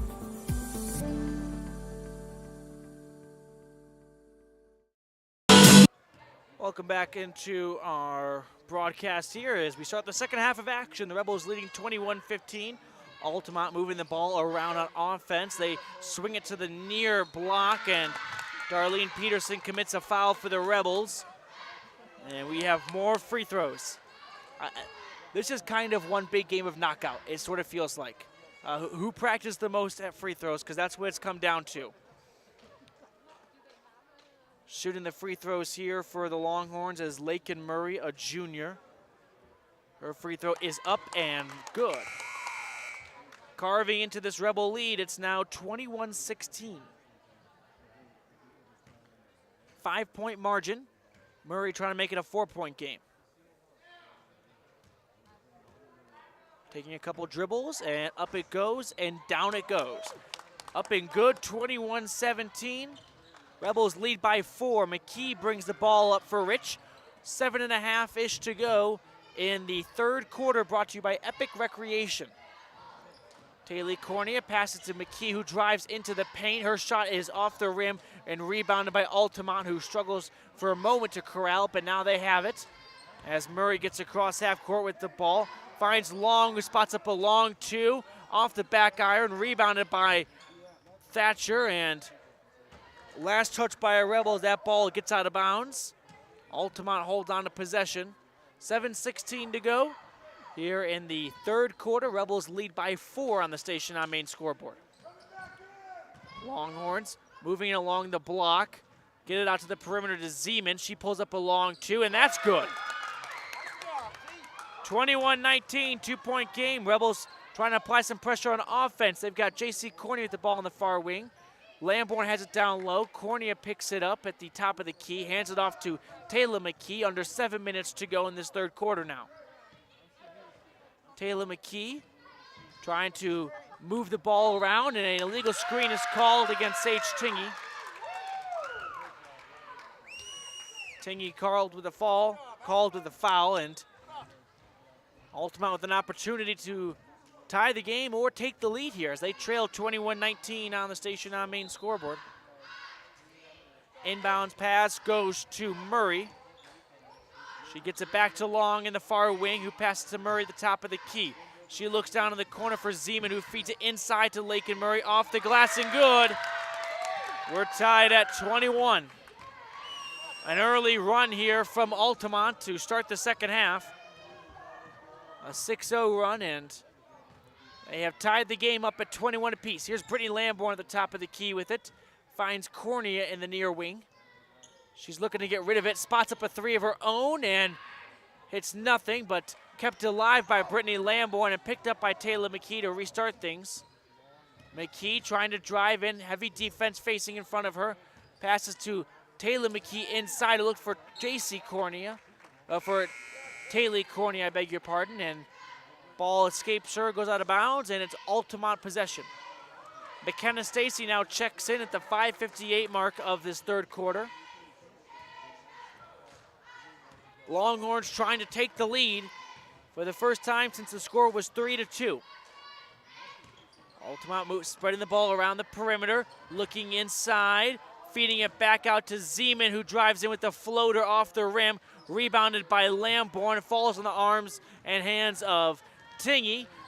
McKee picks up her speed, goes off the glass, no good. Rebound. Lamborn passes out to J.C. Cornea, who passes to McKenna Stacy, who slows things down at the top of the key. Under 5.5 to go in the Epic Recreation third quarter. Stacy picks up her dribble and passes to Taylor McKee. We're all even at 21 apiece. Ball gets shot down to the corner to J.C. Cornea. Inside with it now is Lamborn. Has it poked away, but picked up by Cornea. Here's Sage Tingy, who's going to hand it off to Stacy in the wing. Stacy trying to direct traffic. Moves in, steps back for a three. Off the back iron, rebound Sage Tingy to restart the offense, and she'll hand it off to McKenna Stacy. Stacy in the corner will pass to McKee, passes back to Lamborn. Thought about shooting a three, drives in, shot's no good. Corralled in by an Altamont Longhorn, and here come the Longhorns. They pass to Zeman in the far corner.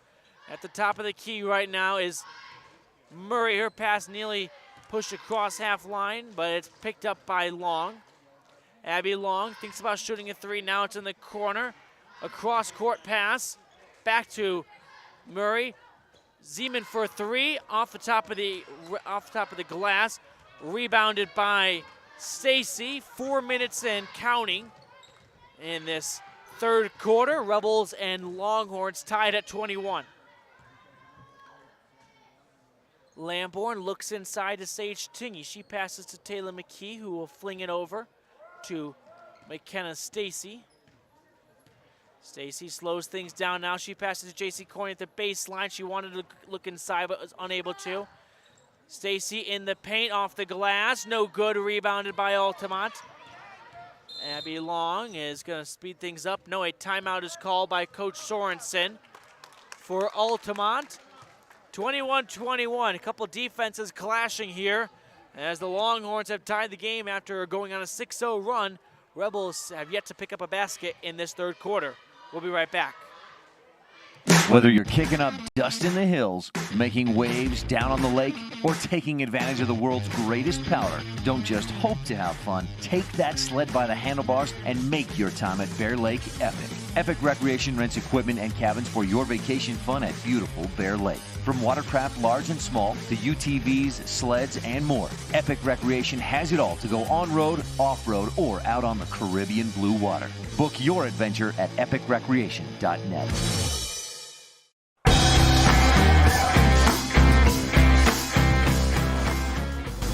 21 all on the station on main scoreboard. Rebels and Longhorns tied after Altamont raced out to a 6-0 run to start this third quarter, and Rich has yet to respond. Altamont has it on offense now, moving along the perimeter. Thatcher picked up her dribble, passed it inside, and a pull-up jumper, no good. Foul is called on the rebound attempt, going against Mackenzie Smith. And the Rebels had foul trouble in the first half and flirting with it here to start the second half. 21 all on that station on main scoreboard. 3.5 remaining in the third quarter. Inbounds pass is going to be knocked out of play.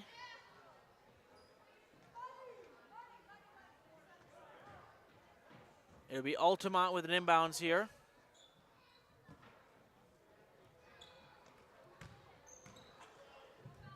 Altamont feeding it to Zeman in the corner. She swings it up top, and the Longhorns move it around the horn. Altamont trapped in the corner, looking inside to Gilbert. And now getting some work done on the glass, but being fouled first is Maxfield. And she'll shoot 2 free throws to try and give her side the lead. Emery Maxfield, a senior, brings some height to this Longhorn roster. Free throw is up and good. And it's now a 7-0 run for Altamont.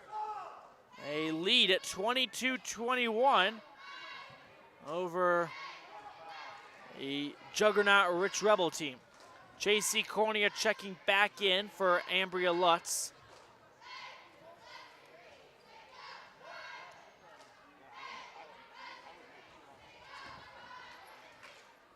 Second free throw now. Let's wait and see, and it's up, and it is no good from Mayfield. Rebounded by Stacy. 22-21, 3 minutes to go in the third quarter. Longhorns lead.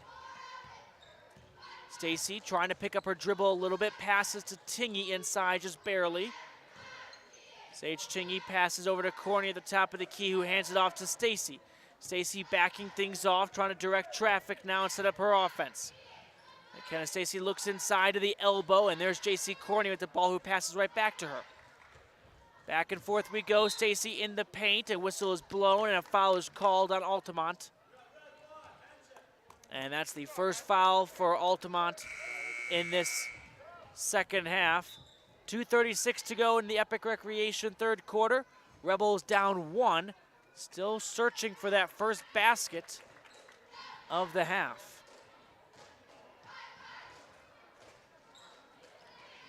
Inbounds pass goes to Stacy. She drives it on the left side off the glass and one. Great play by McKenna Stacy to put her side back on top. 23-22, and now she's got an opportunity to complete the three-point play.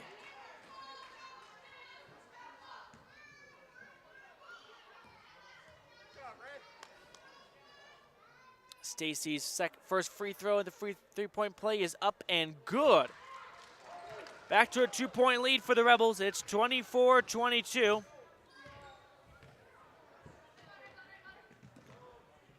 Longhorns moving the ball around on offense outside the perimeter.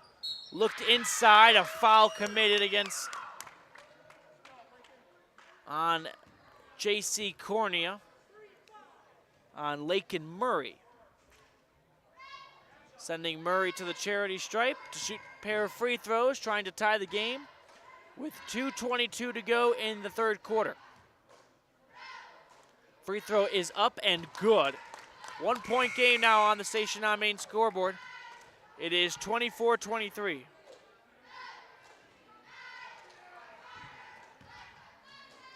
Smith checking out of the game for Rich as Taylor Cornea checks in. Second free throw is up and in and out, no good. 1-point game remains as Tingy brings in the rebound and passes off to Stacy, who looks down court to Taylor Cornea. Passes to J.C. Cornea, and she was fouled but could not get the basket to go. She will shoot 2. 2:13 remaining in the third quarter. Rebels trying to add on to that 1-point lead on the Station on Main scoreboard.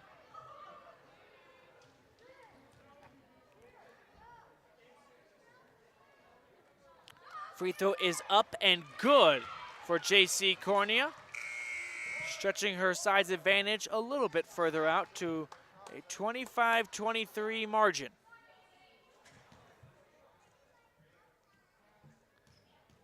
Here comes the second free throw now from J.C. Cornea, and that's no good, but rebounded by Stacy on the offensive glass. Stacy with a little over 2 minutes, trying to add on to her point total and, more importantly, the lead. Picked up her dribble, passed to Sage Chingy a little bit inside. She is going to pitch it back to Stacy. Loose ball on the ground, jump ball is called. We get another Mound Valley Cattle Company jump ball. And it's going to be McKenna Stacy for the Crawford Trough inbound play. It goes to Taylor Cornier, who swings it over to Sage Chingy with 1:50 to go in the third quarter. McKee has it on the far side at the wing. She passes back to Stacy at the top of the key. Both coaches barking out commands to their respective sides. Taylor McKee passing it up to Taylor Cornier at the top of the key. Looking in the corner is Stacy. She spots up a three. In and out a little bit. Rebound momentarily hauled in by Altamont, and a foul is called on Taylor Cornier, and Altamont will take possession. 1:29 to go in the Epic Recreation third quarter. It's a 25-23 Rebel lead on the Station on Main scoreboard. Lakin Murray brings the ball up court. She passes to Long in the far wing. Abby Long looks to Thatcher, and she passes inside to Zeman. Some good passing by Altamont. Maddie Zeman on the far side has it poked away by McKee, but she brings it back in. Taylor McKee trying to pick up another steal. Here's a three ball, no. Abby Long thought about, went inside, lost her dribble, and now a jump ball, yeah. Foul called on J.C. Cornier. Foul was committed against Oakley Foy, who will go and shoot two, with an opportunity to tie the game with 59 seconds to go in the quarter.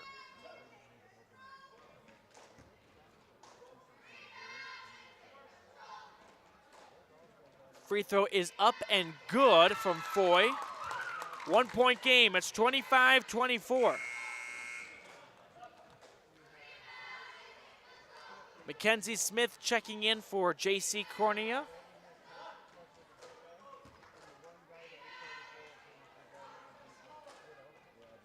Foy's second free throw is up and airballed. Gotta hit the rim.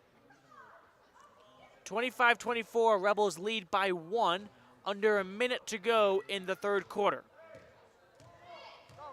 Stacy taking her time, strolling up court like she's in a park.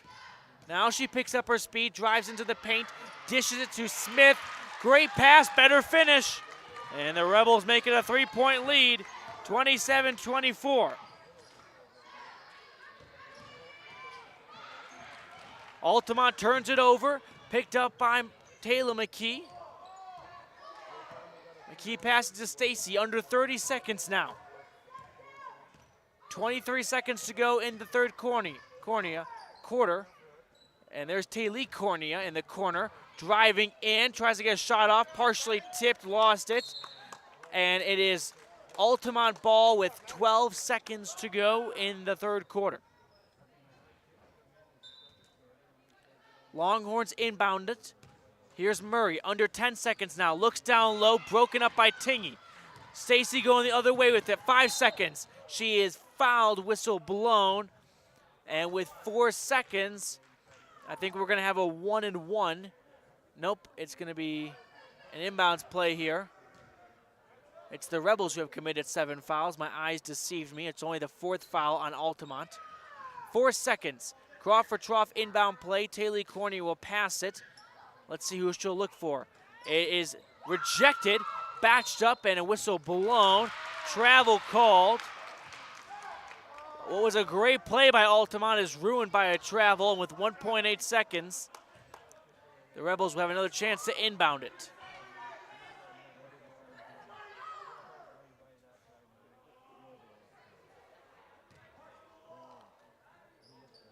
Here is McKenna Stacy to inbound at 1.8 seconds. Her side leading by 3.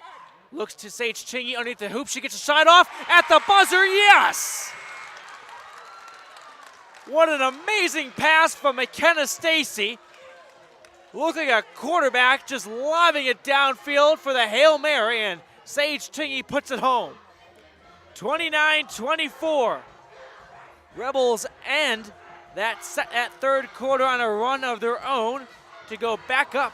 They lead by 5 as we head into the fourth quarter, presented by Bear Lake Memorial Hospital. 2 roads diverged in a wood, and I had just purchased new tires at Plains Tire in Evanston. The trained tire technicians at Plains Tire expertly mounted, balanced, and aligned my new tires, so I was feeling good. While I was there, they changed my oil, checked my brakes, fixed my AC, and made sure my shocks were in tip-top shape. And with their lifetime alignment checks and tire rotations, I was ready to roll. So, thanks to Plains Tire, when 2 roads diverged in a wood, I took the one less traveled. Plains Tire, 157 Fair River Drive, Evanston. Super kids deserve super care. Experience the difference with board-certified pediatricians Alan Brown, MD, and Bird Gilmartin, MD, at Uinta Medical Group. Whether it's tracking your child's overall health at Well Child Checks or helping your little ones feel better when they're sick, Dr. Brown and Dr. Gilmartin are here to help your child grow, learn, and thrive. Schedule an appointment with Dr. Brown or Dr. Gilmartin by calling 307-789-WELL 9355 or visit evanstonanytime.com. Welcome back to the fourth quarter of action here. We update our Station on Main scoreboard. It's the Rebels leading 29-24. Got a couple stats to give you guys, but here is McKenna Stacy bringing the ball up. She flings it over to Taylor McKee, who gives it right back to her on the perimeter. 7.5 to go in the game. Off the glass and good for Mackenzie Smith. Rebels stretching their lead out. It's now a 7-point advantage. 31-24 on that Station on Main scoreboard. And Altamont responds with a floater from Maddie Zeman. It's a 31-26 score now.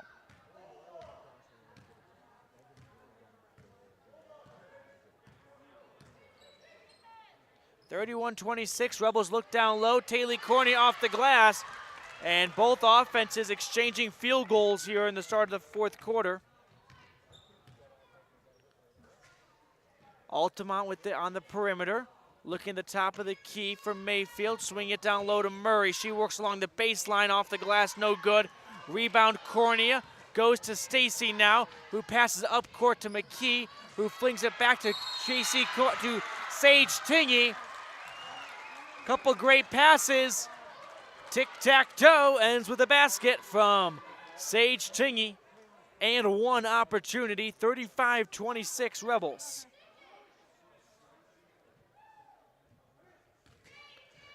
Sage Tingy had that wonderful basket at the buzzer to end the third quarter, and she picks up another basket to start the fourth quarter. Altamont is being kept in this game by their free throw shooting. They have taken 24 trips to the free throw line as Sage Tingy bangs in the three-point play. 36-26, 10-point game all of a sudden. This one got away. Here's the Longhorns, who have made 18 of their 24 free throws so far. Zeman passes it down low. Murray feeds it inside, and Foy cannot get much going, but she's fouled, and she'll shoot 2. And that's exactly what Altamont needs. They have had a lot of success at the free throw line. Entered this fourth quarter shooting 67%, and Coach Cody Lundgren is going to call timeout, talk things over with his crew. Speaking of which, they're leading by 10. It's 36-26. We're going to keep it right here and do a Bear Lake Realty fan cam. Check out the fans that have come out here, as a big student body was present for that men's game, and a lot of them have stuck around for the nightcap, the women's game. For all of your Bear Lake Realty needs, contact Gary and Amber McKee at 435-946-8888. 4 8s to end it. That's Gary and Amber McKee on our Bear Lake Realty fan cam, or some people call it the Gare Bear fan cam. 6:13 here in the fourth quarter of action, brought to you by Bear Lake Memorial Hospital. Rebels with a 10-point advantage on the Station on Main scoreboard. As we come out of the timeout, it's going to be 2 free throws waiting us for Oakley Foy, a junior. Oakley Foy doing some damage on the glass, and now an opportunity to make it a single-digit game. Foy, first free throw is up and no good off the back iron. At best, we'll make it a 9-point game at the conclusion of this shot. Second shot is up, and that is good. 36-27. Rebels still leading on that station on main scoreboard. 9-point margin as McKenna Stacy crosses half court with a little over 6 minutes to go in the game. Stacy putting the moves on, drives in off the glass. Can it go? No. Goes out of bounds. Last touched by a Rebel. Altamont ball. Rebounded in by Murray. Goes to Long. Abby Long crosses the center court logo and flings it over to Lakin Murray. Longhorns moving around the perimeter. Back to the top of the key for Abby Long to direct traffic with. She's got it there. Now she looks to the wing. A 3-point ball is off the mark and last touched by a Longhorn. Rebel ball. 5:40 to go in the Bear Lake Memorial Hospital. Fourth quarter, 36-27. Rebels leading. Inbound pass goes to McKenna Stacy, who got in foul trouble early on and has since obeyed the rules. Looking down low as the Rebels, McKee had it, then she rifled it out to Smith, who passes it off to Stacy, who uses the glass to send it home. 38-27. McKenna Stacy starting to put on a show here. Gets her first basket of the fourth quarter.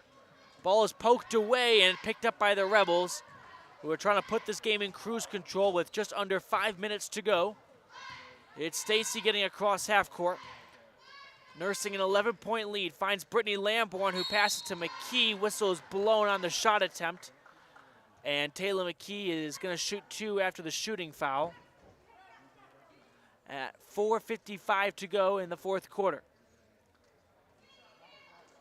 Taylor McKee manned the point guard position early in this game when McKenna Stacy got in foul trouble and did a great job of doing so. And she knocks in her first free throw, which I believe is her first point of the game. 39-27. Rebels with a 12-point lead, make it a 13-point lead. After that free throw is sent home, 40-27. Rebels up 13. Longhorns moving the ball around. They got to get back in this game soon if they want a chance. They send it down to the block to Foy to deal with, who goes inside out. And a 3-point shot, no, it's picked up, and now here we go with Thatcher, top of the key. She passes to the far side. Altamont trying to work it around, but suffocated by this Rebel defense, and the ball squirts out of bounds. Last touch by a Rebel, and it will remain with Altamont as Taylor Cornea checks in for Brittany Lamborn.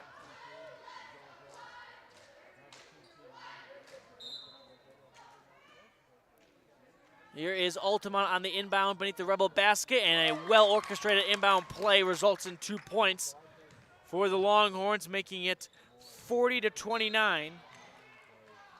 On the other end of the court, the Rebels drew the foul, and I think we're going to have some free throw shots coming our way. 1-1 now as Altamont committed their 7th foul. It's J.C. Cornea who will do the shooting. With 4:20 to go in the Bear Lake Memorial Hospital fourth quarter. Free throw is up and good. 41-29, Rebels lead it. Timeout is called by Coach Bev Sorensen. She wants to talk things over with her side. We'll take a break of our own. It's the Rebels leading on the Station on Main scoreboard, 41-29, with just under 4.5 to go in the game. Some decisions in life have a critical and lasting impact. For example, choices concerning your health care. You want a hospital that consistently offers high-quality care and service. For Bear Lake area residents and visitors, Bear Lake Memorial Hospital has been providing optimum health care to our community for more than 70 years. And Bear Lake Memorial has been recognized again this year as a top 20 hospital in best practices for quality. Bear Lake Memorial Hospital in Montpelier, Idaho. Count on us to care.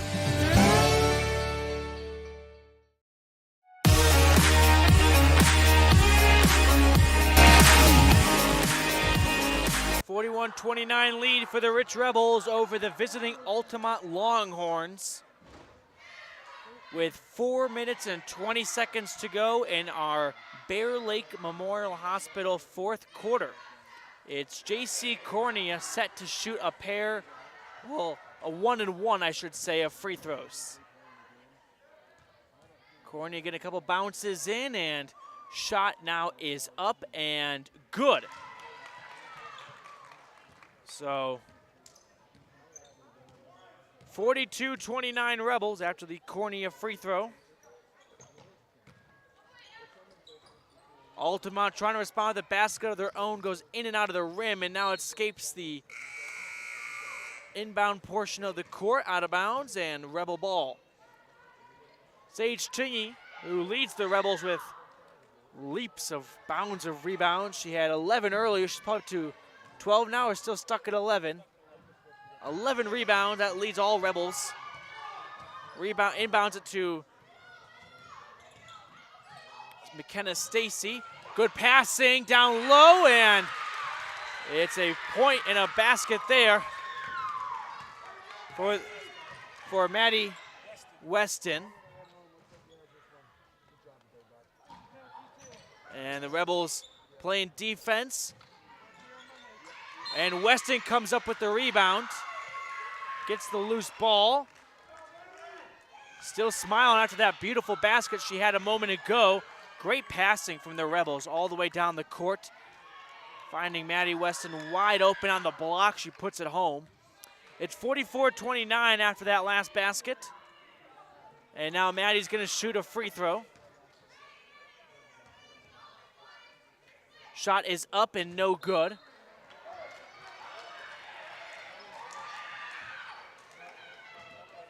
.337 to go here in the fourth quarter.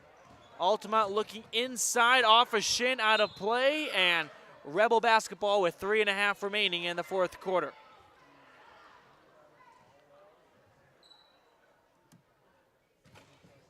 It's the Rebels inbounding it to McKenna Stacy. Sage Tingy with the ball now, looking down low, a kick ball, and Rebels will hold on to the possession here. 3:19 remaining in the game. Rebels leading by 15 on the Station on Main scoreboard, looking to go 1-0. Here's Stacy in the corner with it. McKenna Stacy brings the ball out to the middle logo. Now she dives in, passes to Taylor Cornea, flings it over to McKenna Stacy, who passes up a three. No, she makes it. Stacy with a three ball. It's 47-29. Stacy adding to her point total. That's her 5th of the fourth quarter. Now she's got it on the steal and has it poked away. Last touch by a Rebel. Darlene Peterson checking in for Rich. 2:46 remaining in the fourth quarter. Sage Tingy checking out. Altamont will inbound the ball, trailing by a large margin, 47-29, 18 points. Altamont moving the ball around the corner. Zeman in the corner with it. And she is fouled, and she is going to shoot a pair of free throws now with 2:31 to go in the game.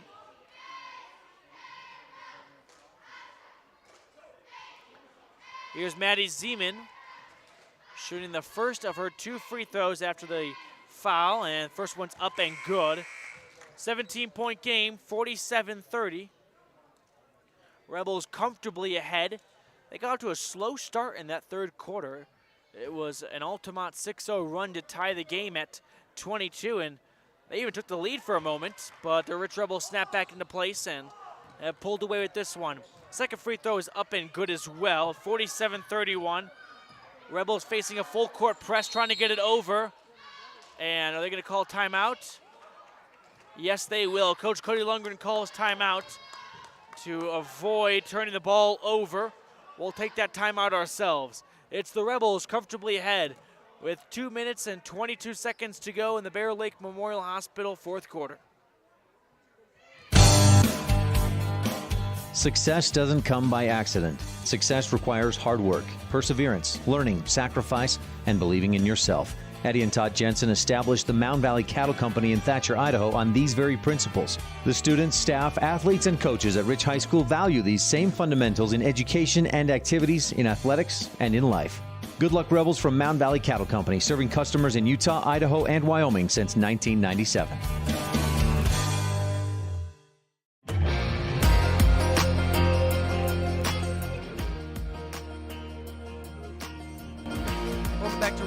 Utah. Rebels lead 47-31 over the Altamont Longhorns with a little under 2.5 to go in the game.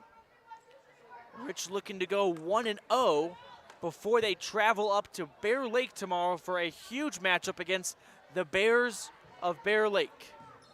An exciting match, I'm sure. Looking forward to it. An early test. Coach Cody Lundgren going deeper into his bench right now. Here is Ambria Lutz passing it around. Rebels working down low. Here come the Longhorns on offense. Zeman spots up a 3. And it is in for a basket there. Here come the Rebels. Minute 50 to go. Down low. Rich moving the ball around. Weston looks inside, has her pass taken away.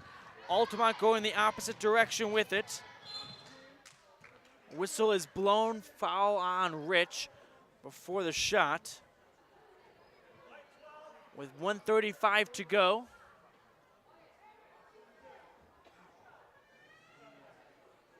We have 2 shots coming. Hattie Cornea checked in a moment ago for Rich. First free throw is up and good for Altamont. 47-34 on the Station on Main scoreboard. Cassidy Grohl checking in for Darlene Peterson with 1:35 remaining in the game.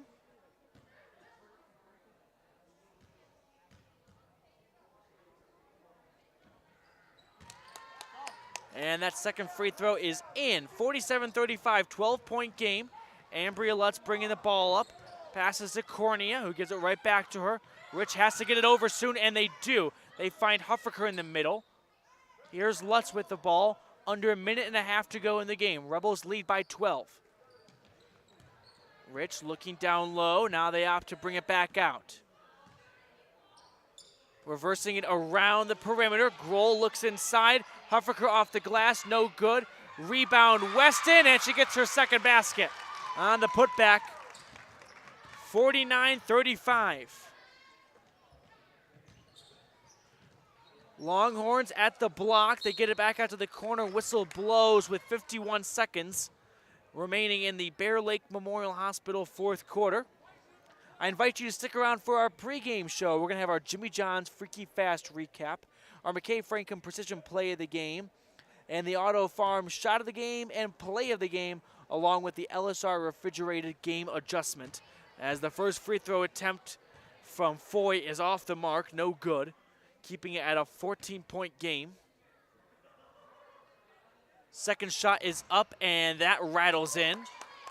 49-36, Rebels lead on the Station on Main scoreboard. Under 45 seconds to go in the game. Lutz trying to get across half court. Now she's able to do so. Runs into traffic momentarily. Goes in on the left side of the paint, off the glass. No good. Rebound Huffaker. Ball flies into the air. Comes down to a Rebel arm. Still jockeying for the ball here. Ultimately goes to Altamont. And here come the Longhorns under 30 seconds remaining in the game. Murray passes it to the center of the key. Long jump shot, no good. Rebounded by Cornea. And it's passed over to Ambria Lutz. Lutz slowing things down, 10 seconds. Rebels look inside. Huffaker shot off the glass, no good. 5 seconds, whistle blows, and a jump ball is called, which should be the last Mound Valley Cattle Company jump ball of the game with 4.9 seconds remaining. Rebels about to go 1-0 as the inbound pass finds the arms of Huffaker, who has it knocked away. 1 second, shot gets off, and whistle blows. Are they going to call a shooting foul? I think they're just going to let the game expire. Nope, with a little bit of time left, we're going to shoot 3 free throws. It's a little bit of confusion here as both teams have exited the court and everyone's leaving the gym. But 3 free throws are still happening amidst all this. The first one is up and good, and these are going to count. I've never quite seen anything like this. No one knows the game's not over except for the girl shooting the free throws, and that second one is up and no good. She's still got one more. It's 49-37 after the first free throw rang home. And the third one is up, and that is no good, and that will do it. 49-37 is your final. The Rebels, for the men's and women's, win their season openers in front of a strong home crowd to both improve to 1-0. We're going to go into our post-game show now, so stick around where you can catch up on all the action from Rebel basketball today. We'll be right back with more right here on mylocalradio.com or on 98.3 FM K80Q. The best place to stay when you're in Casper, Wyoming is the Come On In Hotel and Suites. This beautiful log hotel offers 5 hot tubs, 1 pool, a fitness center, and fabulous indoor atrium. Offering jacuzzi and fireplace suites, the guest rooms are comfortable and relaxing. Plus, every stay includes a delicious extended continental breakfast. Whenever you're in Casper, stay at the best place. Come On In Hotel and Suites. Come on in today. Come On In Hotel and Suites, Casper. This presentation of Rich High School Athletics on mylocalradio.com is brought to you by these Rebel Sports Boosters, LSR Refrigerated, and the Walletines in Garden City. Darren, Tricia, and the entire Walletine clan wish the Rebels good luck. And by Cat Answer Technical Services, proudly supporting the Rich Rebels. The staff at Cat Answer Technical Services wish the Rebels good luck on the field, on the court, in the classroom, and in life.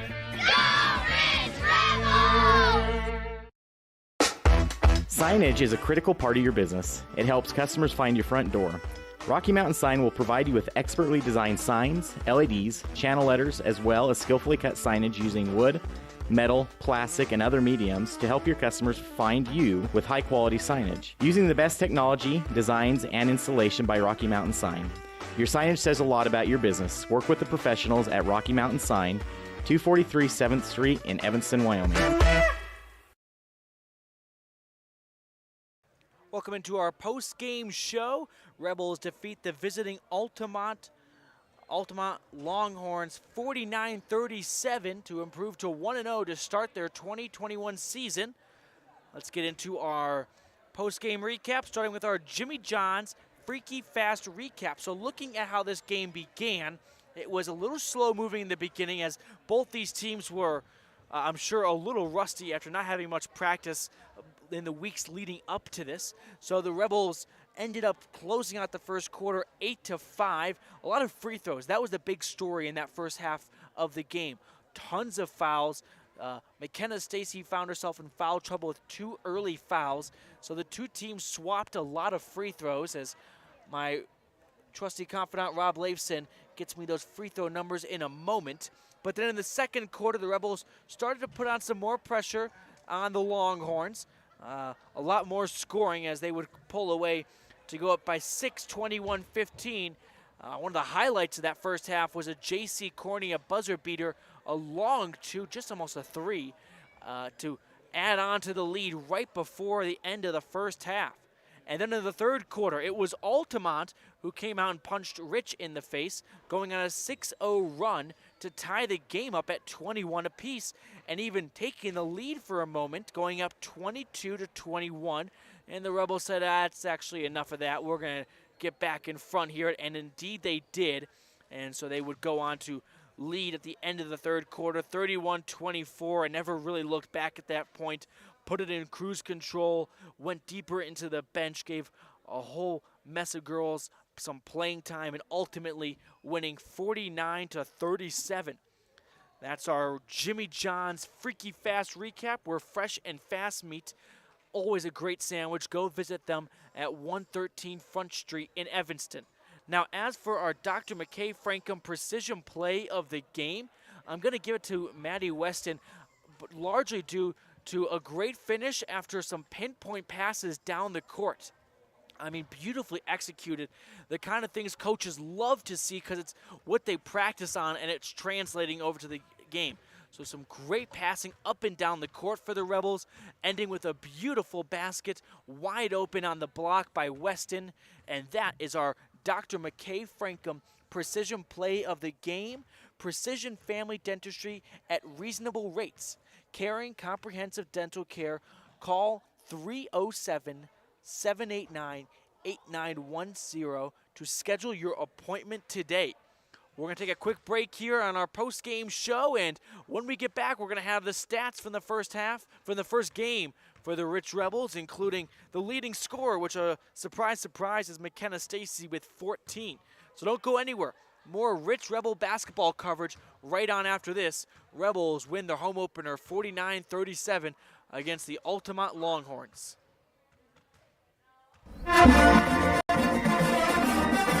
This presentation of Rich High School Athletics is also brought to you in part by Freeway Tire.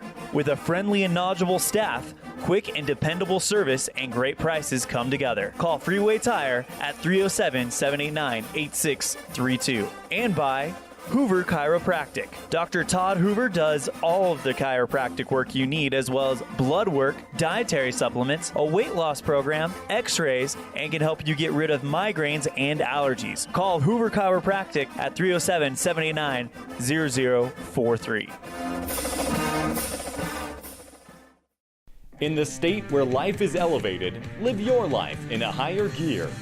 Cash Honda Yamaha can help you enjoy our beautiful local terrain, whether it's in the valleys, mountains, snow, or water. So get out and enjoy all nature has to offer at a higher speed.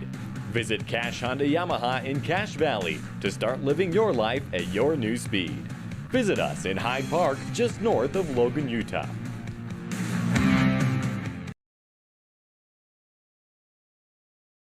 Welcome back into our post-game show. Rebels taking down the visiting Longhorns of Altamont 49-37. Let's get into our Auto Farm shot and play of the game. So for our shot of the game, some great contenders, but I'm going to give it to J.C. Cornea with a great buzzer beater with little time to spare at the end of the second quarter. Beautiful shot way out, almost in three-point range. And then as for our play of the game, it'll be the play that wrapped up the third quarter. It was McKenna Stacy with a beautiful lob pass to Sage Tingy underneath the basket, using the glass and putting it home. That's our Auto Farm community-driven dealership shot and play of the game. And finally, our LSR refrigerated game adjustment.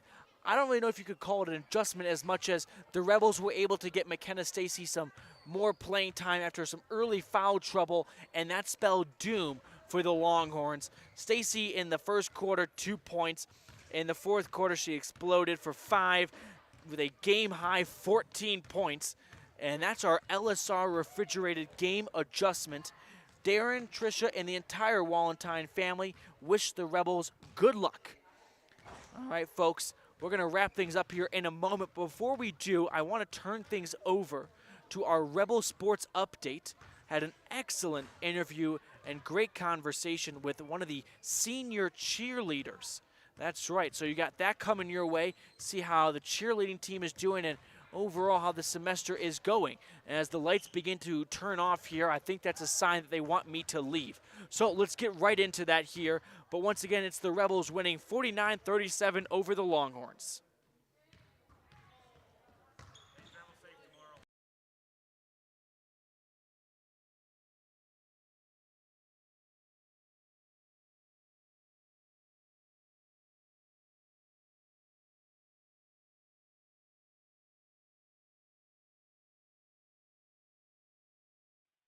I'm now with Rich High Senior Abril Maldonado.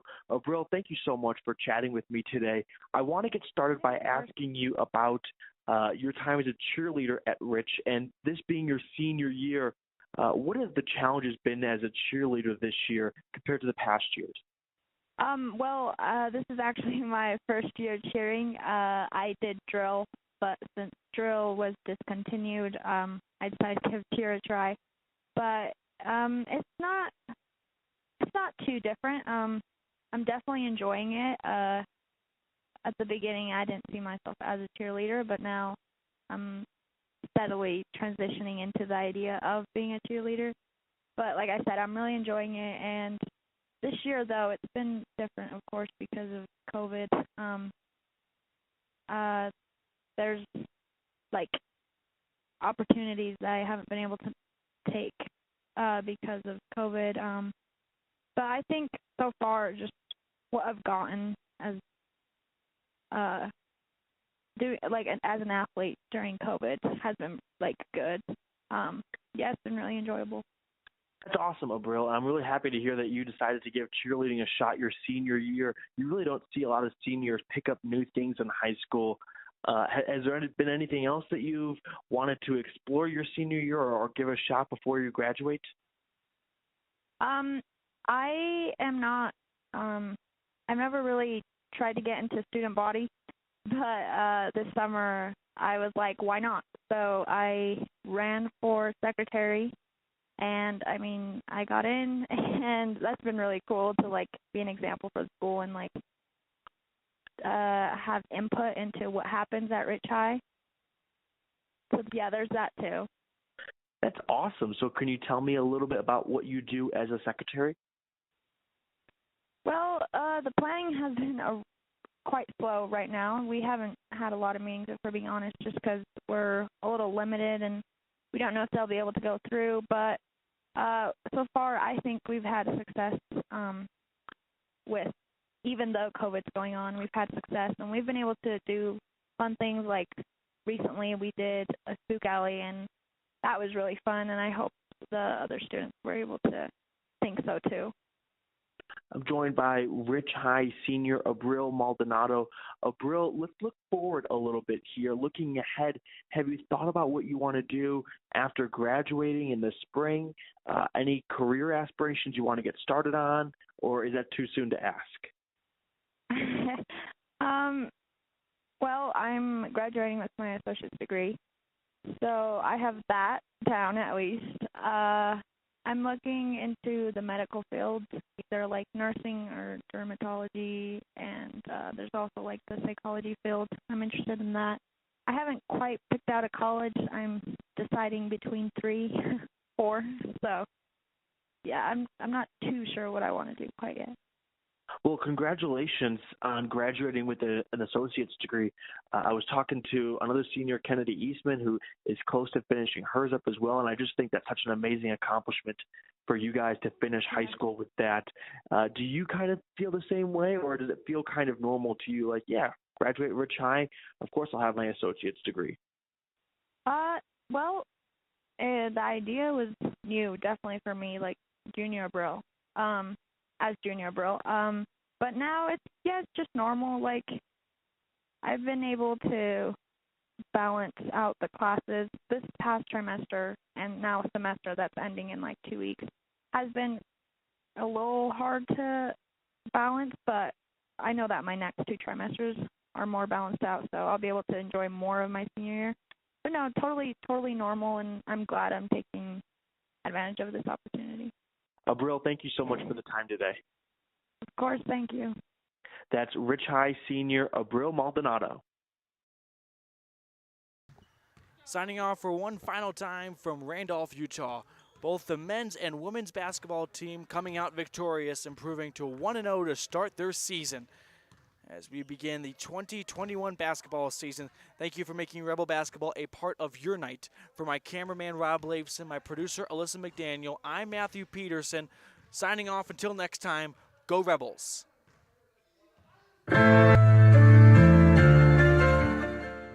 You've been tuned into Rich High School Rebel Basketball on Rebel Radio, KADQ-FM 98.3, with video online at mylocalradio.com.